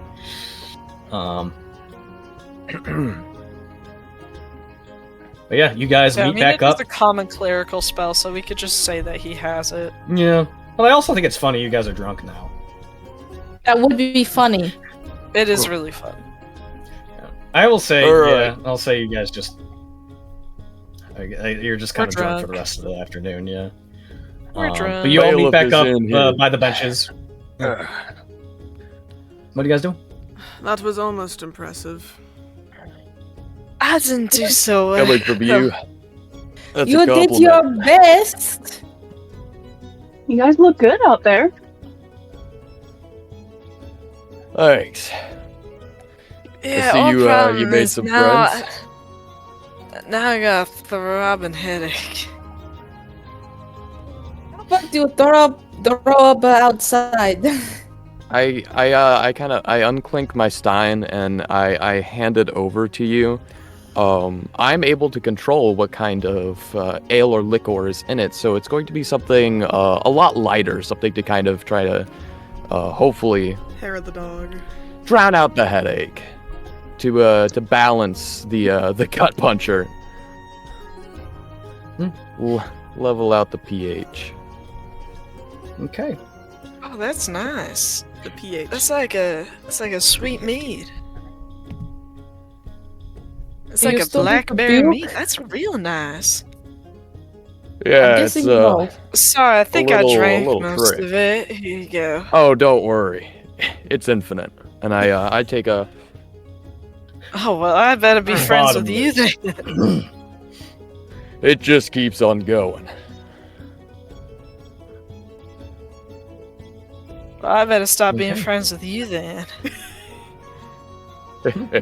Caesar does not look impressed. He's so tired, Okay. dude. Oh no, I think I like you. I think we're gonna be You- good friends. Our companions guys- seem to be becoming friends. Good for them.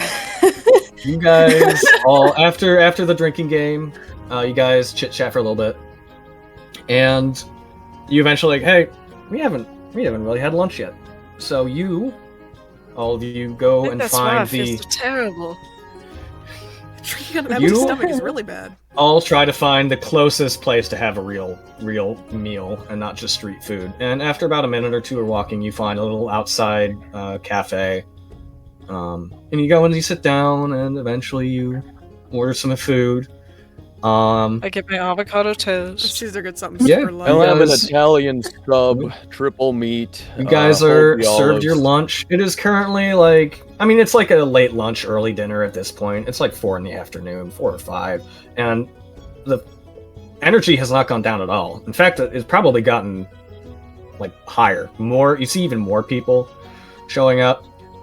It's loud. There's music playing. There's smells wafting everywhere.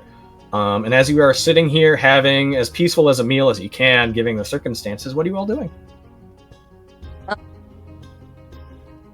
So I introduced myself to Caesar, but I don't believe I know the other 3. The other 3, darling, I'm the one that's drunk. I'm right here, you know me. No, the Bailiff Alara. Oh, that's what you meant. Sorry about that. Completely forgot you about are these drunk. guys. Well, at least I said one thing, right? That is correct.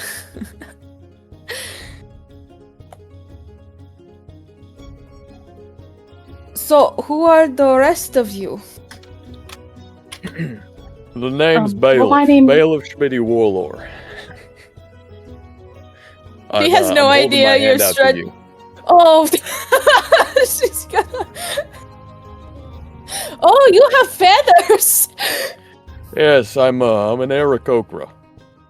Oh, I don't think I've met one yet. That's fair. Oh, There's they're just furries. not a whole lot of us. What? I didn't say that. I am Odette. It's a it's a pleasure to meet you. And our religious friends. I don't believe we cut your names. My name is Alara, and this is my brother. This is my brother Varen. Hey. I will Hello again. extend my hands. Bailiff Schmitty Warlord. Bailiff Schmitty Nice to Warlord. meet you guys.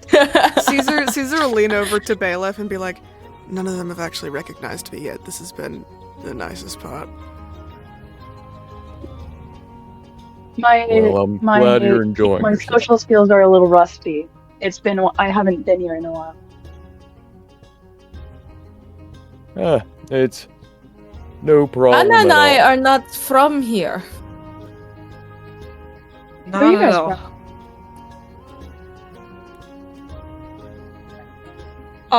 I imagine that I am from the human kingdom, correct? In my head, I mean, we can work on it later, but in my head, the actual, like, cult that you were located in is actually on Venor Lake, just on one of the outlier islands, not the main. Okay. Not. I was imagining the coast, on the coast of the lake is where the city was. Yeah, you're on one of the the locations on like one of the smaller uninhabited islands that like no one really lives on. So it's pretty well hidden. So that you're from this area, but you've Yeah. never been to Calistair. But if you want to change it, we can workshop it later. Yeah, I'm from nearby. I don't know. I don't know. Interesting answer. All right. Odette, you are from the Human Empire. You are from the eastern side of the continent. I am from the human empire, actually. I'm going to be completely honest, guys. The other outlying areas are not really important in It this don't campaign, so just, I matter. kind of left it all open ended. I just asked to see if I've like recognized from travels or anything. I was born and raised in the Gilded Circle. I was also born and raised here. Okay, there.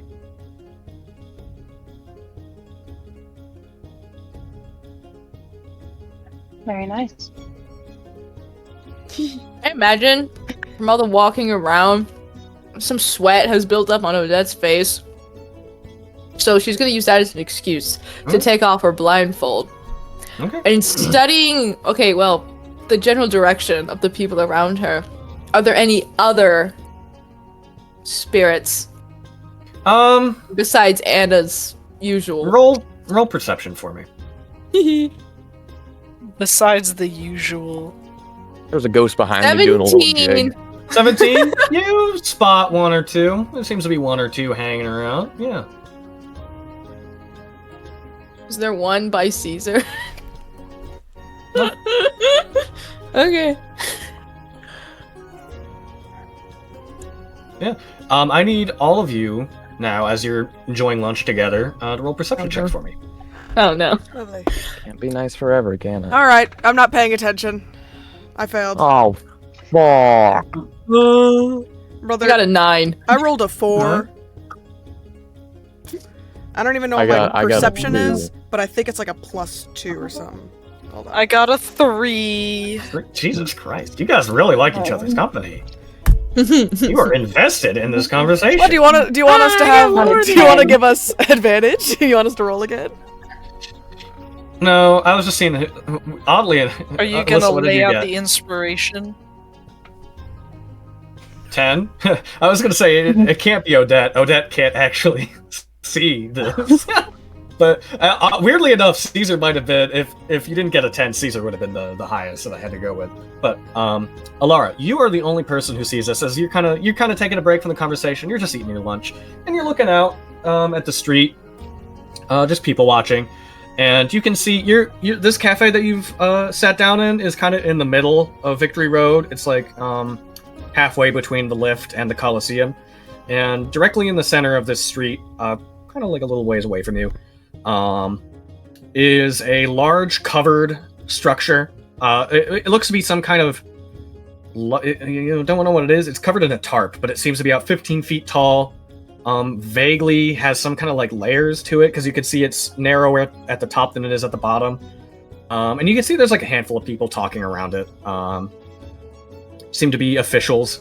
But then opposite of that, further down the street, so if you're sitting here, the thing that you're looking at, the tarped object, would be like on this direction, and then you kind of look down, and in this direction, right in front of one of the medians, you see two men kind of carrying a large object between them before setting it down in the street, and kind of adjusting it slightly.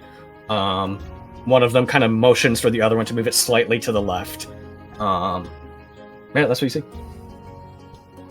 I would kind of like try and I would be like, would anyone recognize what is happening over here?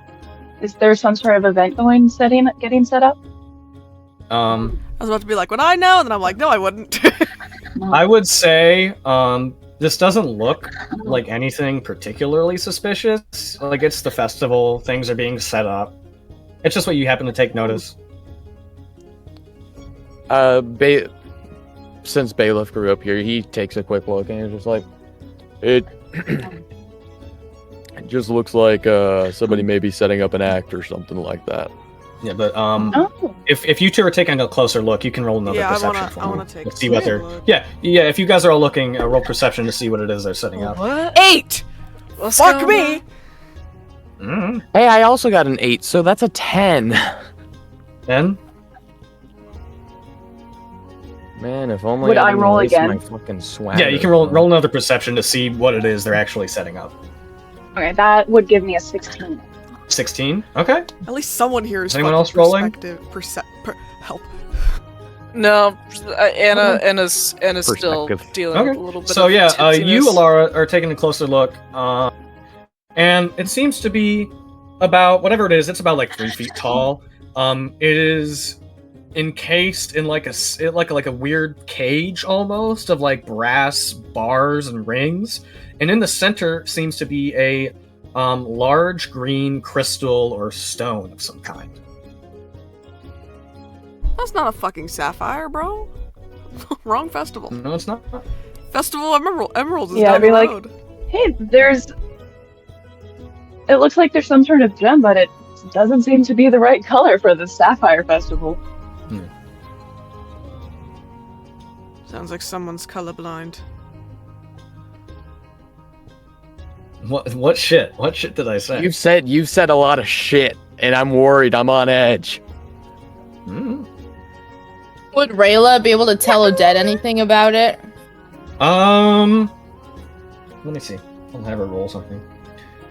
Well, what's Odette gonna ask her? Well, Like, what is no it one's going really on? giving her context of what's going on, so she's just Oh. gonna They forget she's you know. blind, bro. I can't really see Yeah, from over Anna's here, but it kind looks of like out of some it. kind of arcane machine. I don't know. I don't know about such things. You're useful. I'm sure that it's just some I don't know what you kind want of from me. podium. I'm a fox.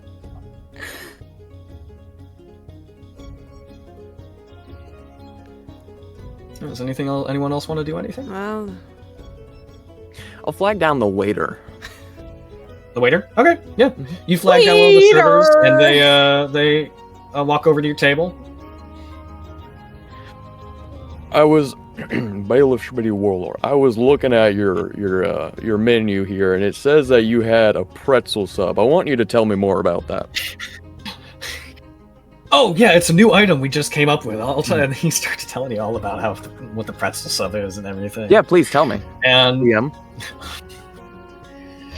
you see, it's like a regular sub, but instead of normal bread, we make it out of pretzel bread. It's really we got the salt on top and everything. It's really good. Got ham and provolone.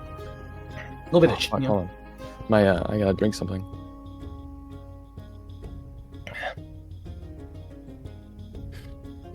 Bailiff Schmitty Warlord. So it's just I know who you are. No, that wasn't canon. It's just like a normal sub, but it's but a it's pretzel. in a pretzel. Well, yeah. what kind of meat does it come with? Like turkey, ham.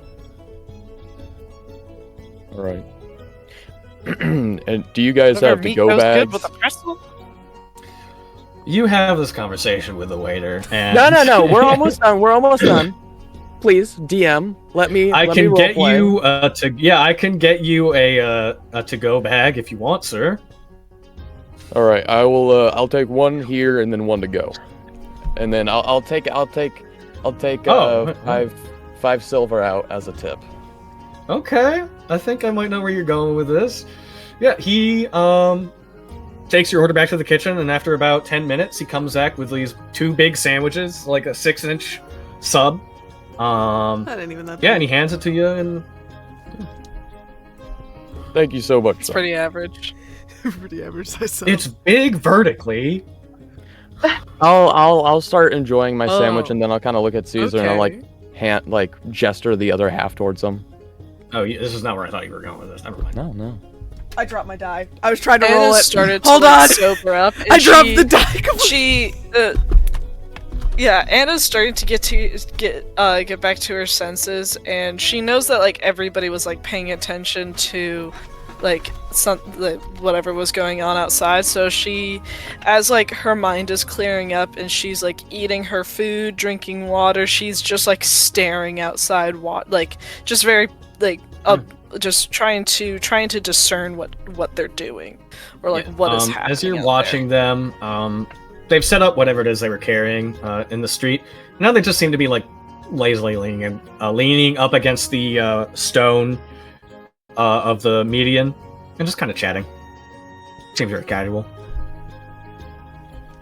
Do they seem does it seem that they're that what they've set up so far could be some sort of act or performance? Roll insight for me. Insight. Um, Thank so goodness I'm proficient. when Bailiff Dang hands it. over the sandwich, so my die 9. literally rolled all the way to 9? my bathroom. Yeah, I mean, really quick. Yeah, they seem very casual about it. No one on the streets really stopped them. They seem right now to just be chatting and people watching. Yeah, I mean, it's probably for a performance of some kind or some kind of event for tonight.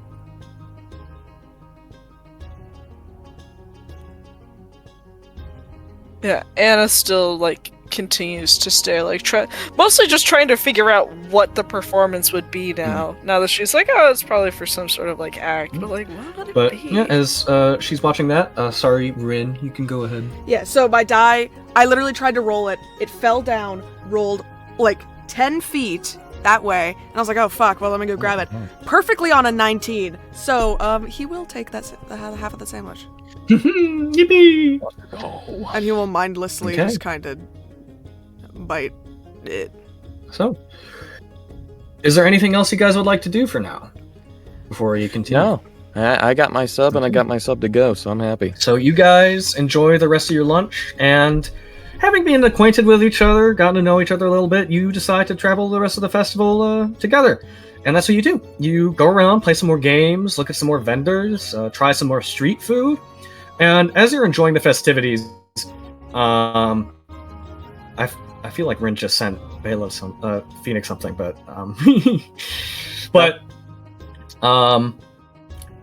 yeah, as you are continuing around the festival, you overhear the gossip of the festival goers, and you learn that tonight there's a big ceremony being held for the start of the festival, to like kick it off. There's a big unveiling happening once the sun goes down. And you all, once the sun does go down, notice that the crowd that remains starts to kind of siphon towards the middle of Victory Road. And you all, following the flow, go with them. You find yourself in a large crowd of festival goers. And they're all gathered in front of this large tarped object that you saw earlier from the cafe.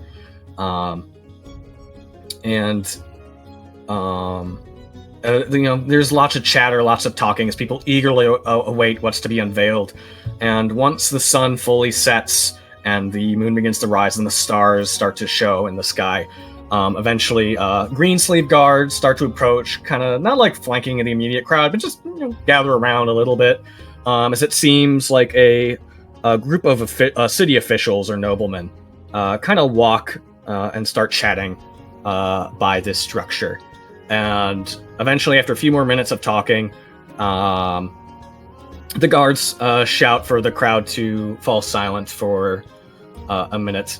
And as the crowd goes still, several officials, or not guards, but several festival officials start walking through the crowd carrying large wooden crates. And as they kind of weave their way, trying to squeeze their way through the crowd, they approach your group, and you see that they're holding handheld little Roman candles that they're passing out amongst the crowd. And as they kind of pass in front of you, they kind of one of them holds the box out if anyone wants to grab one. Thank you. Caesar will. All right, you guys all grab one? Just for. Okay. Just like. Yeah. The official, the fireworks guys, don't light it off until the speaker finishes. It's going to be a big show. And he continues handing out these fireworks, and eventually, once lost my train of thought. And then after the fireworks have been passed out, one of the noblemen, a small, portly man,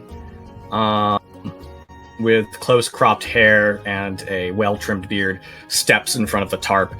And now that the crowd has gone silent, welcome everybody to the Festival of Sapphires once again, as everyone starts clapping and applauding. And you can see in his hand he's also holding his own Roman candle. Now tonight is a special one. We have a gift we'd like to unveil to you. A gift from our very own beautification committee, which has so kindly slaved overnight for weeks to bring us this new grand fountain. As the people on either side unveil the tarp, as this large, beautifully carved stone fountain is unveiled. It's seemingly a gladiator holding his pike up high, and from his mask, his helmet, the holes in his helmet, water pours down his face over his chest to collect in the basin below. His cape hanging off his shoulder flutters in the non-existent wind. as once again everyone starts to applaud. And the speaker goes on for a few more minutes praising Calistair and the big steps it's made in the last year since the last festival. And he, as his speech wraps up, he holds his Roman candle in front of him.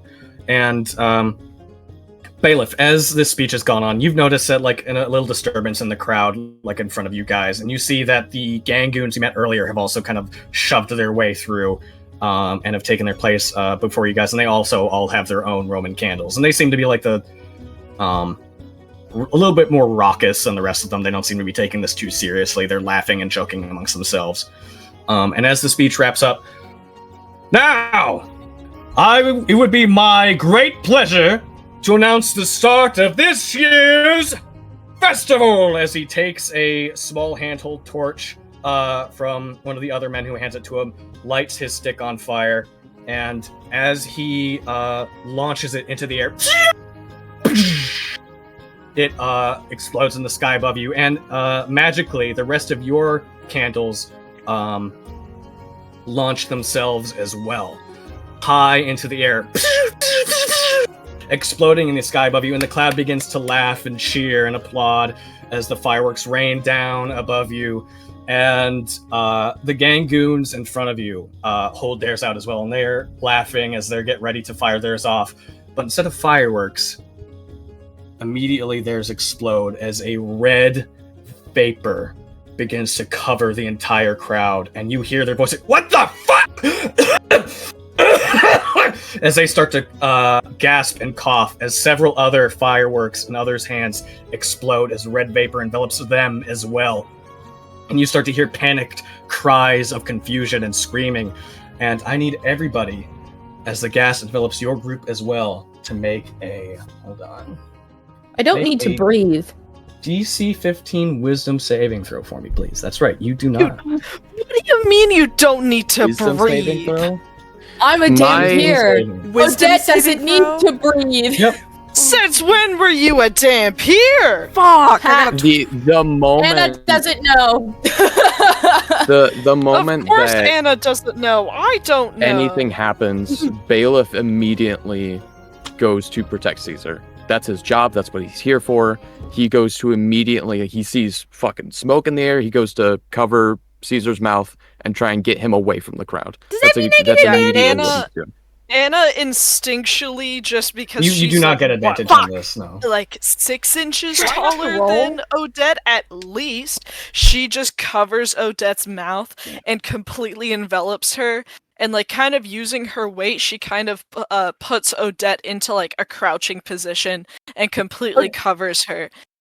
Odette, she carries a what- shawl, and she's gonna You try have to beat and a like DC shove- 15 whiz save. Yeah, I gotta fucking. She shoves a shawl on top of Anna's face.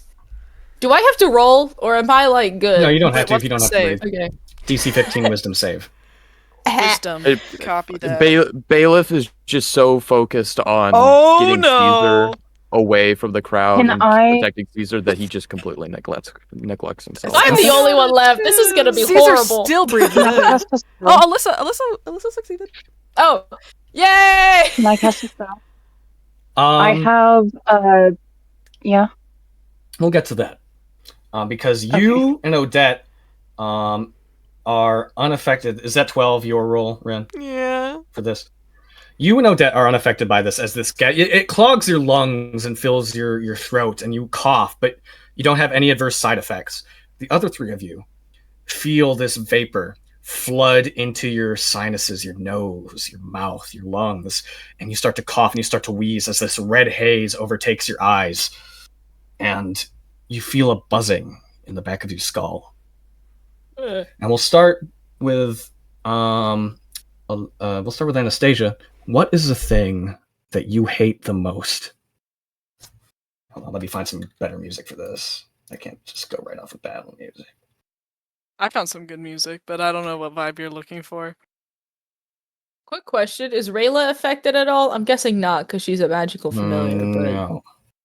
But okay, This good. is I a good one. DM'd you. This is I good. DM'd you. Never mind. Let me So check. what Let me do yours, then. Anastasia? Well, you double check if that's the vibe you're looking for. What was the question? What does Anastasia hate? No, I got an ad. Let me. How the fuck did you get an Yes, ad? that was Oh, the Spotify. question. Okay, this is good. This will work. Okay, so what does Anastasia hate the most?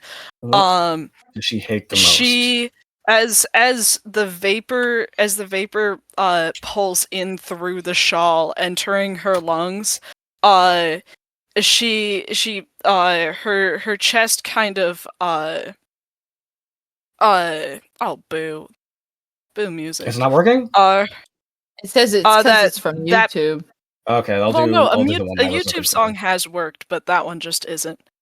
Her chest tightens and her stomach curls and her muscles tense as she sees glimpses of silver wings and ice breath.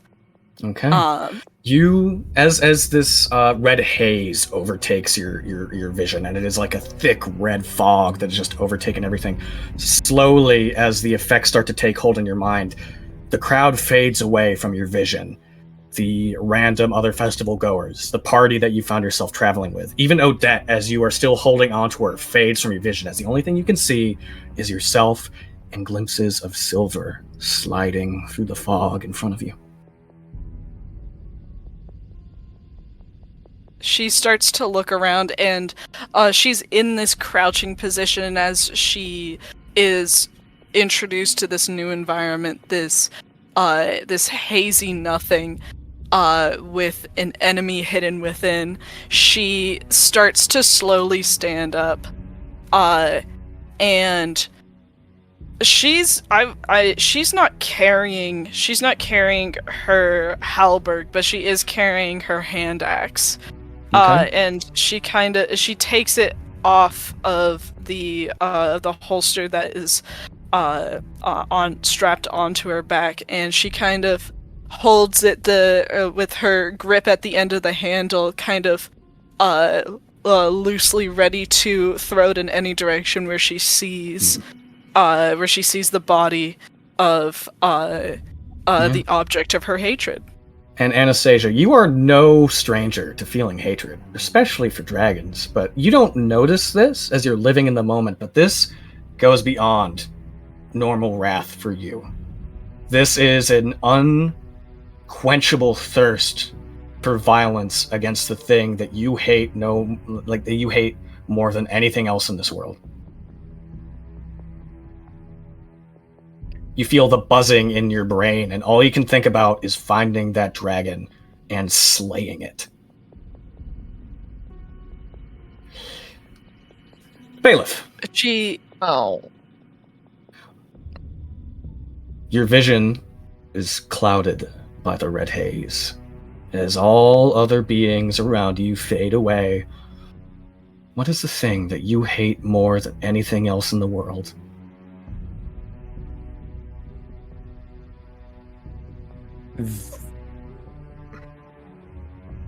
Bailiff hates those who try to take freedom away from others. And right now, that common group, that common enemy is the Cold Bloods. You see in the shadows of the fog silhouettes of gangsters, thugs, brigands, pushing around smaller citizens than they, tossing to the ground, laughing at their struggle, kicking them into the dirt. They vanish and reappear in different directions, and all you can hear is them laughing over the sounds of the people they're torturing. And you feel hate.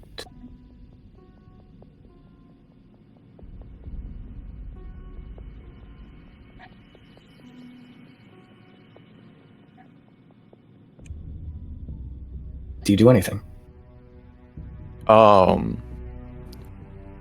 Bailiff doesn't yell or shout, but when he does get angry, his mind goes to his fists. So, in this moment, as he sees, this new group appear before him, he feels his hands tense. And without a single word, he just walks forward and winds back. Okay. Caesar. Your vision is clouded with red. Everyone fades around you. It's just you in the fog. And that which you hate most. What is it that Caesar sees? I don't know! He doesn't really hate anything! I mean, he's annoyed by shit, but he doesn't really hate! God! I'm not a hater, I'm just a little guy. Maybe he hates his own I'm a lover, grief. not a I don't fighter. know. I mean, we can hate it. We can hate ourselves. We can hate ourselves. Ooh, that's a good one. Okay. You see a figure approach you directly in the fog, and as it steps into your vision, you see yourself. I'll text you what you see. Mm-hmm.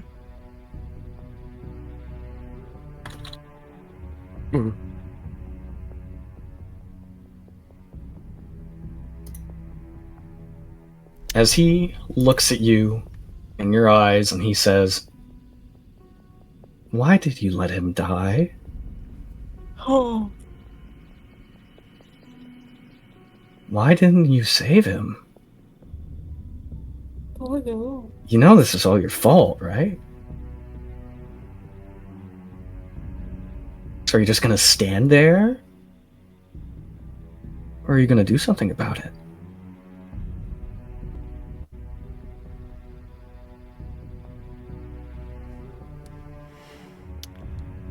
Oh. Fuck, Caesar's not one to come to violence, but if he's overcome with rage. This is the angriest you've ever felt in your life. You are being magically, neurologically compelled to strike out and lash at the thing that you hate most. And yeah, I'll stand up. I'm kind of I feel like he would be crying and shaking. Like tearing up. Okay. And Do you lash out at yourself? absolutely. Okay. This is the first time you've probably thrown a proper punch. Yes. And you rear back and flail your fist outward, which connects with the jaw of yourself, and you feel it connect, and it staggers backward before. Okay. My turn, as he just punches you in the jaw back, and you flop forward onto the dirt, onto the stone. Well, flop backward. And while this is happening, Odette and Ilara, you are unaffected by this gas, by this magical fog. And as you are able to come to your senses, as you clear the smoke from your lungs and are able to look around to see what's happening, you immediately you can hear screams and wails, shouts, and cries of anguish as you see silhouettes in the fog rushing back and forth, lashing at each other, people writhing on the ground. And you see your companions standing next to you. Odette, Anastasia has released her hit grip on you, and she is looking out into the fog. Bailiff, you have stepped backward from Caesar, and you see that his eyes are bloodshot. He's breathing heavily, and you see Caesar turn around and immediately punch him in the chest, to which Bailiff has no reaction before immediately rearing back his own fist and knocking Caesar to the ground. You feel bone crack as he lands. Anastasia, you rush off into the fog, leaving your companions behind. Odette and Ilara, what do you do? Odette is I would like. immediately. Go ahead. Oh, sorry, you go first. I would immediately rush to Bailiff to try and stop him in any way I can. Okay, Bailiff, you see as you punch out this one thug, another rushes to take its place. brandishing a dagger aimed at your heart. Without any kind of hesitation, I'm able to make multiple attacks per turn. So when I bring my right fist out, I immediately go into a left fist, straight into the second assailant's guts. Okay. Make an attack roll for me, please. Yeah, for sure.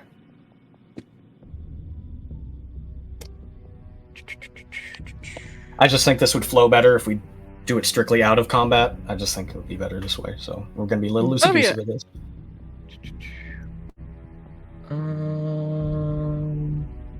I'm so glad I discovered I don't need to breathe. Let's see. Sorry, hold on. I should be able to re-roll when I miss. I just want to make sure. Where is it?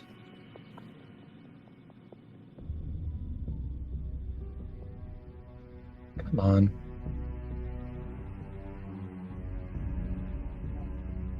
Yeah, if I miss, I'm able to re-roll. Okay. That is a 17 plus 6 to hit. Okay, does that hit your AC, Alara? That's a 23. What was it? Sorry. Does 23 hit? Yeah. All right. No, You are immediately struck in the stomach as Bailiff hits you with a low blow from his fist, and you stumble backward, clutching your abdomen. Should I roll damage? Oh, we don't need to roll damage. Okay. Odette is like, she's gripping onto Rayla's leash for dear life after feeling Anna leave. Rayla is yipping and trying to like pull you out of the fog. Follow Anna, Rayla. Follow Anna. Are you crazy? We have to get out of here. No, I can't leave her. As she immediately whips around and starts trailing where Anastasia went into the fog. Anastasia, you are surrounded by dragons slipping in and out of the fog. You strike each time you see a vision, and your hand connects with every single one. And you turn as you hear large, heavy footsteps behind you as a large, menacing silver dragon emerges from the fog, head first, glaring down at you, a rumble in its throat as it bares its fangs and spreads its wings. Anna doesn't have any fear in her expression. It's only hatred, only rage. And she looks and she stares dead at the dragon with pure focus. Her eyes are bloody and look to be almost tearing up as she is staring unblinking. And there's kind of this shudder and pulse that comes out of her body, this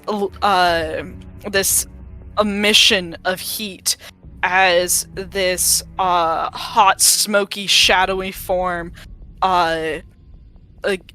gets pulled out of her as I manifest my echo. Okay. And my echo is a shadow of myself that seems to be this solid smoke, and you see that there are embers coming off of this figure. It's hunched and a lot more monstrous. It has almost clawed hands and almost short horns coming out of its head. Its hair drifts into smoke, and it starts to pace to the side of to one side as Anastasia paces to the opposite side. Okay. Odette, you see this. Do you do anything? How do you approach? Oh God. Okay. Are they coming towards? Well, actually, I don't know. They're like kind of circling you right now. Oh, they're circling me. Lovely. Okay. Okay. I pray to God this works. Hold on.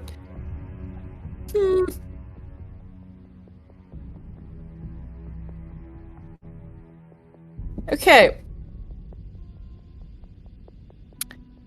So, while still holding on to the leash, Odette's going to reach into one of her, like, pouches or pocket or something, and she's going to pull out, some parsley, and she's going to throw it into her incense burner, and it lights a flame, and there is this earthy green smoke as she begins swinging this burner around before smashing it into the ground, and I cast Earth Tremor.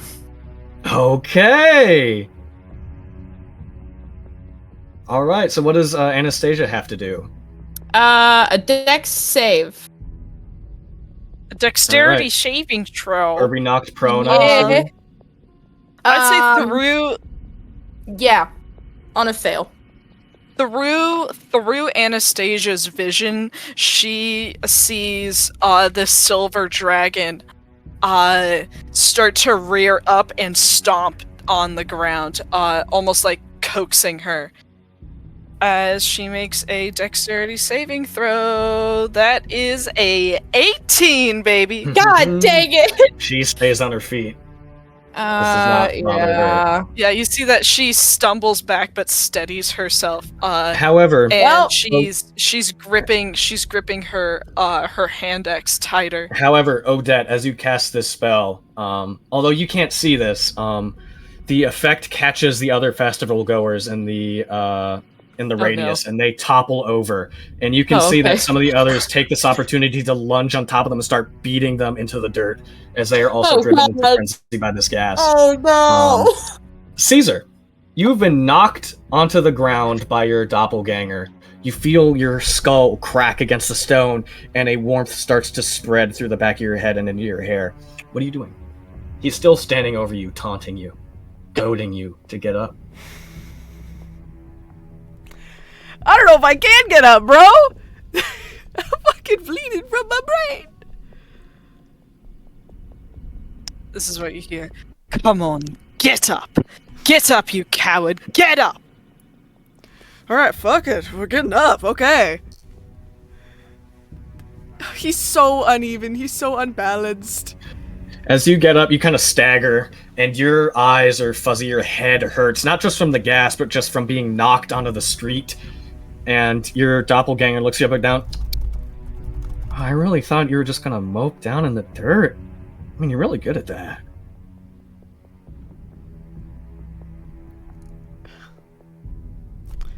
He's sobbing, bro.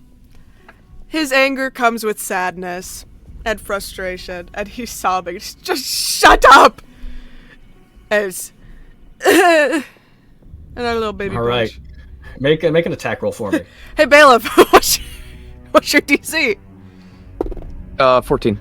It's Cool. not I for rolled. bailiff. Oh well, I rolled a 2 anyways. So You rolled a 2.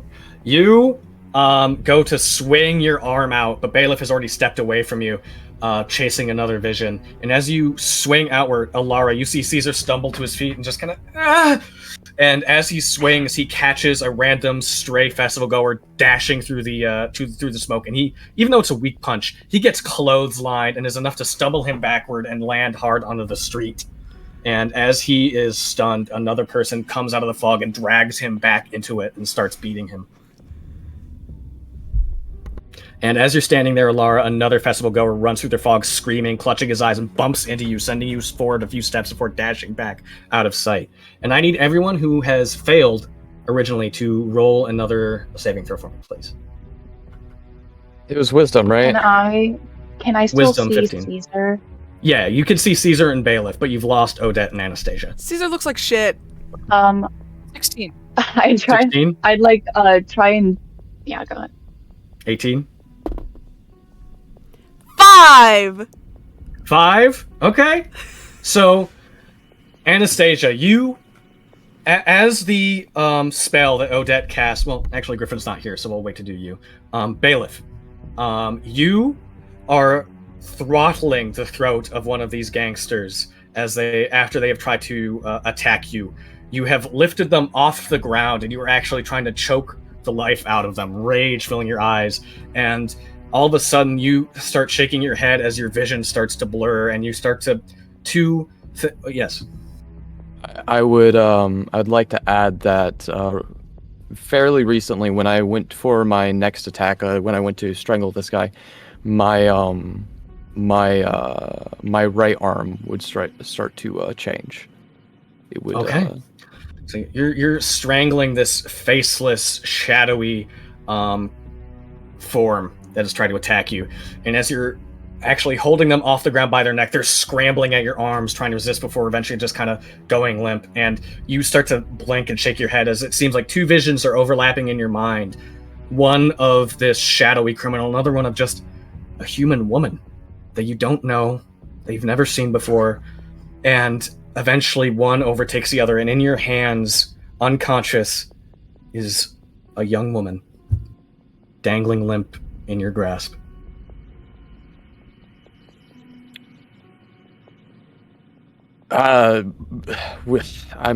Bailiff wouldn't even know what to say. He would just see his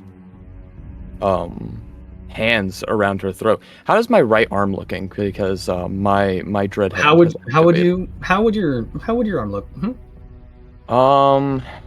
Well, what does it look like when you cast this? It's a little difficult to say because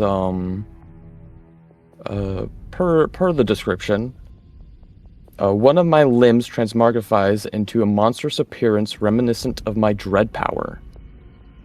So, well, how would you like that to look? How would I like that to look?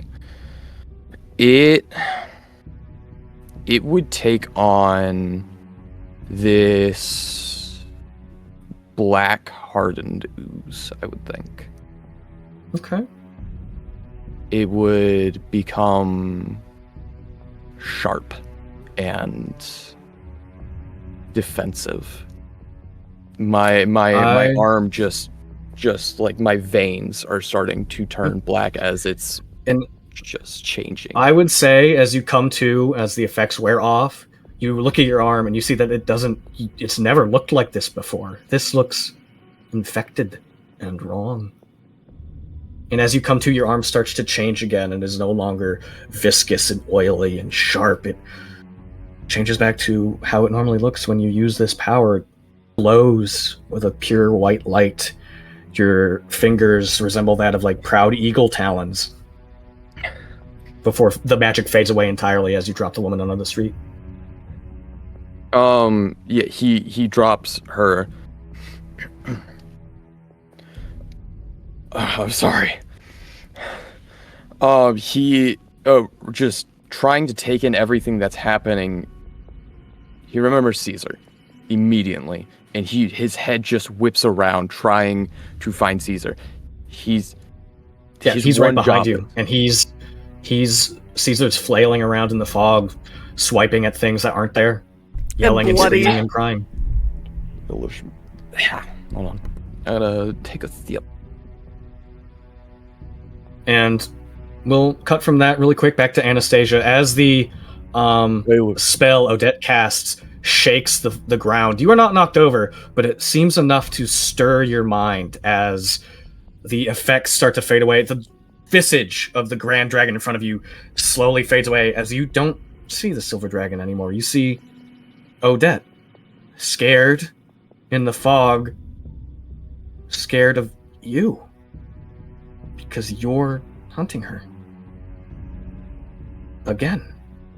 You're hunting a friend. Again. Odette, at this point, I'm guessing she noticed Aurelia had said something to the effect of, that did not work. Mm. And you see her incense burner has smoke coming out of it of like green. And a heavy scent of cooked parsley as there are tears running down her face because she's terrified.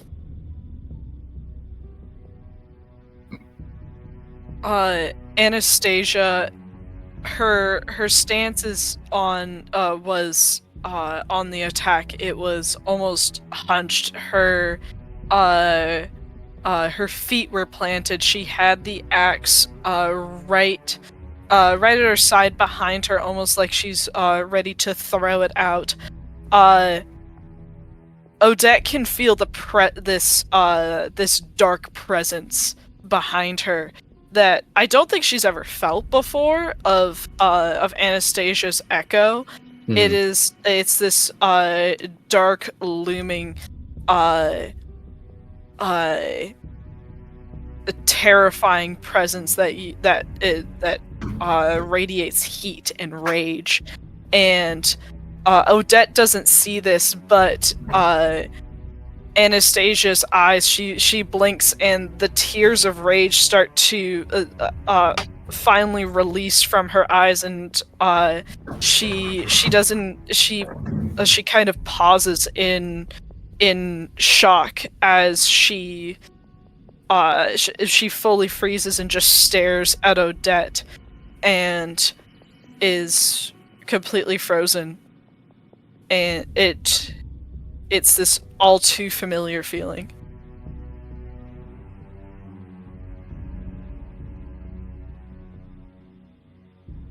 Odette, you see where Anastasia was before, crouched, ready to pounce on you. You see, after you cast your spell, her stance starts to slacken as her arms fall heavy at her side, and she looks at you, and you can see the recognition in her eyes that the spell, whatever this is, has been broken. And you just see she's filled with guilt and shame as she's looking at you. But you can tell that even though you might not knocked her over, you saved her from the effects of whatever this fog is.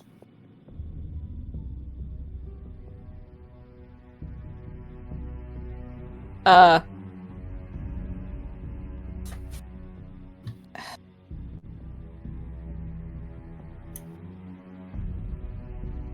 think she definitely noticed a shift to let her know something was different. And she'd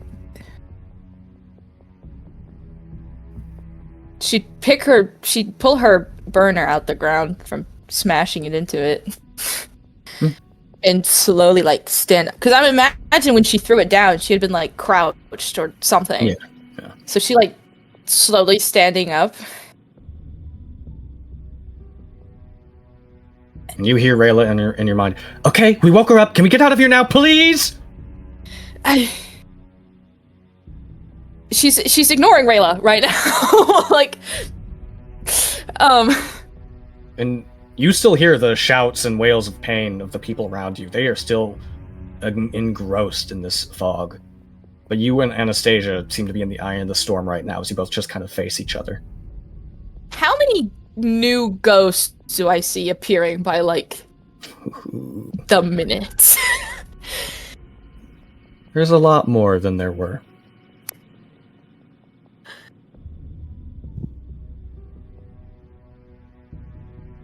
Anna, you can notice Odette's, her head's turning around, as if she's looking around, even though you know she's blind, and her face goes from fear towards you, towards fear in general.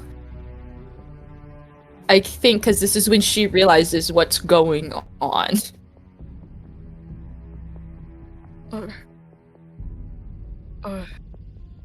Odette,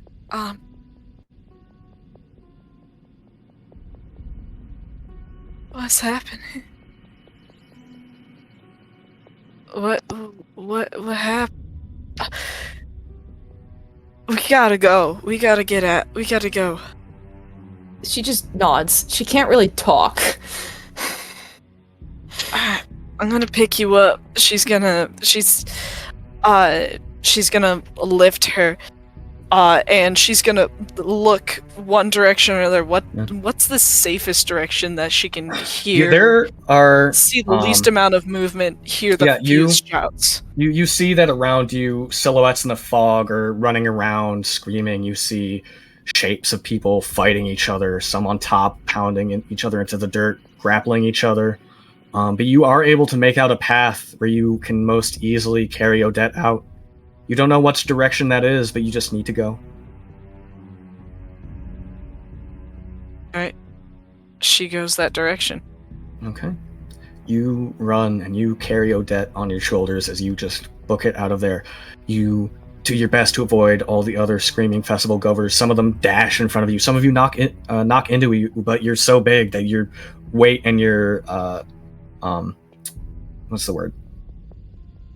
They run into you, but your weight is just enough to knock them sprawling back onto the ground. That you are not fazed by them at all. You are focused on getting both of you out of here. And I'm an unstoppable force, basically. exactly, you're like a linebacker running it down right now. But you do eventually rush out of the fog, and you find yourself near the cafe that only a few hours ago you were sitting eating a pleasant lunch with everyone. And you look back and you see this cloud is massive. It covers the entire section of the street. And you can see guards, what few are left that weren't affected, are rushing in, trying to save people before they too are unknowingly enveloped by the gas and succumb to their effects. Now, Alara, you see that Caesar is still thrashing about, wailing, but you also see that Bailiff has dropped to his knees and is looking around, and he turns his head to you, and you can see that his eyes are bloodshot and veiny and watering as he looks at you in this just look of despair and shock on his face, and you can tell immediately that he has realized what's going on. Alara is going to just look and acknowledge that he's not harming anyone and then immediately turn to Caesar and try and cast Hold Person to try and just stop him. Okay. Whoa, I gotta roll for that. Roll. Yeah, I'd say roll a disadvantage because you're currently crazy. Yeah, and you have to roll a Wisdom saving throw. Oh, great! 10. I rolled a 9/11, so. Why did I do that face? That's fucked up. Yeah, so that's a 10. Does it have to beat my Wisdom? Is that how that works? It has to beat your Wisdom DC. It should say on your spells somewhere. Yeah, it's your save DC, which is that's another thing that you should probably throw in your notes. If you can't find it, we could, just for the sake of like this game, just call it like a 15 or something. I mean, I got a 10. Spell save DC. It's 8 plus It's your like, proficiency plus your Wisdom modifier. Yeah, so there's like no way it's 10. There's no way Caesar beats this. Unless you don't have any wisdom. Which would be really funny. Oh, I have some wisdom. Okay. Oh, I'm wise.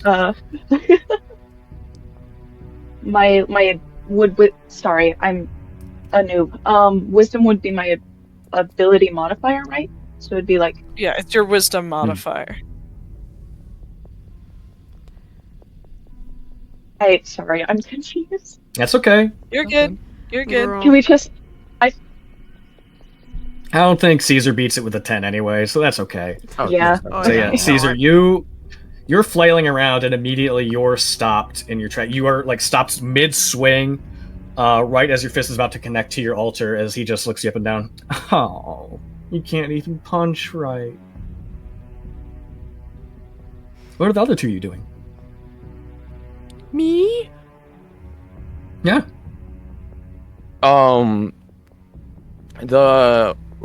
I lock eyes with, how do you say your name again? Alara. Alara? Okay. I lock eyes with Alara.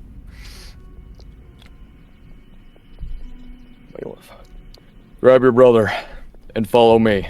I got Caesar. And I dash towards Caesar. I scoop him up, literally just cradling him against me. And you feel the hot blood on the back of his head against your arm. Yeah, I'm like cradling your skull as well. Caesar, you see, even in this, as Bailiff picks you up, his form materializes in your vision, and you recognize him as Bailiff. But as he turns to carry you away, your doppelganger just stands still, arms politely clasped at his waist, as he just, I'll see you soon. Man, fuck that guy. And you are Would carried... I see Darren? Oh, sorry. Yeah. I'll say Varen was also able to resist the gas's effects, and he was just kind of busy trying to save all the other random festival goers. But he, noticing that you are all getting ready to leave, he grabs who he can and follows you all out. I am heading straight towards the safest place I know, which is my family's inn.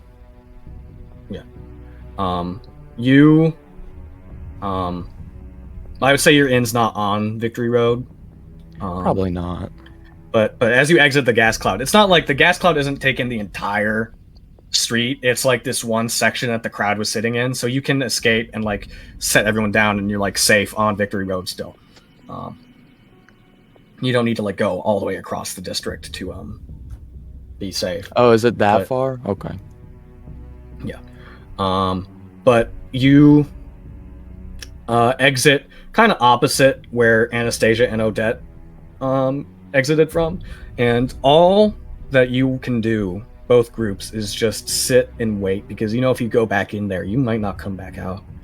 And the gas lingers in the air for about 10 minutes, and no more guards are coming to help. Everyone who is nearby has been trapped by the gas. All the other festival goers that haven't been caught in it have escaped already. And all you can hear is just the sounds of people fighting each other and screaming until eventually it goes quiet. And then... let me stop that. And as you are... well, let's see here. I have to put that in now. So you guys are all safely away, sitting at the street, just watching and looking, waiting for this gas cloud to fade. And as the gas begins to clear, you all take in your surroundings. The crowd is scattered and bloodied. Broken bodies lay on the street. Whether they are dead or not, you cannot say. A faint red haze still lingers in the air as some of them begin to stir.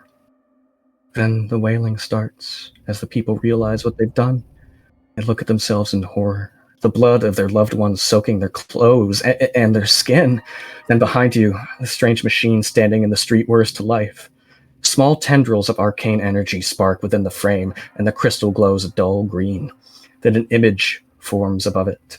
A giant 10-foot-tall apparition of a man dressed in a high collared overcoat, his face hidden behind a decrepit iron mask that resembles a decaying skull with wires sewn between the lips and eye holes. His voice rasps as he speaks, like 1,000 insects attempting to claw free of his throat. This demonstration used just 5 ounces of my latest toxin. Soon, this will seem like child's play. Calistair, this is your only warning. And that's where we're going to end the session tonight. No! What? No! No! Oh my god! Can I ask one question? Yeah! When I was pulled out of the mist, did it wear off or did it take a few minutes? Yeah, it wore off. I forgot to mention that, but it Okay. did wear off pretty soon. Does after- Odette recognize that voice No. at all? Oh my god! Okay. And I think No one recognizes Sounds this. bad and good. I'm just gonna... With the damage Caesar took, I think he would have passed out. That is going... I would have... Yeah. Yeah. I don't think he saw any of that. Or if he did, he The- passed out right after. The moment that we got to safety, since we didn't run to the end like Bailiff would want to have, he would have started like treating your wounds to the best of his abilities. Yeah, and then all my that shit fractured happened. fucking skull. Hey, he might Fucking forget about his hell. husband. Sorry, that was really bad. Oh, he won't! I promise you! You know what that apparition was saying to him? Yay! Why didn't you save him? Session Why didn't you save one, him? everybody! Session No, no, no, one. I'm gonna Fine. say... What's Okay, your guys. favorite part?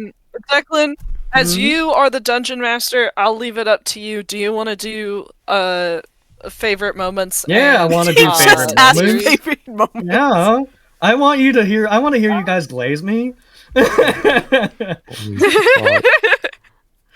So yeah, Guys. what was everyone's favorite moments? We'll go from. We'll just go in order of who's on my camera. Alana, what was your favorite?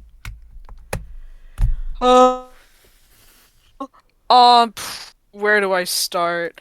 Dude, when the gas got dropped, I just gotta say, when the gas got dropped and you just describing, and specifically the question of what do you hate the most?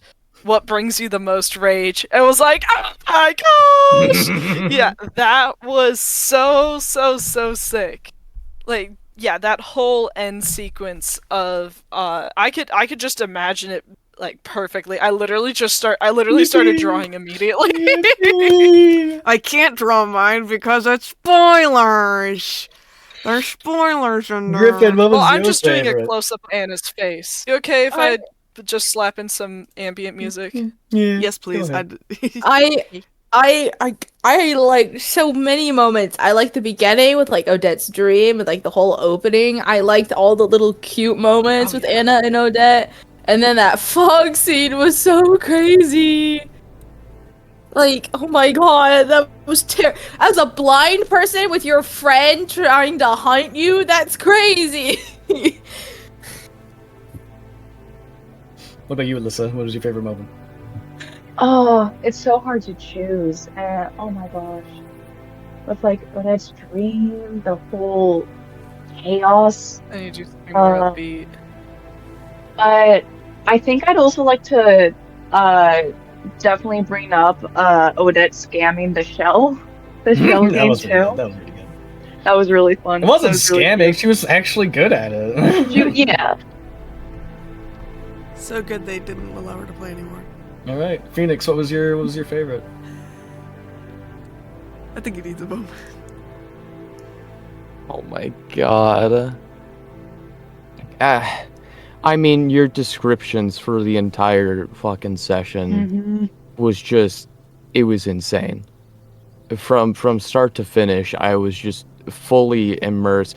I mean, basically what everybody else said. The fog scene is so perfectly ingrained in my memory. Like I can see it so perfectly.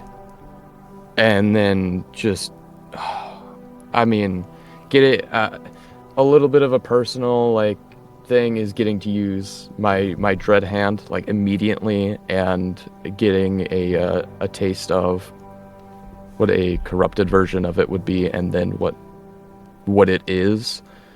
That was. I'm so fucking excited for tomorrow. I am so Oh my gosh, we get to play tomorrow! It's true, that is tomorrow. I'm sorry to everybody else, but this instantly became my #1 favorite campaign. Like without a doubt. It just instantly. I don't blame you. Like, oh wait, can I? so good. Since we're all talking about the same thing, can I change my favorite moment? Intro. The intro. Completely forgot about the intro. So much. The intro. So much. Oh my gosh, that was like the most Lovecraftian, like maddening thing. Dude, that's what the next session is of Prozo. That's what the vibes that I want it to be like. And I'm like, dude, he's doing exactly what I want. He oh took my it out of gosh, my he's brain. stealing it. Yeah. He stole my idea. I'm stealing your stuff. He said, "My get out!" He's in my head. What was your favorite moment, Rin? Oh god.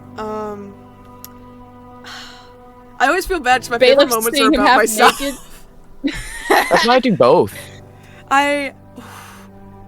This is kind of a both because it's not just me, but it's also Dex DMing. The entire hatred scene. Caesar's hatred.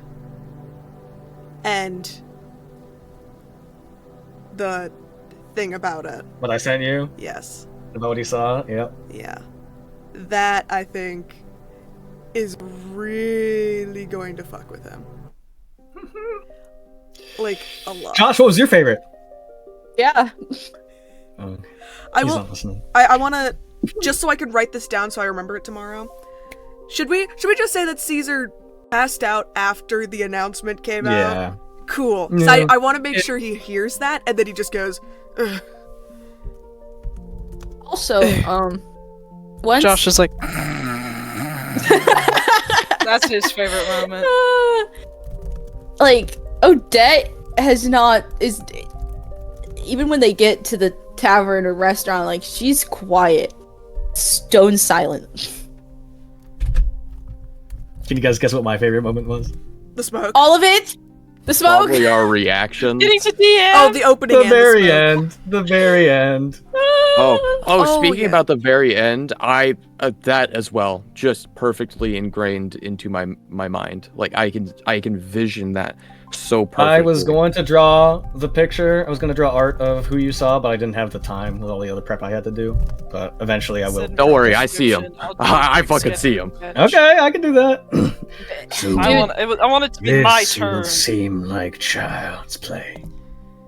dude, the scene where Bailiff realizes he's just killed a woman and probably other people was so... I will say, you know what? I'll let you guys. I'll let you guys feel a little bit better. If you had stopped to check the woman, she was alive. You did not kill her straight no, up. she's got to be dead. It's okay. Bailiff almost You killed gotta Caesar. commit. She's Trust gotta me, be dead. with how Bailiff's character is, just choking her out is enough to traumatize him. That's enough to fuck with him. Yeah, The thing, like, dude, this, like, as soon as you were describing this bigger dragon in front of Anna, after I said I chased after her, I was like, oh no, I'm gonna die. This is how a dies. New character session 2. Oh, I have another favorite moment. Knowing that after like going for like after Declan saying that I punched Caesar and then God, why can I not remember her name? Alara. Alara? It's very words are just not with me today. But and then him saying Alara's coming at me. What do I want to do? I already know, but I know that I'm going to, after that, I'm like, okay, the tone has been set.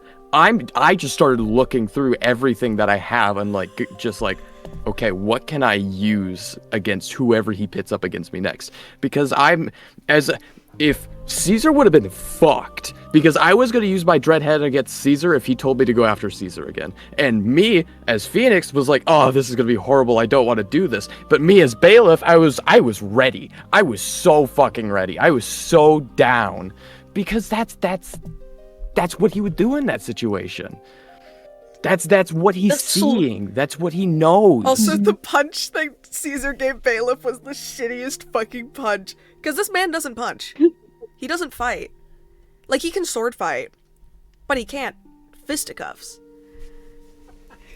The slow, like, I don't know if it was slow, but like, that moment of realization realization for us, like as players, of what was happening with the, like, people were fighting each other was crazy. Oh, I immediately knew we were going to start fighting each other. I also immediately was like, oh, Roman candles. You could see I texted, I said, this will only go well. Something's gonna happen. I'm not gonna lie, during the Roman candle thing, I was like, man, I am getting so tired. I might have to say we have to end this earlier. And then that happened, and I was wide awake. I knew the second that he mentioned that box, I fucking knew it. I fucking knew that something was gonna happen. Oh no, that was fucked up. Me too. And my dice was kept like, failing me. All of our dice kept, I couldn't do anything. Oh yeah. My dad was blind. It was great for failing those rolls though in the smoke. I was like, yeah. Oh, yeah. I think these are gonna stay nice. How did you guys all like the intros for everybody? Oh, those were so Dude, good. my They mom were so showed me good. so They were so mad. cute. That was what I put the most work into, honestly, for this session. Anna and The Odette are intros great. so cute when they're not traumatized. I wasn't entirely sure on how Bailiff was going to act yet, because I mean you can only do so much when creating a character before you actually get to actually play them. So when I just started playing as Bailiff, even though this entire session I was struggling to do his voice, it was still so much fun. I love And Bailiff's just really personality. Bailiff is so lovely. He's so I'm so sweet. sorry that I have to be a bitch to him. Hey, it's okay. He doesn't care, like literally at all. He'll make out for it. This was, dude, I wish we could keep playing because this is so good. Tomorrow night we get 6 more hours. Well, this recording is 5 Oh, hours, yeah. 27 minutes. Oh yeah, we should probably stop the recording. Goodbye, recording. Yeah, we should All also. right, thanks for listening, guys. Goodbye. Goodbye. Goodbye. Goodbye. Goodbye.